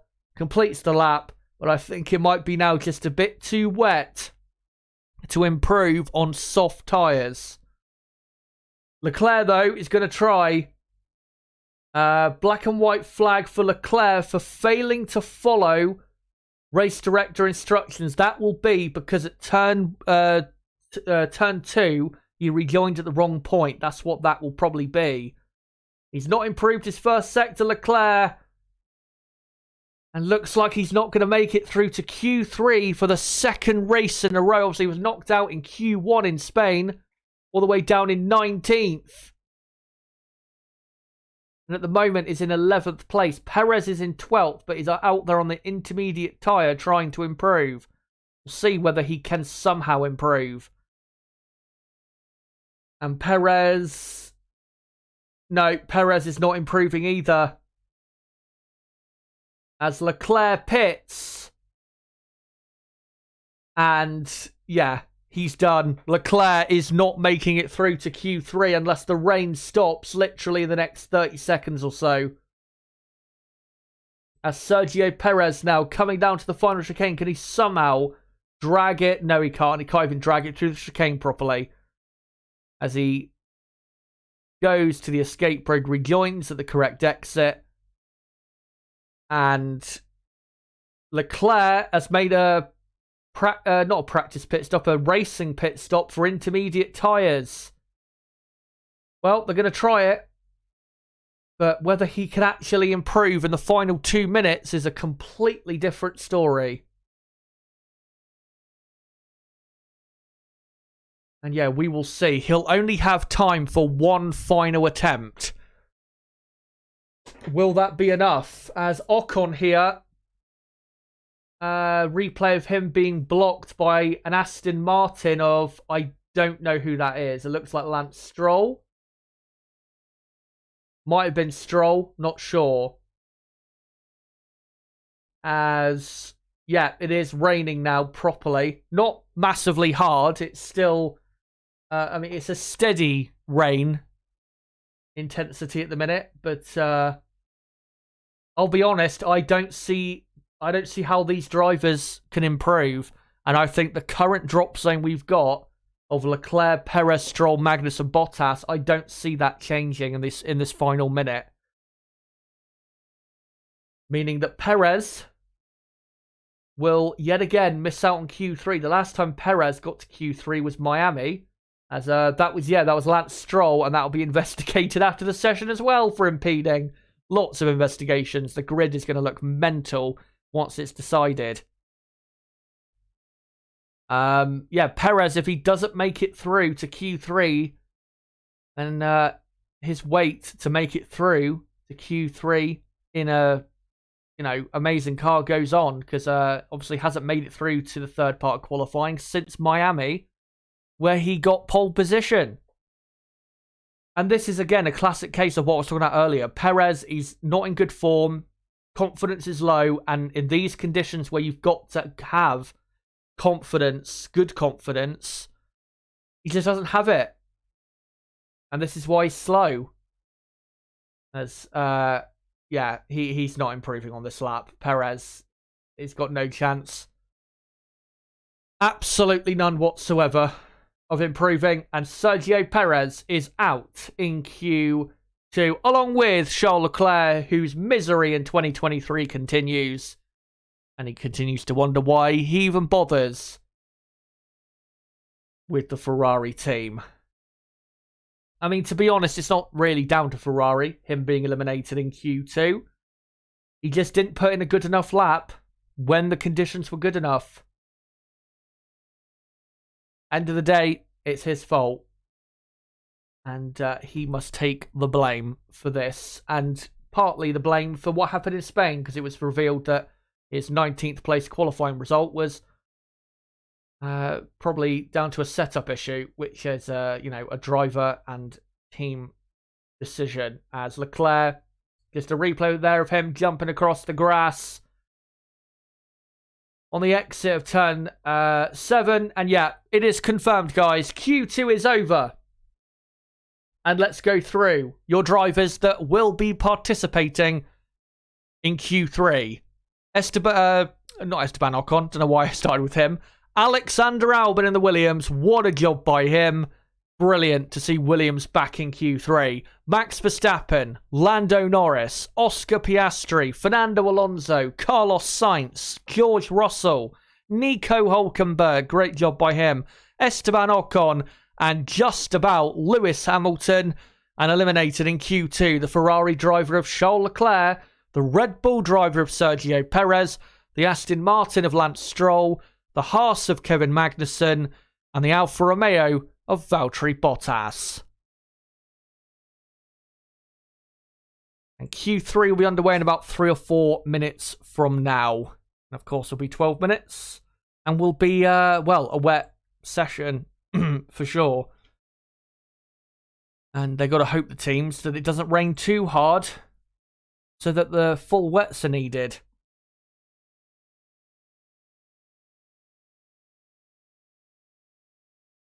And I think definitely with the way the weather is going now, with the rain getting probably heavier,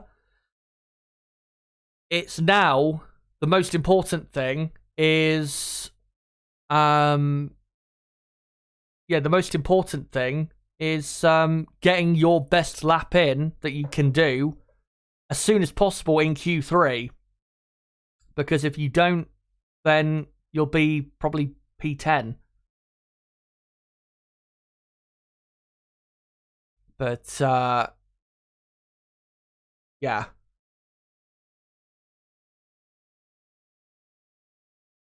Just looking through Twitter to see if there's any news I could bring you guys. Apparently, Leclerc asked Ferrari to stop for soft tyres early in Q2. How early, though, we don't know. But if it was like a couple minutes earlier than they actually, went on to the soft tyre, then you have to say that, that was a poor decision by the team. But once he went on to the soft tyres, he didn't put good enough laps in. And I know you may say, oh, well, the best time for soft tyres had gone. True, but I still don't think he did the best time he could have done. I mean, he was, I think there were drivers after him that did better lap times. I think Hülkenberg and Ocon. So, I think shared blame, I would say. Probably, I'd say probably 50-50 blame for that. So Q3 will start 3.5 minutes from now. Guys, let me know in the chat who is getting pole position for the Canadian Grand Prix. Is it Max Verstappen, Lewis Hamilton, Fernando Alonso? Is it Alex Albon? Is it Nico Hülkenberg? Let me know. But truly, none of us know what is going to happen.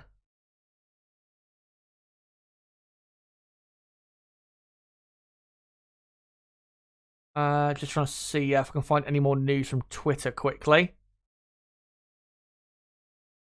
And also, a quick word on Lance Stroll. Terrible. His performance this weekend has been diabolical. And really, since the Azerbaijan Grand Prix, except for the Spanish Grand Prix a couple of weeks ago, he has been pretty shit. And he needs to improve because he has been nowhere near good enough in that Aston Martin. That Aston Martin he's making look a lot worse than it actually is. Yeah, he's got to step up. As the session is about to start, we've now got cars on the exit of the pit lane. As Corinne Shantok for Sky F1 is now just showing a replay of Alex Albon on his quick lap. Not sure why, to be honest. But Q3 underway in a minute or so.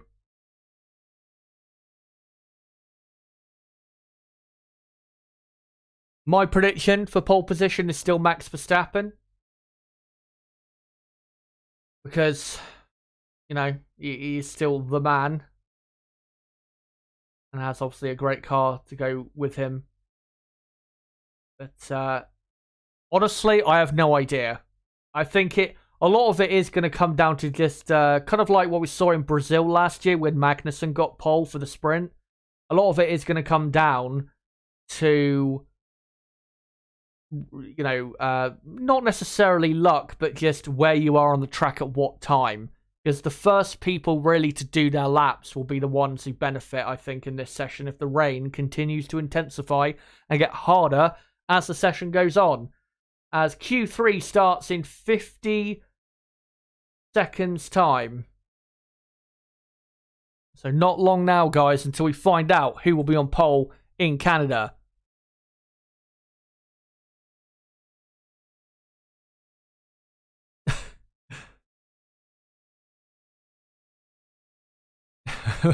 McLaren F1 race saying Otmar Satnav. I'm not sure where that's come from. Rottishep Caliber, I think it is, says there must be board members or sponsors putting pressure on Lawrence Stroll to kick his son out of the seat, losing too many points in TV coverage. I mean, yeah, I think that's definitely something that, I mean, if it persists for the rest of the season, I think that's definitely something that's going to be happening. But Lawrence is, he's a billionaire, isn't he? As the session now starts, Verstappen, the first car on track. The next car, interestingly, Esteban Ocon. As yeah, it is a lot wetter now than it was at the end of Q2. But yeah, I just still think, even despite pressure from board members and sponsors, I still think Lawrence will persist with him in that car as long as possible. Because he owns the team. And I know there's a board there, but I think he can still convince enough of the board that his son is still good enough to occupy the second seat. As yeah, rain falling quite hard now as they come out on the intermediate tyres. And yeah, looking at the track and how quite a bit harder it is raining, we might not be a million miles away from full wet tyres, to be honest. As Haas saying to Nico, okay, Nico, so the conditions are it's raining, it's just getting worse and worse. Yeah, it's not far away from full wet tyres. So really, the battle for pole position, guys, is right now with these first laps. If the rain does continue to get worse and worse, which it looks like it absolutely is. As Max Verstappen starts what is probably, if he's going to get pole position, his pole position lap in Montreal. As he comes into not Q2, into turn 2. Fans struggling quite a bit to even watch the action because of how hard the rain is falling. As through turn 3 and 4 he comes. And Verstappen, obviously purple first sector, which you would expect. Now through turn 7. And a lot of oversteer, but he got through it just about okay. Good car control as usual from him. One thing I forgot to do is sync up the bloody timer. Sorry about that. I completely forgot about it. I'll get it synced up on screen, guys, in 30 seconds time. Again, apologies about that. Just completely forgot. But I should get it synced up before Max Verstappen completes this lap. And it is, yeah, quicker than Ocon so far. And should be quicker than Hülkenberg. And it is. As Max Verstappen coming down to the final chicane now. And as long as this final chicane goes all right, and it does. And there you go, 9 minutes to go in qualifying. It should be pole position for Max Verstappen, who does a 1:27.0. Here comes Esteban Ocon, who goes second on a 1:28.1. So Ocon is up to second. Hülkenberg goes third. For Haas F1, will it just be set in the order they're in?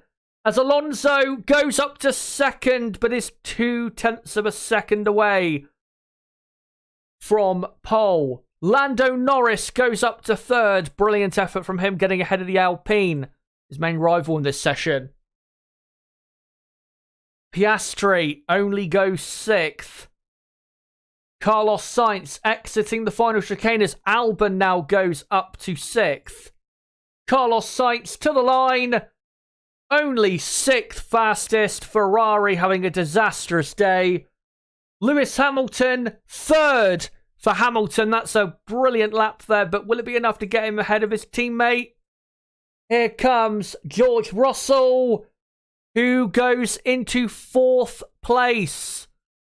So it's a Mercedes, Mercedes 3 and 4 as a yellow flag in Sector 2. Verstappen on another lap. And what an improved lap that is! 1.2 seconds quicker than he previously went and is now on provisional pole by 1.4 seconds as Ocon goes ahead of Norris. Piastri has crashed as Hülkenberg goes up to second right before the red flag. That might be key as the red flag has come out at 7 minutes and 11 seconds. And if the red flag stays out long enough to the point where it gets even worse, the rain, to the point where the drivers can't improve, Hülkenberg could be on the front row of the grid for tomorrow. And thankfully for Ocon, he was able to improve right before the red flag. And Piastri still stuck. And he's stuck in the barriers on the exit of turn 7. Here's a replay of what happened. So he's flying through 6. And then just carried too much throttle. And then hit the wall with his rear end. And because of the way there's a slope there, just off the track, couldn't get his car back on. It's stuck. And actually massively damaged his... broke his rear wheel as well, so he can't really drive. That's why. Yeah, quite a hard hit, and that might have to see a new gearbox for that. Yeah, if the rain keeps getting worse to the point where no more improvements can be made, Nico Hülkenberg is going to be on the front row for the Canadian Grand Prix. That would be something special. As Nico back into the pits, and we'll find out very soon whether he'll be able to keep that or whether other drivers can improve.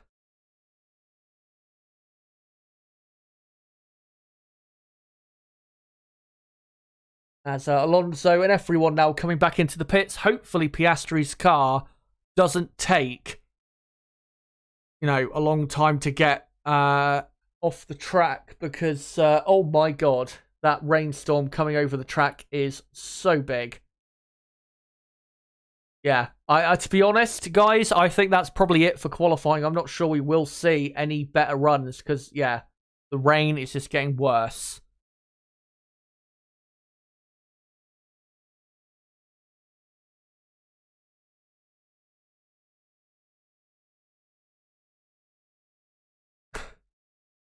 Seeing some Charles Leclerc slander on my Twitter timeline, which is entertaining at least. I don't necessarily agree with it, but yeah, with Leclerc. Again, I don't think it's totally Ferrari's fault, but yeah, that's our top 10 right now, and whether it will stay that way or not, who knows? Piastri's car, I have no idea where it is. They're not showing where it is. It'd be great if they could show us the progress and how quickly it's being removed. They'd rather just do cool looking shots of the city in the distance rather than actually show what's important. But yeah, at the minute, we have got a mental grid for tomorrow's race. A truly mental grid with cars all over the place. Loads of cars out of position at the moment. Ferrari, as it stands, 8th and 11th, and that is discounting Carlos Sainz probably getting a penalty of at least 3 places. So Ferrari probably going to be 10th and 11th on the grid. No pun intended, but it doesn't rain, but it pours for that team, who have had a terrible start to 2023. Ferrari, 4th in the championship. I saw Sky F1 show earlier that they are, as the red flag, Carlos Sainz is now coming out of the garage and is going to queue up at the exit of the pit lane. So the session will be getting back underway, guys, in a moment. Don't know exactly when. I still don't think they'll be able to improve because of the way the rain's falling. But yeah, session restarts in 2 minutes and 15 seconds. Get ready for possible more craziness. What was I going to say? With, yeah, Ferrari have had a shocking start to the season. Sky F1 showed a stat earlier that at this point last year, they had 99 more points. Which is, that's quite a drop-off. And that's not down to, retirements necessarily. I mean, I know Leclerc lost a podium in Bahrain, but other than that, it's not like Ferrari have lost a shit ton of points through retirements.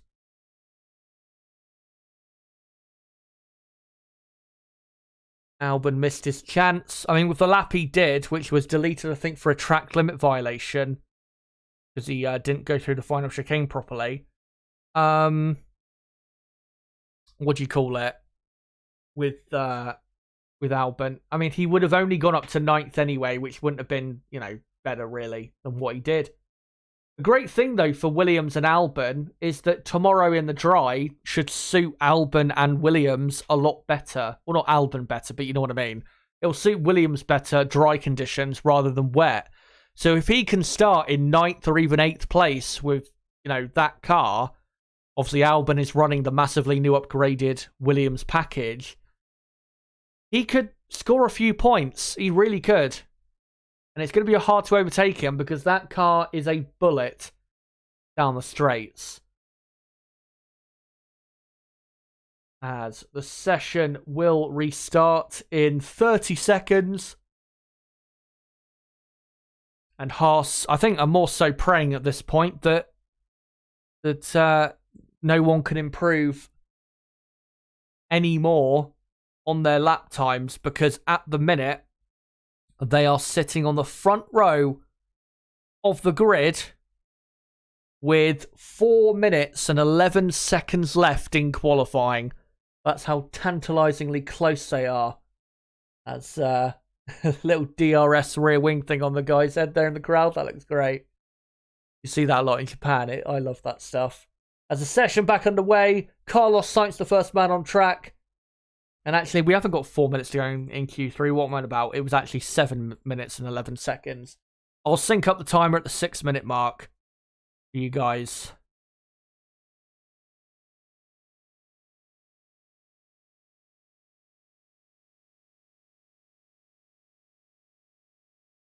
As, yeah, we're just watching an overhead of Sainz around the track. And, of course, I'll let you know if we get any improvements on lap time in these final few minutes, but I'm not sure if we will or not, to be honest. Max saying it's a lot wetter already on team radio. Yeah, it looks honestly like the full wet tyre would be better suited to this track right now. And to be honest, for certain drivers, I mean, given that the pole position right now is a 120, I think 125 from Verstappen, I think the absolute best time you could do on a full wet tyre around this track is probably a late one, like a 128 maybe. Maybe, I don't know, Albon might decide to go for a full wet tyre just to make sure he gets round.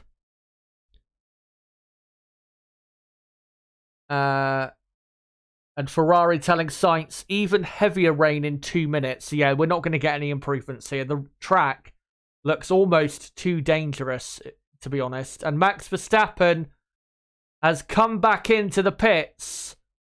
And guys, I think we might be just done for qualifying here in Canada. Carlos Sainz, though, is going to go for a flying lap. Will he be able to get round, though? We'll see, as we've got 5 minutes to go now. And Verstappen now being wheeled back into the garage and is currently on pole position with a 1:25.8. Carlos Sainz flying down to turn 8. And yeah, it is raining so hard out there. And here is a replay, presumably of Sainz going deep at turn 1. And yeah, it had no chance of making the corner. And Sainz also not ignoring the race director's instructions at turn 2 there. So he might get another penalty yet, because that is, again, not what you're allowed to do. He came back on the exit of turn 2, which is explicitly not allowed. As they're going to put full wet tyres on Max's car, just in case anyone, can do an improvement on that tyre. Hamilton saying it's very wet out there. It's almost extreme tyres. As is a replay of Hamilton with lots of oversteer on the exit of the final chicane. And yeah, it is way too wet for the Inters. He's pretty much and Hamilton again doing the wrong thing, just like Sainz. Yeah, on the Inters, they're pretty much aquaplaning off the track. There's no grip at all. So yeah, they're back into the pits, and the rain is absolutely awful. And to be honest, I think the FIA should just red flag it and call it off now, because it's raining way too hard. It is the heaviest rain you could possibly have. Qualifying is over, guys. There is no doubt about that. So, with 3 minutes to go, I think I'll just call it there, guys. So, your grid, as it stands for tomorrow's 2023 Canadian Grand Prix, it is going to be Verstappen on pole, Nico Hülkenberg alongside him on the front row for Haas F1, Fernando Alonso 3rd, Lewis Hamilton 4th, George Russell 5th. Good qualifying for Mercedes. They've still got a good chance of a possible 2nd place. It'll be very close between Hamilton, Russell and Alonso in the fight for the podium. Esteban Ocon will be 6th with Lando Norris 7th, Carlos Sainz in 8th. That's a row of the grid I predicted correct. Oscar Piastri will be 9th with Alex Albon in P10. And then it will be Charles Leclerc P11, Sergio Perez 12th, Stroll 13th, Magnussen 14th, Bottas 15th, Tsunoda 16th, Gasly 17th, De Vries 18th, Sargent 19th, and Zhou Guanyu in 20th. So that, guys, is it for qualifying. What a mental qualifying and what a mental grid we have got for tomorrow. Make sure to join us for tomorrow. I'll be live at 5 p.m. UK time. Firstly, for the race preview. Race starts at 7 p.m. UK time, of course. And make sure to join me for that. I'm not going to go yet, though, guys. Let me just do a poll in the chat to ask you who you think driver of the day is today. So who do you think is driver of the day for qualifying in Canada? And the options for driver of the day will be Verstappen, Hülkenberg, who else? I'll go with Piastri because, first ever race weekend at this track. For him to get into Q3 and qualify 9th is very impressive. So, yeah, Piastri and Albon. So those are the 4 options. Who is your driver of the day for qualifying here in Canada. My driver of the day has to be Nico Hülkenberg because he produced the lap when he had to get onto the front row of the grid. Brilliant by him. And even though he will be swamped by nearly everyone during the race tomorrow, can't wait to see what happens tomorrow.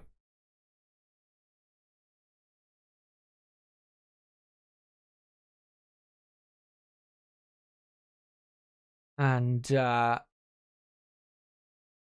right. So, let's just see what you guys have to say on that. And no, the session is now over, by the way. If you're wondering. Session officially over. And that is now your order for the entire field. There are, though, some investigations for impeding, so we may get some penalties yet. So do not think for a second that top, or the 20 positions is going to stay that way. Sainz will probably drop down. Tsunoda probably will drop down because of impeding. Stroll probably. So, yeah. Be quite a few position changes.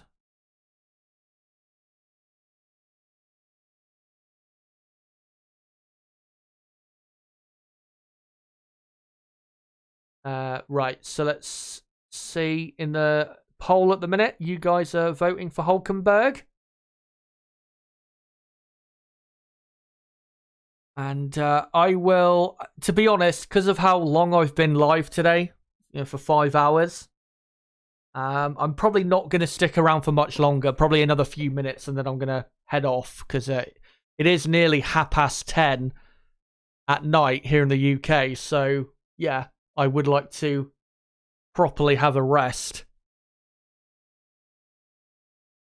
Sainz about to get a 1 million place penalty. Yeah, he could get even worse than a 3-place penalty, of course. So we'll see what happens with that.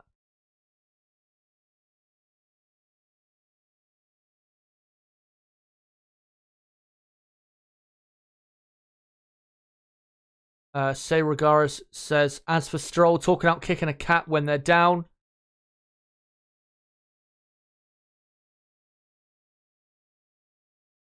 Nico Hülkenberg. Hülkenberg has been so good this season. The only reason he's not in the top 10 of the championship, or not even really, on points, very close. The top 10 of the championship is really only because of Haas's very poor time management, which is related to the same reasons Ferrari have poor time management. It's because of the suspension parts, I believe, that Ferrari make, that Haas, I think, use as well. Because Hülkenberg was in Q3 in Bahrain, Saudi Arabia, Australia. Was he in Q3 in Miami? I don't think he was. Spain, he qualified in 8th and started 7th. And now he's going to start the front row. He's been so good this season as Hülkenberg, and he has been for sure the best driver at Haas this season, and absolutely 100 million% deserves a new contract for 2024 because he's been superb. And he's been giving Haas what they lacked from Mick Schumacher, which is consistency. Oliver says, thanks, Chaz, as usual. Awesome. No problem. Thanks for coming along. Thanks for the support. We need a Hülkenberg podium. I still don't see it happening.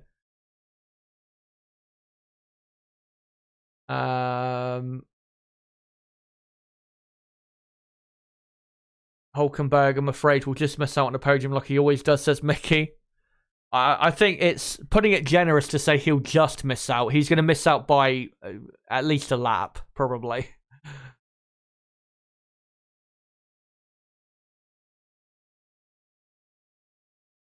Right, let's find some other comments here if I can.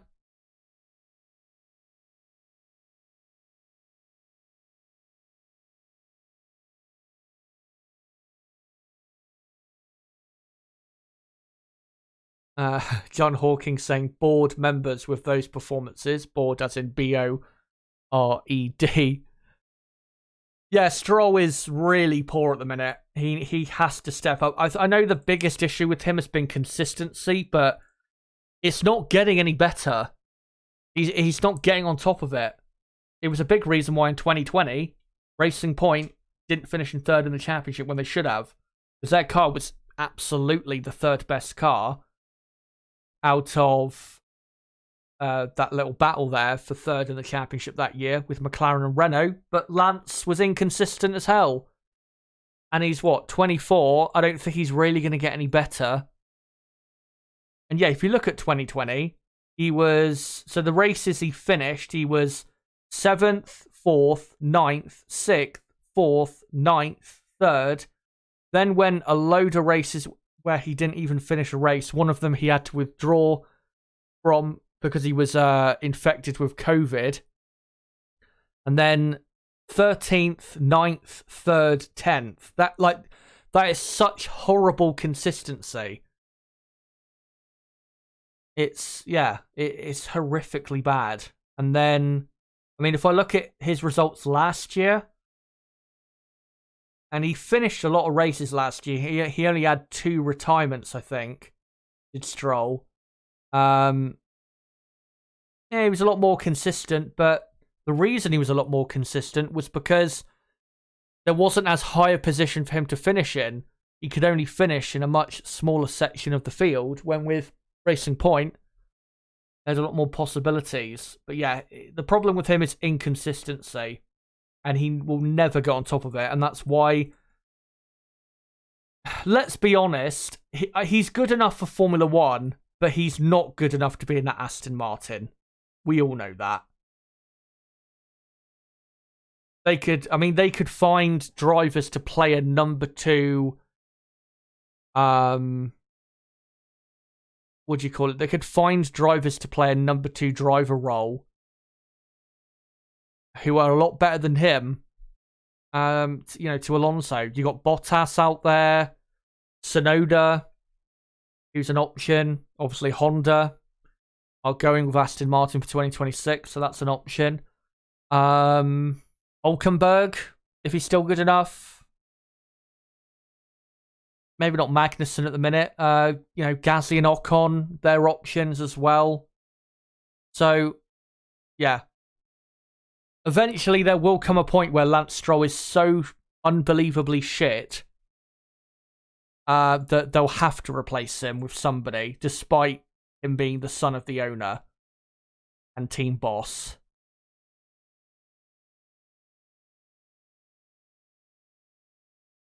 Wow, Chaz, you skipped my comment. Wait, where is it?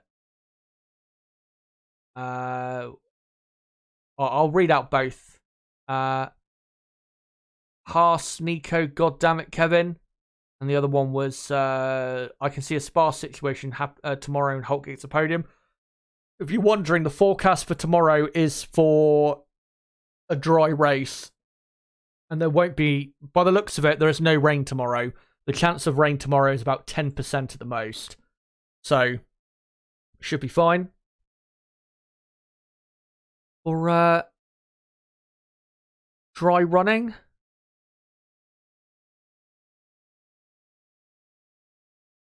And, right, I think I've pretty much gone through all of the best comments. Silverback saying, racing, he never reads mine either. Well, I can't read everyone's, obviously. Because, yeah, sometimes we've got places to be. Don't read mine, Chazza. Mickey, who thinks Hulkenberg will dive bomb Max into turn 1? Nah, he's way too smart for that. If he was young, he probably would, but nah, he's way too smart for that. Anyway, let me finish up this poll in the chat. So I asked you guys, who did you think was driver of the day for qualifying in Canada? The options were Hulkenberg, Verstappen, Albon, Piastri, and in that order, that's how it finished for the voting. Hulkenberg wins the poll, 37 votes for the poll in total, and Hulkenberg winning it with 64% of the vote. Hulkenberg wins it from Verstappen in second, who it takes 29% of the vote, and then Albon 5% of the vote, and Piastri 0% of the vote. So there you go. That is qualifying in Canada. And remember, guys, I'll be here tomorrow for the race preview and race watch along. And here is the update as to my next 2 pieces of content. So yeah, live tomorrow at 5 p.m. UK time for the race preview until 6:30 p.m. Race starts at 7 p.m. UK time, and most likely I will be joined by my co-commentator Niblo for the race tomorrow. Should be great. And then obviously we do the watch along and then the reaction afterwards. And then on Monday night, regardless of how many talking points there are, I will be doing a Canadian Grand Prix weekend review Monday night, 8 p.m. UK time. Make sure to be there. So there you go, guys. That is qualifying done in Montreal. Hope you guys have enjoyed the stream. Hello to you all if you're a new subscriber and you're newly subscribed after this stream or during this stream. Hello to you all. Yeah, great to have you along for great to have you along, for the channel. And I hope you can join me tomorrow for what is going to be surely a very good Canadian Grand Prix. And there'll be many storylines playing out during the race. Yeah, so thanks for coming along, guys. Massively appreciate it. Obviously been live for over 5 hours. That's why I'm kind of like stumbling over my words and slurring a bit. So yeah, make sure to join me tomorrow. Don't forget to subscribe for more content like this. Bottom right of the screen, you can do it right there. Before you go, guys, smash that like button. We're currently on 124 likes. If you haven't hit the like button yet, then make sure to do so. Let's get the likes up as high as we can on this stream. And as well, if you want to keep up to date with the content on this channel, follow me on Twitter at ChazHD5. And if you want to join our growing community here, join our Discord server, link below in the description. We have over 500 members. Would be great for you to join our community. And also, it's a great place to be notified as to when I go live and upload videos and just when I do channel announcements and stuff like that. So it'd be great if you could join that too. But guys, until the Canadian Grand Prix race watch along tomorrow, live here at 5 p.m. UK time, 2 hours before the race starts in Montreal, it has been me, Chazza HD. Goodbye.